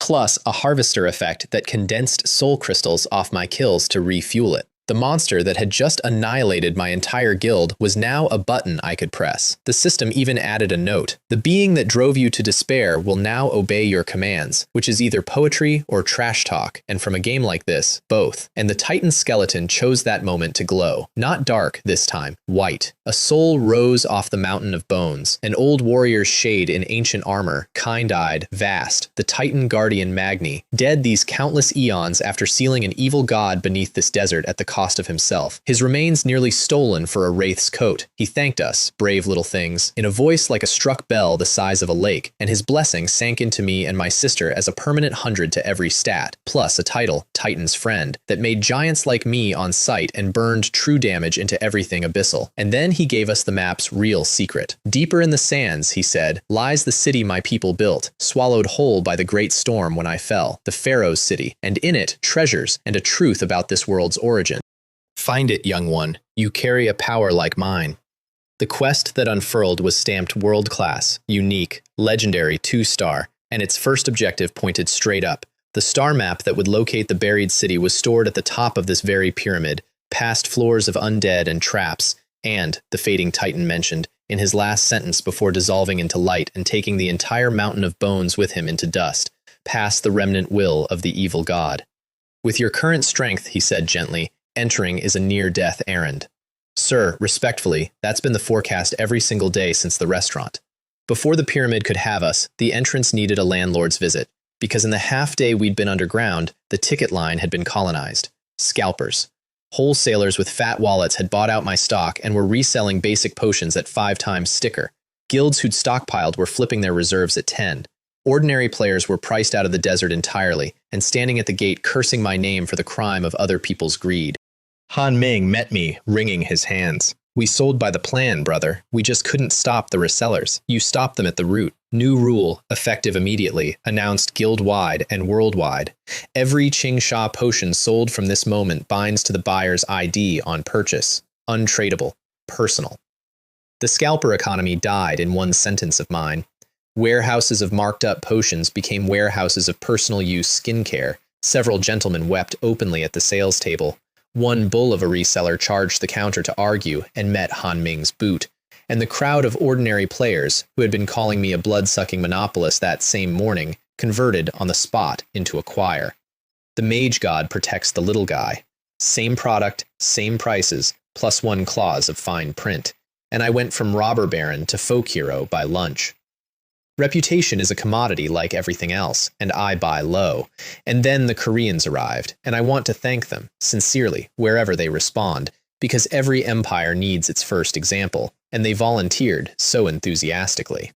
The Kimchi Warriors, top guild of the Korean server, 2,000 elites marching in formation through the crowd with their president up front, a mustachioed gentleman in gold armor whose ego arrived several seconds before he did. President Park planted himself in front of me and, on behalf of, quote, all peace-loving players of the world, demanded I immediately disclose the potion formula to the public because the White Desert belongs to everyone and my selfish monopoly was shameful, evil, and against humanity. He built to a finish, spit flying, while 2,000 warriors behind him chanted, release the formula, oppose monopoly, and around them 1 million Chinese players watched with the joyful expressions of people who have already seen this movie and know exactly when the shark shows up. Are you done? I asked, cleaning one ear. He was not done. He gestured at his 2,000 and advised me not to start a war between regions that I couldn't afford. So I gave him my terms in 3 parts. First, it's mine, and what's mine is not a referendum. Second, effective now, the Magic God Temple would never again trade with the Korean server, at any price, in anything. Third, he had 3 seconds to remove himself from my sight. He chose war, bless him. Since you refuse reason, we'll take the formula off your corpse, he screamed. Warriors, charge! And 2,000 elites came at me across open sand in a wall of banners and war cries. And around the battlefield, 1 million Chinese players scrambled backward to clear the splash zone while opening betting pools. Not on the outcome, on the duration. A pack of spicy strips says under a minute. I say under 2. Does anyone want the over? Nobody wanted the over. I stood alone in the path of the charge, not bothering to reposition, hands loose, watching the front rank close. 100 meters, 50, 30. A berserker airborne with his axe up and his war face on. Flash. I was 100 meters overhead, standing on air with my staff already raised, and the berserker's axe hit the sand where history had been, and the sky turned the color of a wound. Meteor fire rained across the full width of their formation, and the desert floor became a bombing range, hundreds of the vanguard gone before the echo, the survivors' morale converting instantly from ideology to cardio. And as the meteors thinned, Thunder Prison Dragon Spear dropped into the fire, 9 dragons threshing the routed remainder, and in under 30 seconds, the second strongest guild in Korea existed only as a loot field and a kill feed. I didn't spare their backline by mercy either. I left exactly one man standing on purpose, President Park inside his priest bubble, so someone could file the report. He watched his entire roster convert to white light around him, sank to his knees in the sand, and demonstrated to 300 million stream viewers that terror is a full-body experience, some of it dampening. Anyone else? I asked the silence. Have notes on my rules? The silence had no notes. I collected 2,000 players dropped gear at a leisurely stroll, which took long enough to function as a second speech, and went back to running my desert. What that half-minute actually bought showed up an hour later, when Hao Jie of the Great Wall came to find me, flanked by Xu Jingyi, Feng Shui, and the rest of China's guild leadership, and it wasn't a complaint, it was a petition. Long-term supply contracts at a 20% premium, full compliance with every temple rule, priority for Chinese guilds. They'd drafted terms themselves. I agreed, and added my own single condition, the one this had all been building toward. From today, in the White Desert, we hold the line together. Any foreign banner that makes trouble here, any region, any size, we throw them out as one. Hao Jie's whole military bearing lit up. Defending the homeland is what soldiers are for, in any world. Feng Shui pledged the tower. Glazed pavilion, Yulong, even raging war fell in. 10,000 advanced potions to the 3 biggest banners sealed it, and just like that, the thing that had been a market became a block. China's entire top table aligned around my guild, and the desert's constitution acquired an army. Total time from Korean ultimatum to Continental Alliance, 1 afternoon. Some days, the empire builds itself. You just have to publicly incinerate the right volunteers. Now, my pyramid. Core team only. Everyone rested, everyone re-geared off the Malachor Hall, and me carrying one new insurance policy, the summoning ring, though its tank was empty. Soul crystals don't grow on trees. The entrance was a square mouth of absolute dark, breathing out cold rot, and the welcome mat was a platform of desiccated soldiers who lit green fires in their eye sockets the moment we stepped on, hundreds of them, level 70 elites, the pharaoh's cursed guard rising in a clattering tide. Yao Yao corked the stairway for me, took the entire ancient army's charge as a percussion solo, -1, -1, -1, and got comfortable enough to heckle, "Come on, bone boys, is this a fight or a spa scrub?" while my meteor fire rain queued up overhead, and then turned 3,000 years of military tradition into drifting powder in one screen-whitening drop. My melee line stood there holding their unused weapons with expressions I can only describe as workplace redundancy. The traps were the real garrison, and my patience was the real siege. Poison mist out of coffin seams that halved Phantom Touch's health through his resistances. Dart walls, dropping ceilings, floor spikes. The pyramid was less a building than a machine for composting visitors, and the locks were riddles. The first corridor's walls carried murals, a soldier's life story frame by frame, and each figure's eyes were switches, and the wrong eye meant the ceiling got ideas. The answer, once my eye traced the trap circuits back, was a judgment. The murals were a trial. Press the left eye for the guilty, the right for the innocent. And so we walked a hallway convicting the dead. The soldier on his heap of corpses, guilty. The general sacking a city, guilty. The priest with his knife. The merchant with his scales, guilty, guilty. And Han Ming summarized the pharaoh's court for the ages. Not one decent person in this whole administration. That's why they're all still here, I told him. Some buildings are just prisons that won. The corridor's guardian owed me a boss fight and paid honestly. Satesh, the judge. 3 meters of golden armor between me and the door, and a scimitar like a door. Level 80 pseudo-king, whose every hit stapled a soul guilt debuff onto its target that no cleanse could touch. 20% off your defenses, stacking dread. Ordinary tanks die to that math. My sister ate his shame blade for -45. activated her Legion banner when he got pushy, and the fight resolved into my standard syllabus: ice control at the joints, armor shatter, an annihilation spear through the chest when his super armor cast wouldn't interrupt politely, and a holy light judgment through the skull for punctuation. His scarab key opened the Great Gate, and behind the Great Gate the pyramid showed us its actual sense of humor. A maze, floor to horizon, identical passages, trap density that sent Phantom Touch back out of his first scouting run shaking his head. 1 step in 10 is lethal, boss, and every trap is networked to its neighbors. We didn't beat the maze with maps, we beat it with a girl. Xiao Li closed her eyes, pointed, that way, treasure, and that way became my road. 3 times, 3 golden chests, each holding a fragment of the pyramid's own internal blueprint, and each guarded by escalating unpleasantness. Chest 1 sat in a chamber rigged, my scout swore, with an illusion incense that would have dream-locked the whole team for a lurking shadow predator to eat. Except Phantom Touch smelled the sweetness. Qingya's group purification fired on my 3 count as the lid opened, and the ambusher lost its ambush and then its existence, holy light being to shadow elementals what bleach is to mold. That chest also carried an epic assassin skill, group stealth, whole team invisibility on a 30-second window, which I handed to Phantom Touch, and which you should remember because it wins a war later. Chest 2 hid from me behind a corridor of hieroglyph puzzles that Qingshui read like a menu, because my Ice Queen is also a classics scholar. Walk the ritual steps, honor the sun god, don't step on the funerary verbs. And Chest 3, the last blueprint fragment, sat on a round platform over a pit that Xiao Li refused to point at without hugging herself. Very, very dangerous, President. Something terrible is down there. She was right twice. The pit's tenant came up before I touched the chest, and it came up in sections, hands first, each one a house of fused skeletons, then a torso like a hillside, a colossus assembled from thousands of dead slaves, with a black heart the size of a barn pulsing in its chest cavity. The earth-splitting bone demon. King, level 100, hatred of all living things listed in its actual description.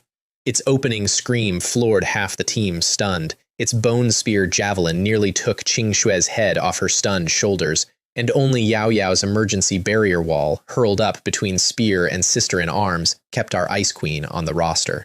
The fight taught us its shape fast. My body shots vanished into damage reduction like coins into a well. The thing was armor plate all the way down, until Phantom Touch, testing cuts from behind, called the audit. Boss, the heart. Hit the heart. It's nearly true damage. So the heart it was, every spell in the roster threading the gaps between shielding arms, and the Colossus learned to guard its chest with forearms the size of aqueducts, and the fight became a knife game between my aim and its reflexes. Then, at half health, it taught us its shape, plugging both arms into the platform like cables, and the pit answered, thousands of skeleton soldiers boiling up over every edge at once, the platform's rim turning white with climbing bone. My meteors wiped the entire summoning in one wash, powder and silence, and I had half a second of satisfaction before the black heart pulsed, spent 5% of its own health, and rebuilt every single one of them from the powder, standing, armed, unimpressed. An attrition engine. It would bleed itself to bury us, and it had more blood than we had cardio, and the recruitment pool was literally bottomless. So I introduced it to my new employee. 1 soul crystal had condensed off the summon wave, 1 charge for the ring, and I raised my hand and said the sentence I'd been saving since the plaza. Come out, my servant. The portal opened in black mist, and the evil spirit king Malachor stepped through at half his living stats, scythe and crown and grave wind, and knelt. To me.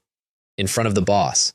The earth-splitting bone demon, a king in its own right, looked at my Wraith King and did the skeletal equivalent of swallowing. My team looked at him and remembered dying to him personally this same week. Morale was complicated for everyone but me, and I was having a wonderful time.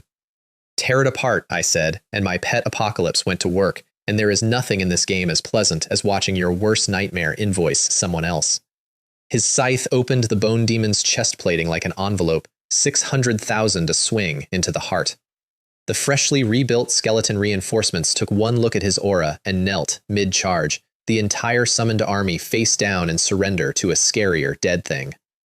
My team poured fire over his shoulder. The bone demon, at 10%, chose the classic exit, overloading its heart to self-destruct and take the platform, the maze, and us with it, and I called the retreat while Malachor stayed, under orders, and drove his scythe through the swelling heart at the moment of critical mass. The explosion ate the platform, my projection, and the boss, and the shockwave threw us down a corridor like dice. When the dust settled, the pit was twice as deep, the bone demon was a memory, and the third blueprint fragment floated in the crater like a receipt on a battlefield. 3 fragments made one map in my hands, and the map drew us a straight line up the pyramid's spine, a mercy after the maze, and the spine ended at a stone door with light behind it, and the light was the sky, the summit, an obsidian platform etched with star tracks, an altar at the center, and above the altar, rotating gently, a disk of pure starlight, the Pharaoh star chart, the key to the buried city, close enough to touch. Which is when the altar asked us for one more exam, a projected sky full of deliberately wrong constellations and 4 control pedestals. Restore the heavens of 1,000 years ago to receive the Pharaoh's guidance. Qingxue named the constellations she knew, Orion, the Scorpion, the Dog Star, and steered my hands, and for the anonymous stars past her scholarship, my eye took over, because to the eye of myriad realms, the puzzle wasn't cosmos, it was energy flows, tangled threads wanting their true channels, and I combed the ancient sky straight, thread by thread, until the projection blazed and the voice of the mechanism pronounced us calibrated. The last stray star slid home under my hand, and the whole projection detonated into brilliance, the true sky of 1,000 years ago hanging over the summit in perfect resurrection, constellations wheeling the way they'd wheeled over living pharaohs, and even my crew of hardened loot goblins just stood in it for a moment with their faces up. Then the mechanism pronounced us calibrated. The star chart folded itself into a scroll of translucent starlight and settled into my hands with a red waypoint pulsing deep in its map like a buried heartbeat.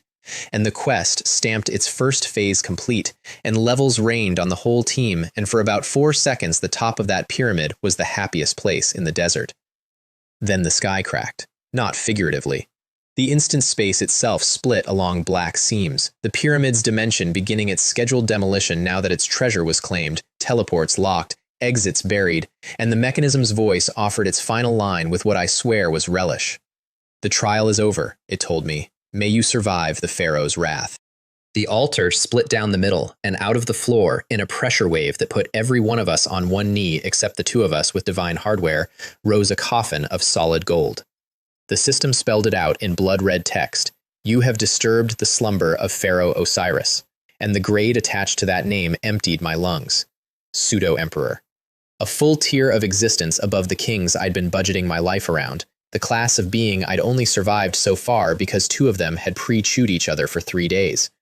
This one was rested, this one was home, and this one was angry, the coffin lid grinding open a hand's width, a bandaged arm older than agriculture sliding out, and one word in my head: run, with nowhere to file it, because the space was sealed. Except the space was also dying. The demolition cracks overhead weren't just set dressing. The biggest one glowed with outside light, desert light, a tear clean through to the real world. An exit, if we could fly a gauntlet to it while a pseudo-emperor objected. "Go," I roared, and the team went vertical by every method on the roster. My cloud boots, Yao Yao surfing her own hurled shield like a discus with a passenger, Qingxue building ice stairs 3 steps ahead of her own feet with both healers under her arms, Han Ming and Phantom Touch leapfrogging up the collapsing masonry. The pharaoh reached out of his coffin and closed his hand, and gravity found me, personally, by name. A curse grip, my climb slowing to a crawl mid-air, that withered hand rising to pluck me out of the sky like fruit, and my sister, from below, threw her shield at a pseudo-emperor's wrist. He batted it aside along with her, swatted, my invincible sister, tumbling out of the air, and something in my chest went white. I was already committing to the worst plan of my life. 3 shields stacked, flying into the grip to force a death and trigger my daily resurrection inside his fist, when the forgotten thing in my collar answered instead. The Sky City token. Immunity to the pressure of gods and abyss, the parting gift I'd never once used, flared on its own, and the pharaoh's gravity melted off me like frost off a kettle. From inside the coffin, a voice that had not spoken in millennia said, with genuine curiosity, "The scent of angels. Interesting." His curiosity bought us 4 seconds, and I spent all 4. Through the tear, hovering in the gap between worlds, I turned around, because my whole team was still in the gauntlet, and the pharaoh had stopped being curious. His parting move turned the entire summit into a rising sea of sand, a tsunami with intent, faster than anyone below could climb. So I braided both hearts one more time, hanging in a dying dimension's doorway, and threw light, dark annihilation into an ocean.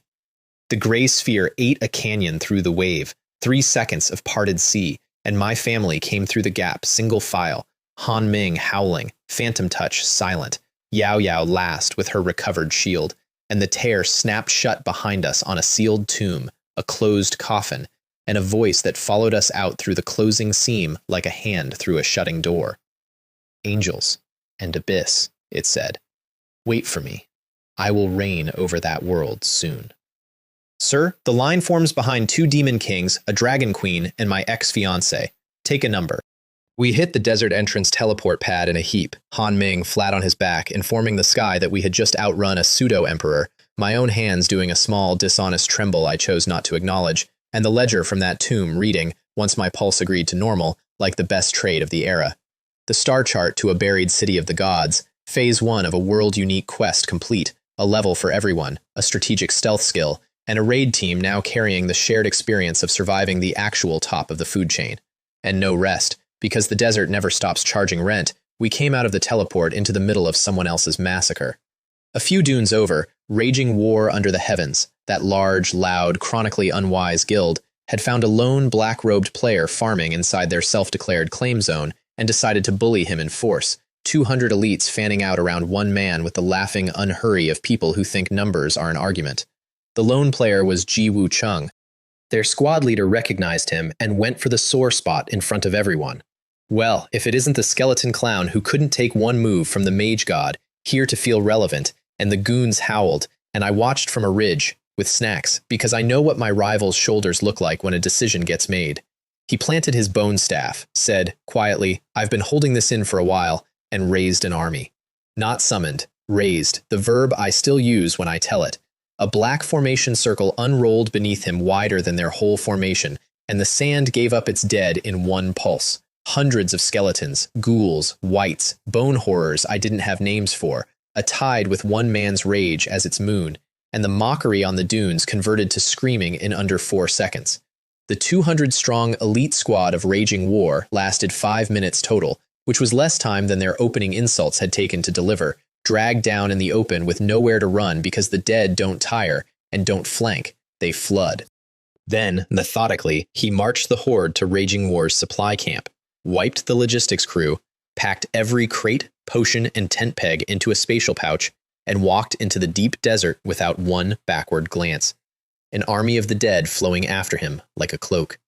The forums crowned him with a new name inside the hour, the Undead Tyrant, and solo players across the server, every little guy ever stepped on by a big banner, adopted him as a folk saint of payback, and Raging War's guildmaster reportedly broke his 3rd keyboard of the season.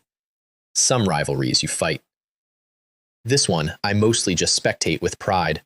Strong, my Phantom Touch assessed quietly. Stronger than anyone we know except you, and unmanageable by anyone except us. Correct on both counts, and worth remembering, because the necromancer was still circling my story like a moon, warning me about the abyss and racing me for its secrets in the same breath. And then the Koreans came back. I know, I was surprised too.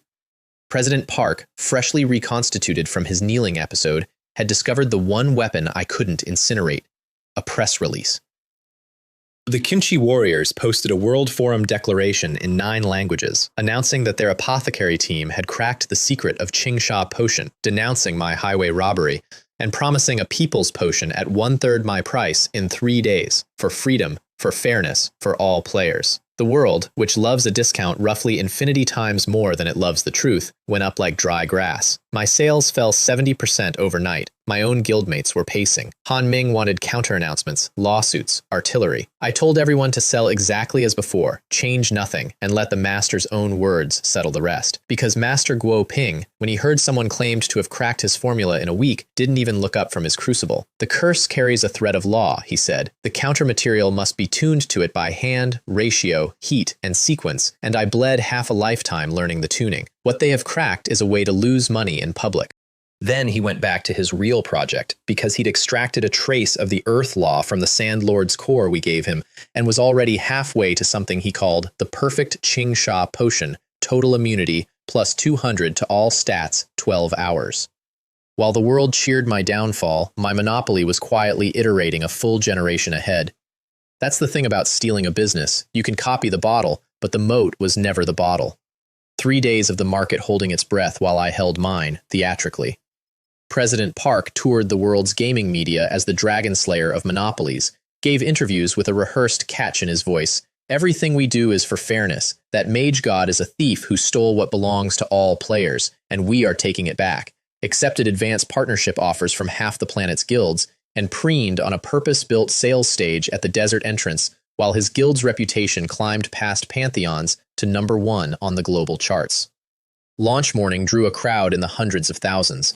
The purification holy water went on sale at 10 sharp, a third of my price, to chanting, to streamers, to 1,000,000 bottles sold in half an hour, and President Park stood over the gold flooding his account saying, audibly, on camera, "We're rich," which is the last happy sentence of his career. Then the buyers walked into my desert, and the desert graded the homework in front of everyone. First finding, the knockoff's resistance was a fig leaf, a fifth of the debuff shaved at best. Second finding, 10 minutes of duration, discovered by 10,000 people simultaneously at minute 11 in Monster Country.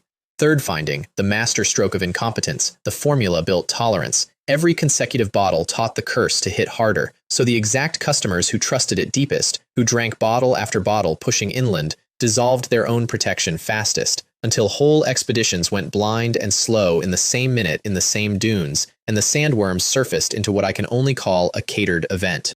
Thousands of players lost levels, gear, and their entire potion investment in one afternoon, some of their bodies unrecoverable past the curse line, and the World Forum wind reversed into a hurricane. Scam of the century. The clown was me all along. Refund threads in 9 languages, ultimatums from allied guilds demanding compensation, and President Park's own vice presidents begging him to log off and hide. Instead, he strode to the edge of his sales platform and explained to a mob of his blinded, bankrupted victims that his product was fine, and they were simply bad at the game. Trash who couldn't handle a few monsters. There's brave, there's stupid, and then there's a third category historians will need him for. The mob expressed its disagreement with skills. All of them, at once. I sent no flowers. The stage did not survive, and neither, professionally speaking, did he, and my prices stood ready to console the widowed customers. We watched the highlight reel as a guild, with snacks.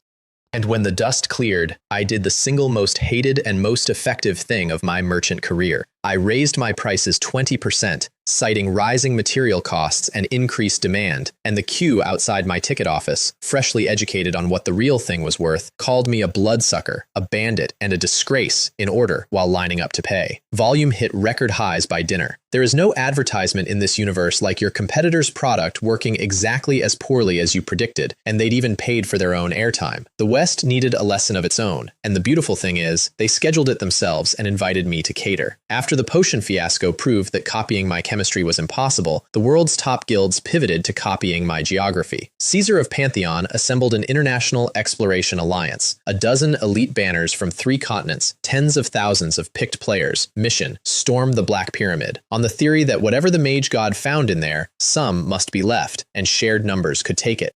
Phantom Touch's new intelligence network brought me their entire operational plan 2 days before launch, because my spy master does not do half measures, and my council reacted with the fury of shareholders. Stop them, brother. The pyramid's ours. We cleared those halls. Stop them, I asked. We're going to sponsor them. I instructed Han Ming to approach the alliance with a diplomatic offer. In the name of international friendship, the Magic God Temple would supply their expedition's potions at 20% off. Caesar's war room reportedly spent an hour hunting for the trap, found none, because the trap was not in the terms, and concluded in an intelligence report I have framed that the Chinese tyrant had been intimidated by their unity and was buying peace. They then demanded 30% off to humiliate me. I agreed instantly, which confirmed their theory, and they marched on the pyramid with their discounted supplies, their 40 streaming channels, and the collective confidence of 3 continents, live broadcasting the expedition that would break the monopoly. Here is what I knew that 40 million viewers didn't. The pyramid we'd cleared was an emptied shell. Every boss dead, every chest opened, every trap sprung. Nothing left inside but sand, echoes, and one golden coffin containing a pseudo-emperor with a grudge and my forwarding address. I wasn't selling them supplies. I was selling tickets to their own documentary. And while every camera on the planet pointed at their glorious column, my actual team would be elsewhere, unobserved, doing the thing that mattered. The Alliance was the loudest smoke bomb I ever deployed, and it had paid for itself. At a discount I could cry about on the way to the bank. While they marched, I leveled the real asset.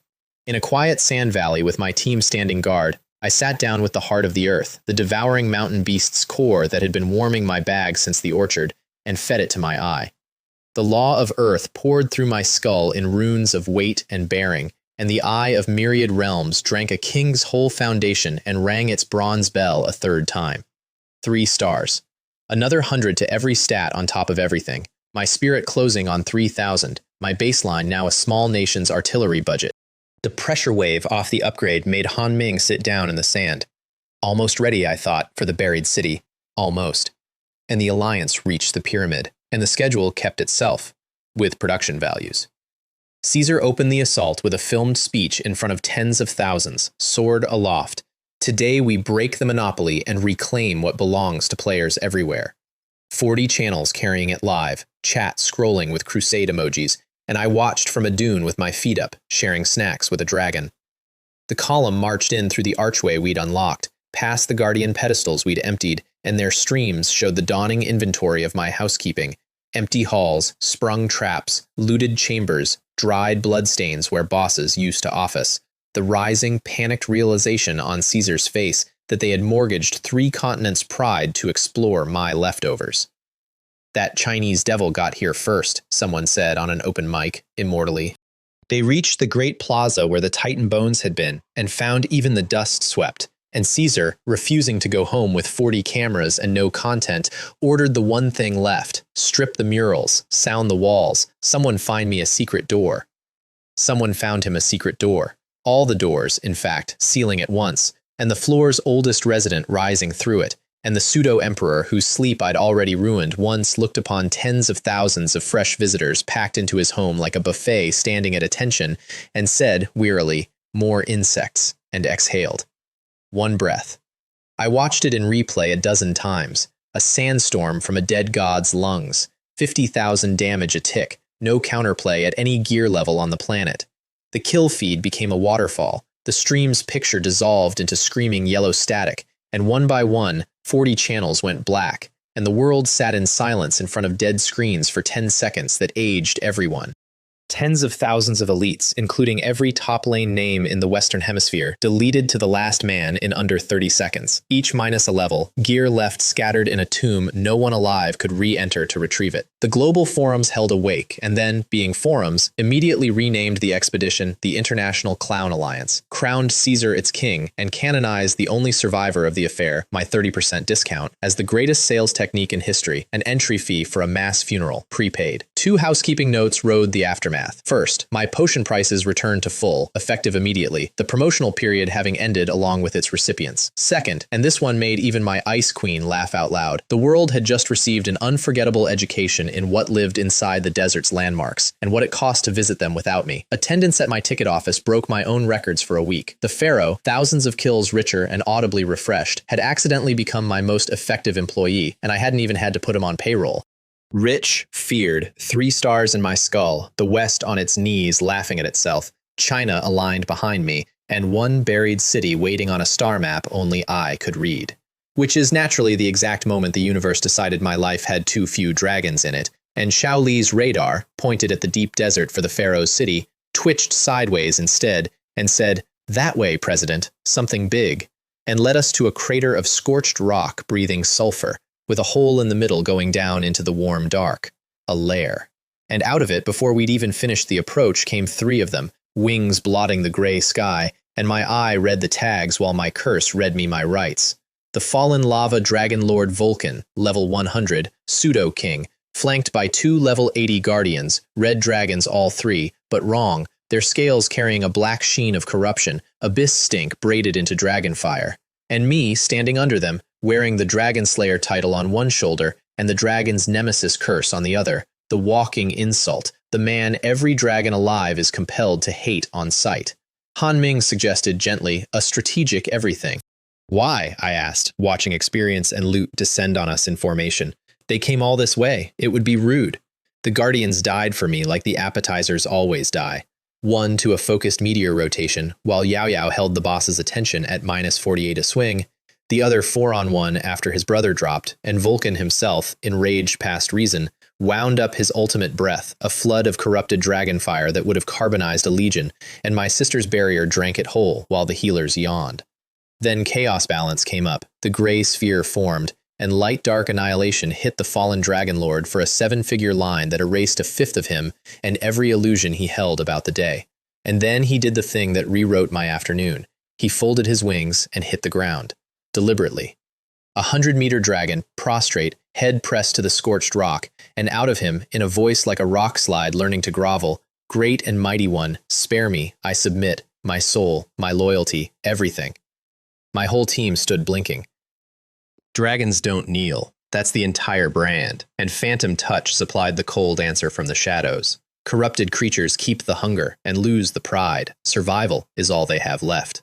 True and useful. I took his soul essence oath, a drop of my blood into a pearl of his soul, master-servant contract, his life in my pocket. And just like that, the magic god temple had a level 100 pseudo-king dragon on staff. I named him Big Flame, Big Red. His enormous face did something complicated when he heard it, the dragon equivalent of a man watching his dignity leave on a boat. But he bowed and said, "Thank you for this name, master," because his other option was a funeral. His 2 dead brothers I packed whole into storage as crafting stock and named, for consistency, Mid-Flame and Small Flame, with a note to ask Ji Wucheng someday about raising one as a bone dragon. Waste not. The horde in their lair paid me twice, once in bulk, gold ore and gems and stolen caravan gear by the hillock. Once, in specifics, a locked iron box my eye picked out of the pile, holding a book called Master Level Potion Making. Every recipe below master rank plus herb secrets, which I learned on the spot and shared straight down the guild channel to my laboratory, where Master Guo Ping reportedly made a sound only dogs could hear. And once more in mysteries, tucked under a pile of gnawed bones, a palm-sized crimson token carved with a living dragon, radiating fire so pure it didn't belong within a mile of this corrupted den.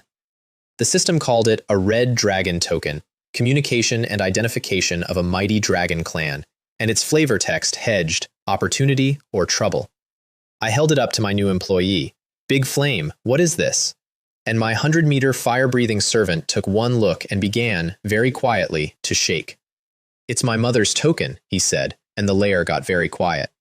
"And your mother is?" I asked, already feeling the shape of the answer. He pressed his head lower and gave it up in a voice full of tears and lava. "My mother is the great red dragon queen, Scarlet Draconia, the emperor, the one who had personally declared me enemy number 1 of all dragon kind for killing Pyros.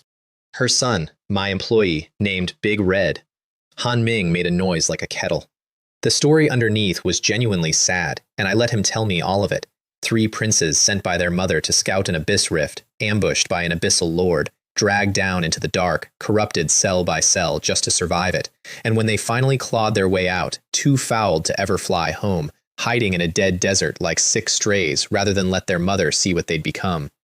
The token was the family's distress beacon, 1 per royal child, prick your blood and rescue comes, from the nearest dragon outpost or from the queen's own lair.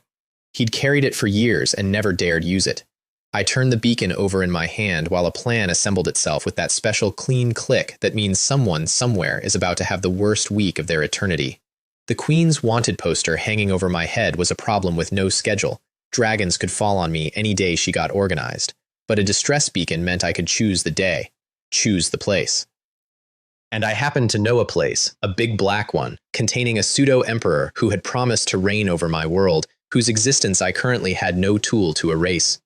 No tool, that is, except possibly a furious royal dragon delivered to his doorstep with a grievance. "I don't want to fight either of them," I told my horrified team. "I want to introduce them.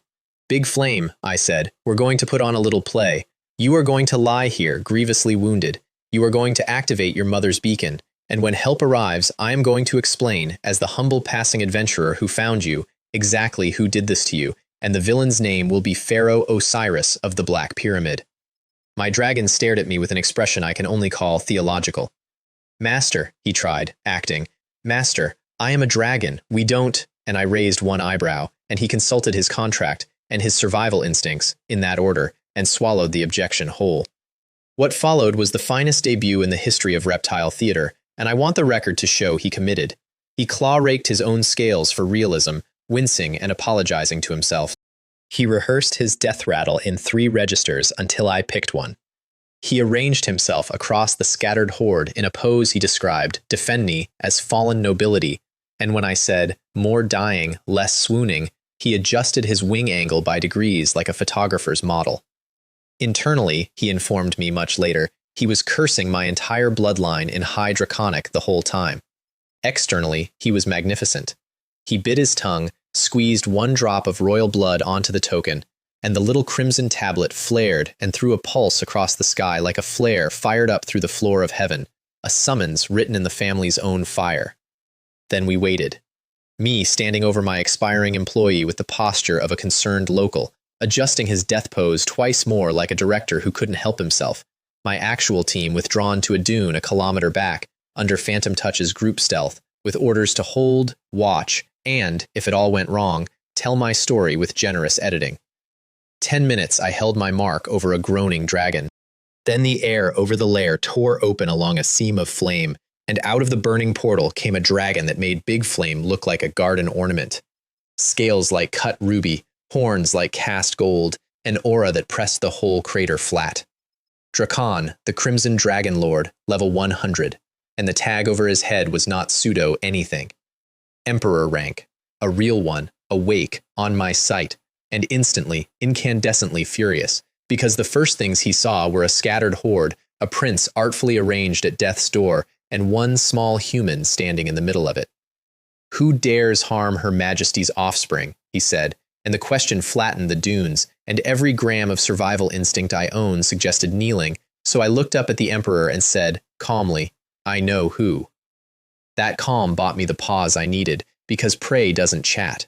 I gave him my witness statement, 7 parts true, 3 parts artisanal.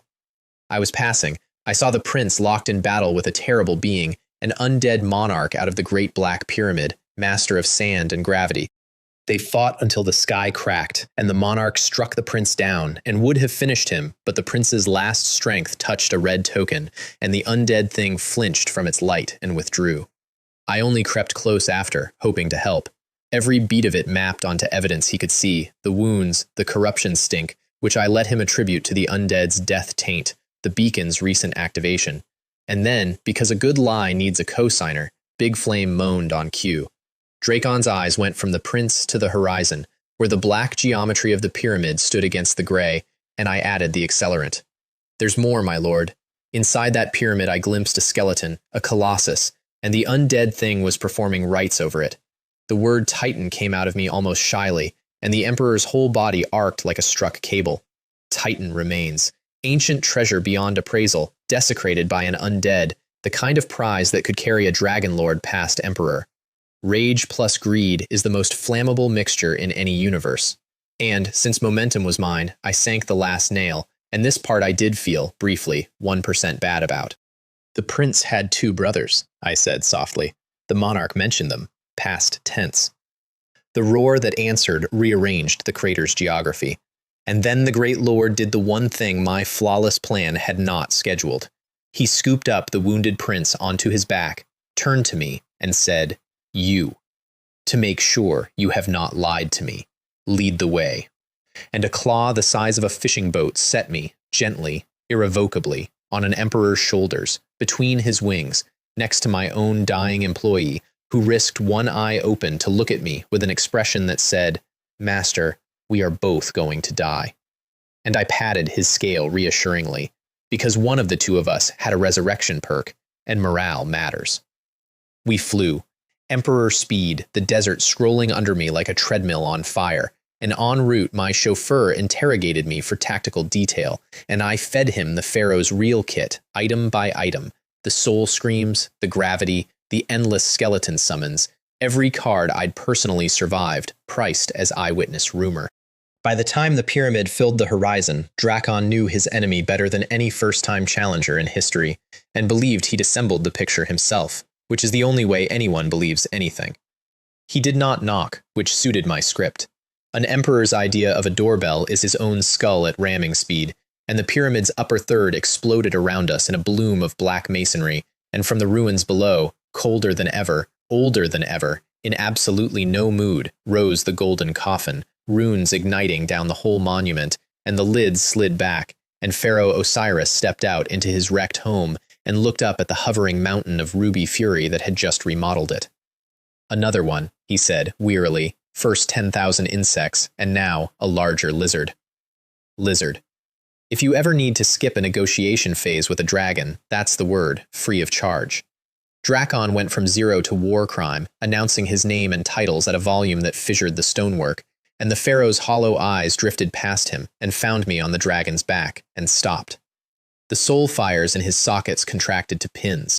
"You," he said, and there was recognition in it, and calculations starting up behind it, and I felt the whole con wobble on its axis, because if the pharaoh got one clear sentence out about who had actually visited his home twice, the flight home was going to be extremely educational. So I leaned toward the dragon's ear and spent my last bullet. "My lord, beware. It knows me, the only witness. It will try to sow discord, and it was this creature that slew the other two princes." The other two princes. The line landed in the exact center of a father general's rage, and Drakon stopped thinking entirely, which was the product I'd been building all afternoon. His answer went over my head by meters, a forbidden technique, a heaven-burning torrent of dragon flame the width of a plaza, and the pharaoh's answer to that was a wall of animated desert, a sand barrier the size of a weather system. And when those two connected, the shockwave rolled the dunes flat for kilometers, and my stealthed team a ridge away stopped breathing in unison. The Battle of Gods was on, and I'd sold the tickets. And I had a front row seat, in the blast radius, on the back of one of the combatants, with my hands full of dying dragon and my face arranged into the expression of a humble local guide. Career highlight. Would not recommend. The opening exchanges settled into a pattern my eye read for me like sheet music, and the sheet music was gorgeous. Dragon flame the width of rivers against sand walls the size of weather fronts, the sky over the pyramid strobing gold and ochre, shockwaves flattening dunes in rings, my hidden team a kilometer out getting sandblasted flat behind their ridge and not daring to lift their heads.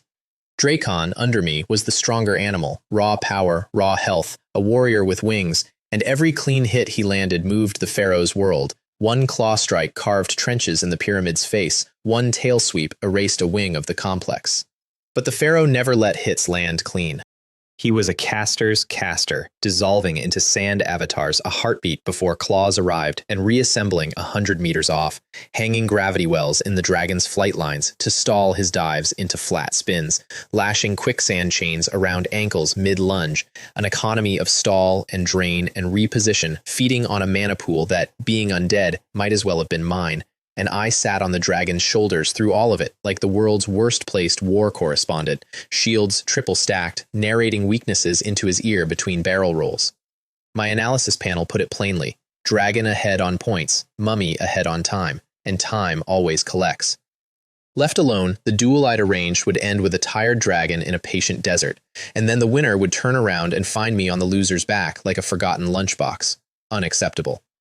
Fortunately, my eye had been profiling both fighters since the first exchange, and the Pharaoh's file had a line item that made me smile in a way Big Flame later described as frightening from below.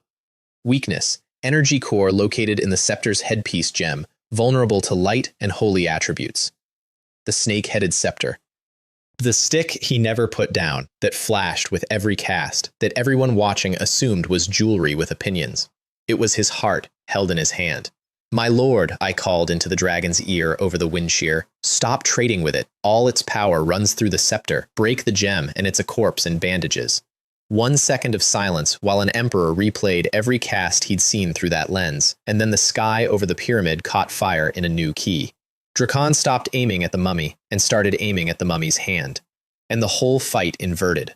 The pharaoh, who had been conducting, was suddenly defending a single fragile object against a creature with a siege engine for a face, sand avatar, wall, teleport, wall, every escape narrower than the last, his cooldowns visibly fraying, and I watched the fear arrive in a being that predated fear's invention.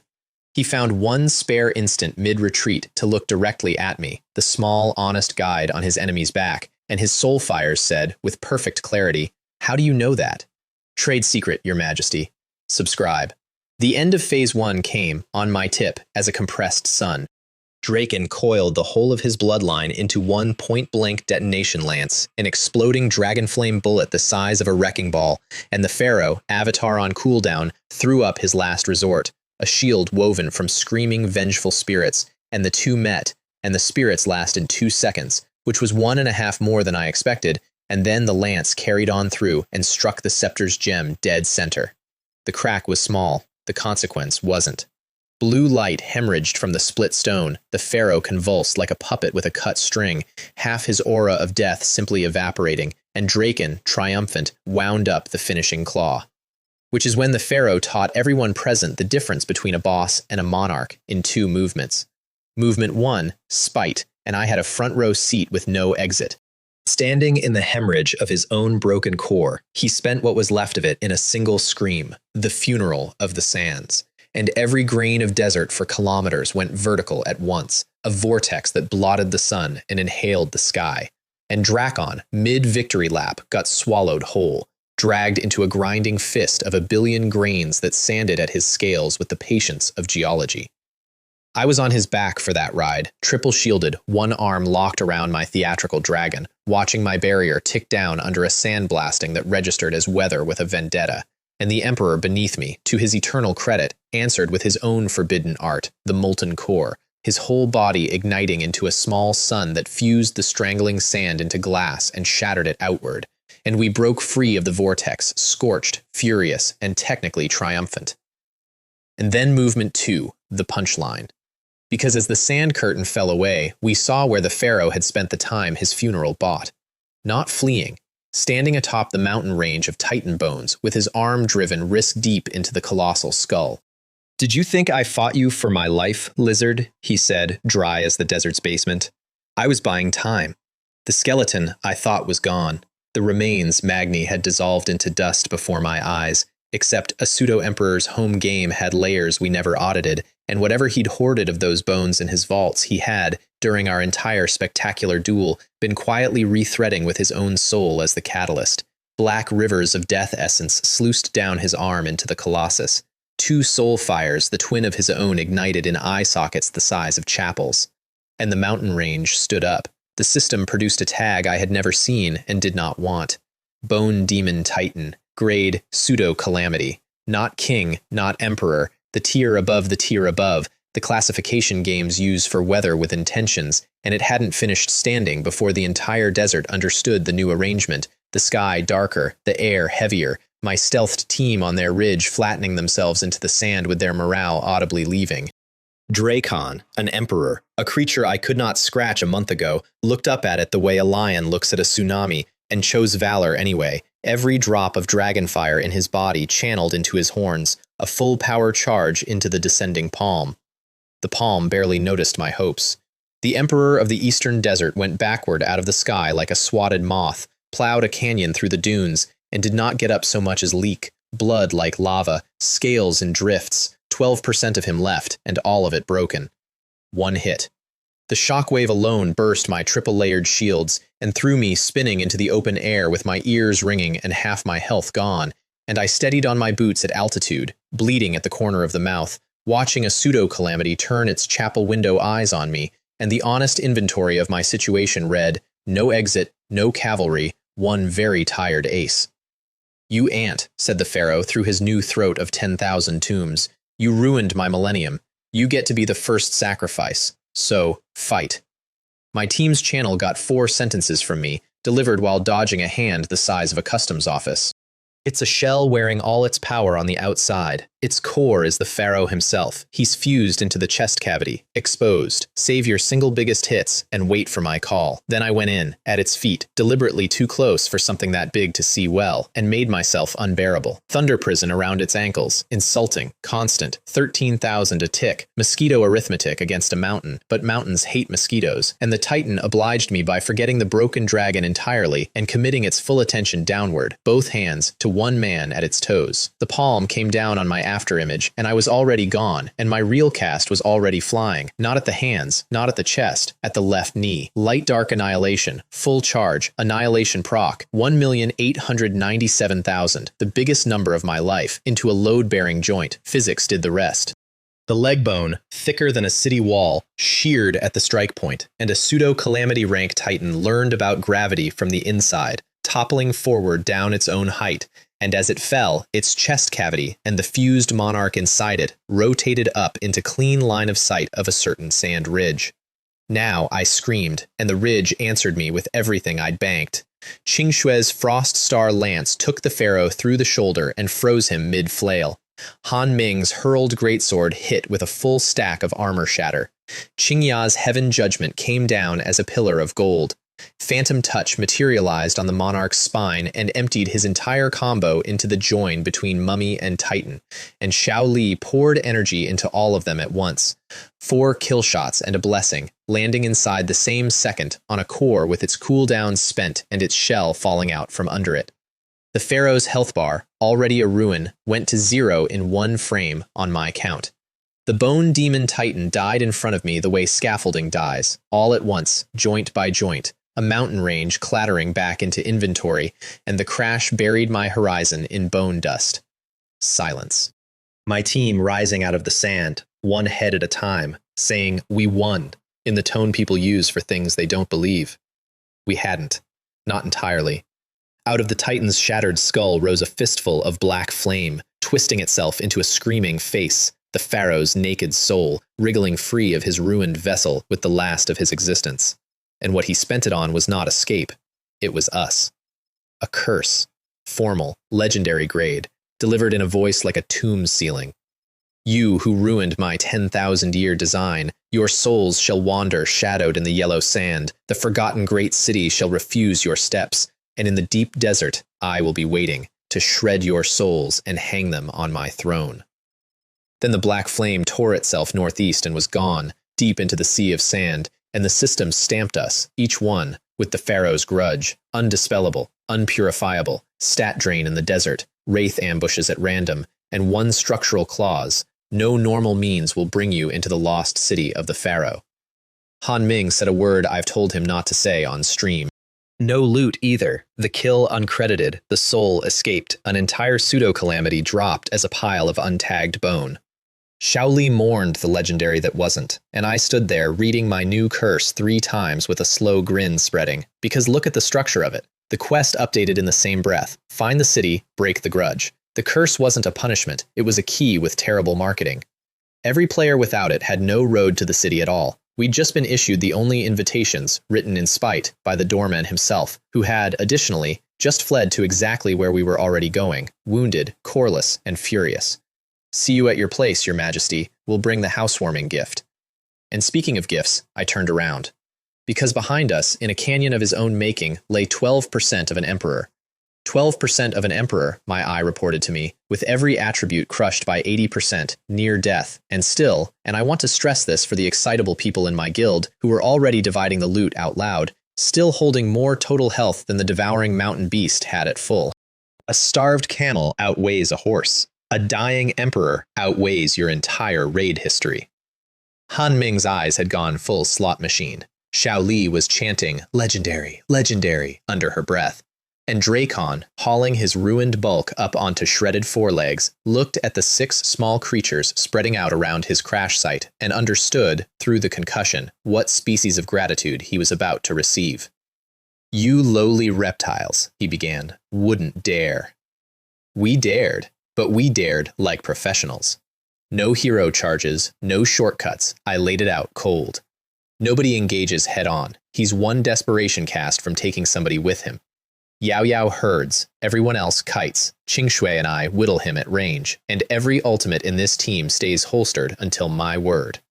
What followed, under my direction, was 10 of the least dignified minutes of that proud creature's 10,000 years, a corrida.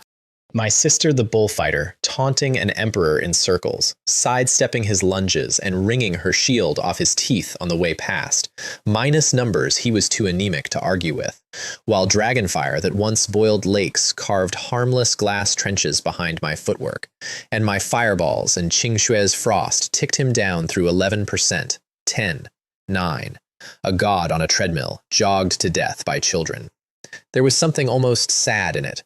I priced the sadness against the wanted poster his queen had hung on my family, and got over it. At 3%, with my patience about even with his health bar, he stopped pretending he had a future, and I watched the decision travel through him, the rage draining out of the dragon eyes and something colder replacing it, the ledger clarity of the dying, and he reached for the only currency the dying have, all of it, at once. His ruined body began to glow from the marrow out, every remaining drop of Emperor's blood essence converting itself to detonation, the light coming through the cracks in his scales like a furnace door failing. An Emperor's self-destruct. Radius, everyone, and my threat assessment drew the circle and put my entire family inside it, and there was no outrunning it and no tanking it, and exactly one way on this earth to cancel it. Mine. Now, I called, and the team's stored violence arrived on schedule. The frost lance freezing him mid-ignition, the greatsword stripping his last armor, and my light dark annihilation landing on his skull for 1,897,000, and his bomb wavered. And I looked at the cooldown that Time Jump had already reset, and told a detonating emperor, hold it in, and hit him with the second one. 1,901,000. The self-destruct died inside him like a swallowed sun, snuffed between two impossible numbers. And the Crimson Dragon Lord Drakon, Emperor of the Eastern Sands, Herald of the Red Dragon Queen, came down for the last time, and the ground remembered him with a crater. For 1 second, nothing, and I stood in it, with my ears ringing. Then the system took a breath and addressed the planet. World announcement. Congratulations to player Strongest Mage God and team, first in the world to slay the level 100 Emperor rank boss, Crimson Dragon Lord Drakon. This feat is recorded in the annals forever. Legendary chest, worldwide renown. 3 times it rang, in every region, in every language, over every head in every city on the server, and the world, which had been so sure it had finished being surprised by me, went off like a struck hive. My China channels drowned in fireworks and drumming keyboards. The Mage God is world history now, our region, ours. The Western forums cycled through the full grief curve inside an hour. Denial, he faked it. Bargaining, the boss must have been pre-damaged, which, in fairness, partial credit. Anger, formal petitions demanding the developers audit my data like referees reviewing a comet. And finally, that special flavor of acceptance that sounds like, where is Caesar? Where is Arthur? Our best are farming level 80 content, and the Chinese just banked an emperor. Caesar's fist met his own war table hard enough to make the minutes. Somewhere under the sand, I like to think, a coreless monarch heard the triple announcement through the dunes and hated every chime of it. And on our dune, my guild lost its collective mind in the best way, and I let the noise wash around me while the reward chest materialized, level 33, a legendary chest, and 1 line of permanent text in the world's history, with my name spelled exactly the way I'd typed it at a character creation screen half a year and 1 whole lifetime ago, back when it was the most arrogant word I could think of and the only thing I owned. Funny thing about arrogance, grow into it and they rename it prophecy.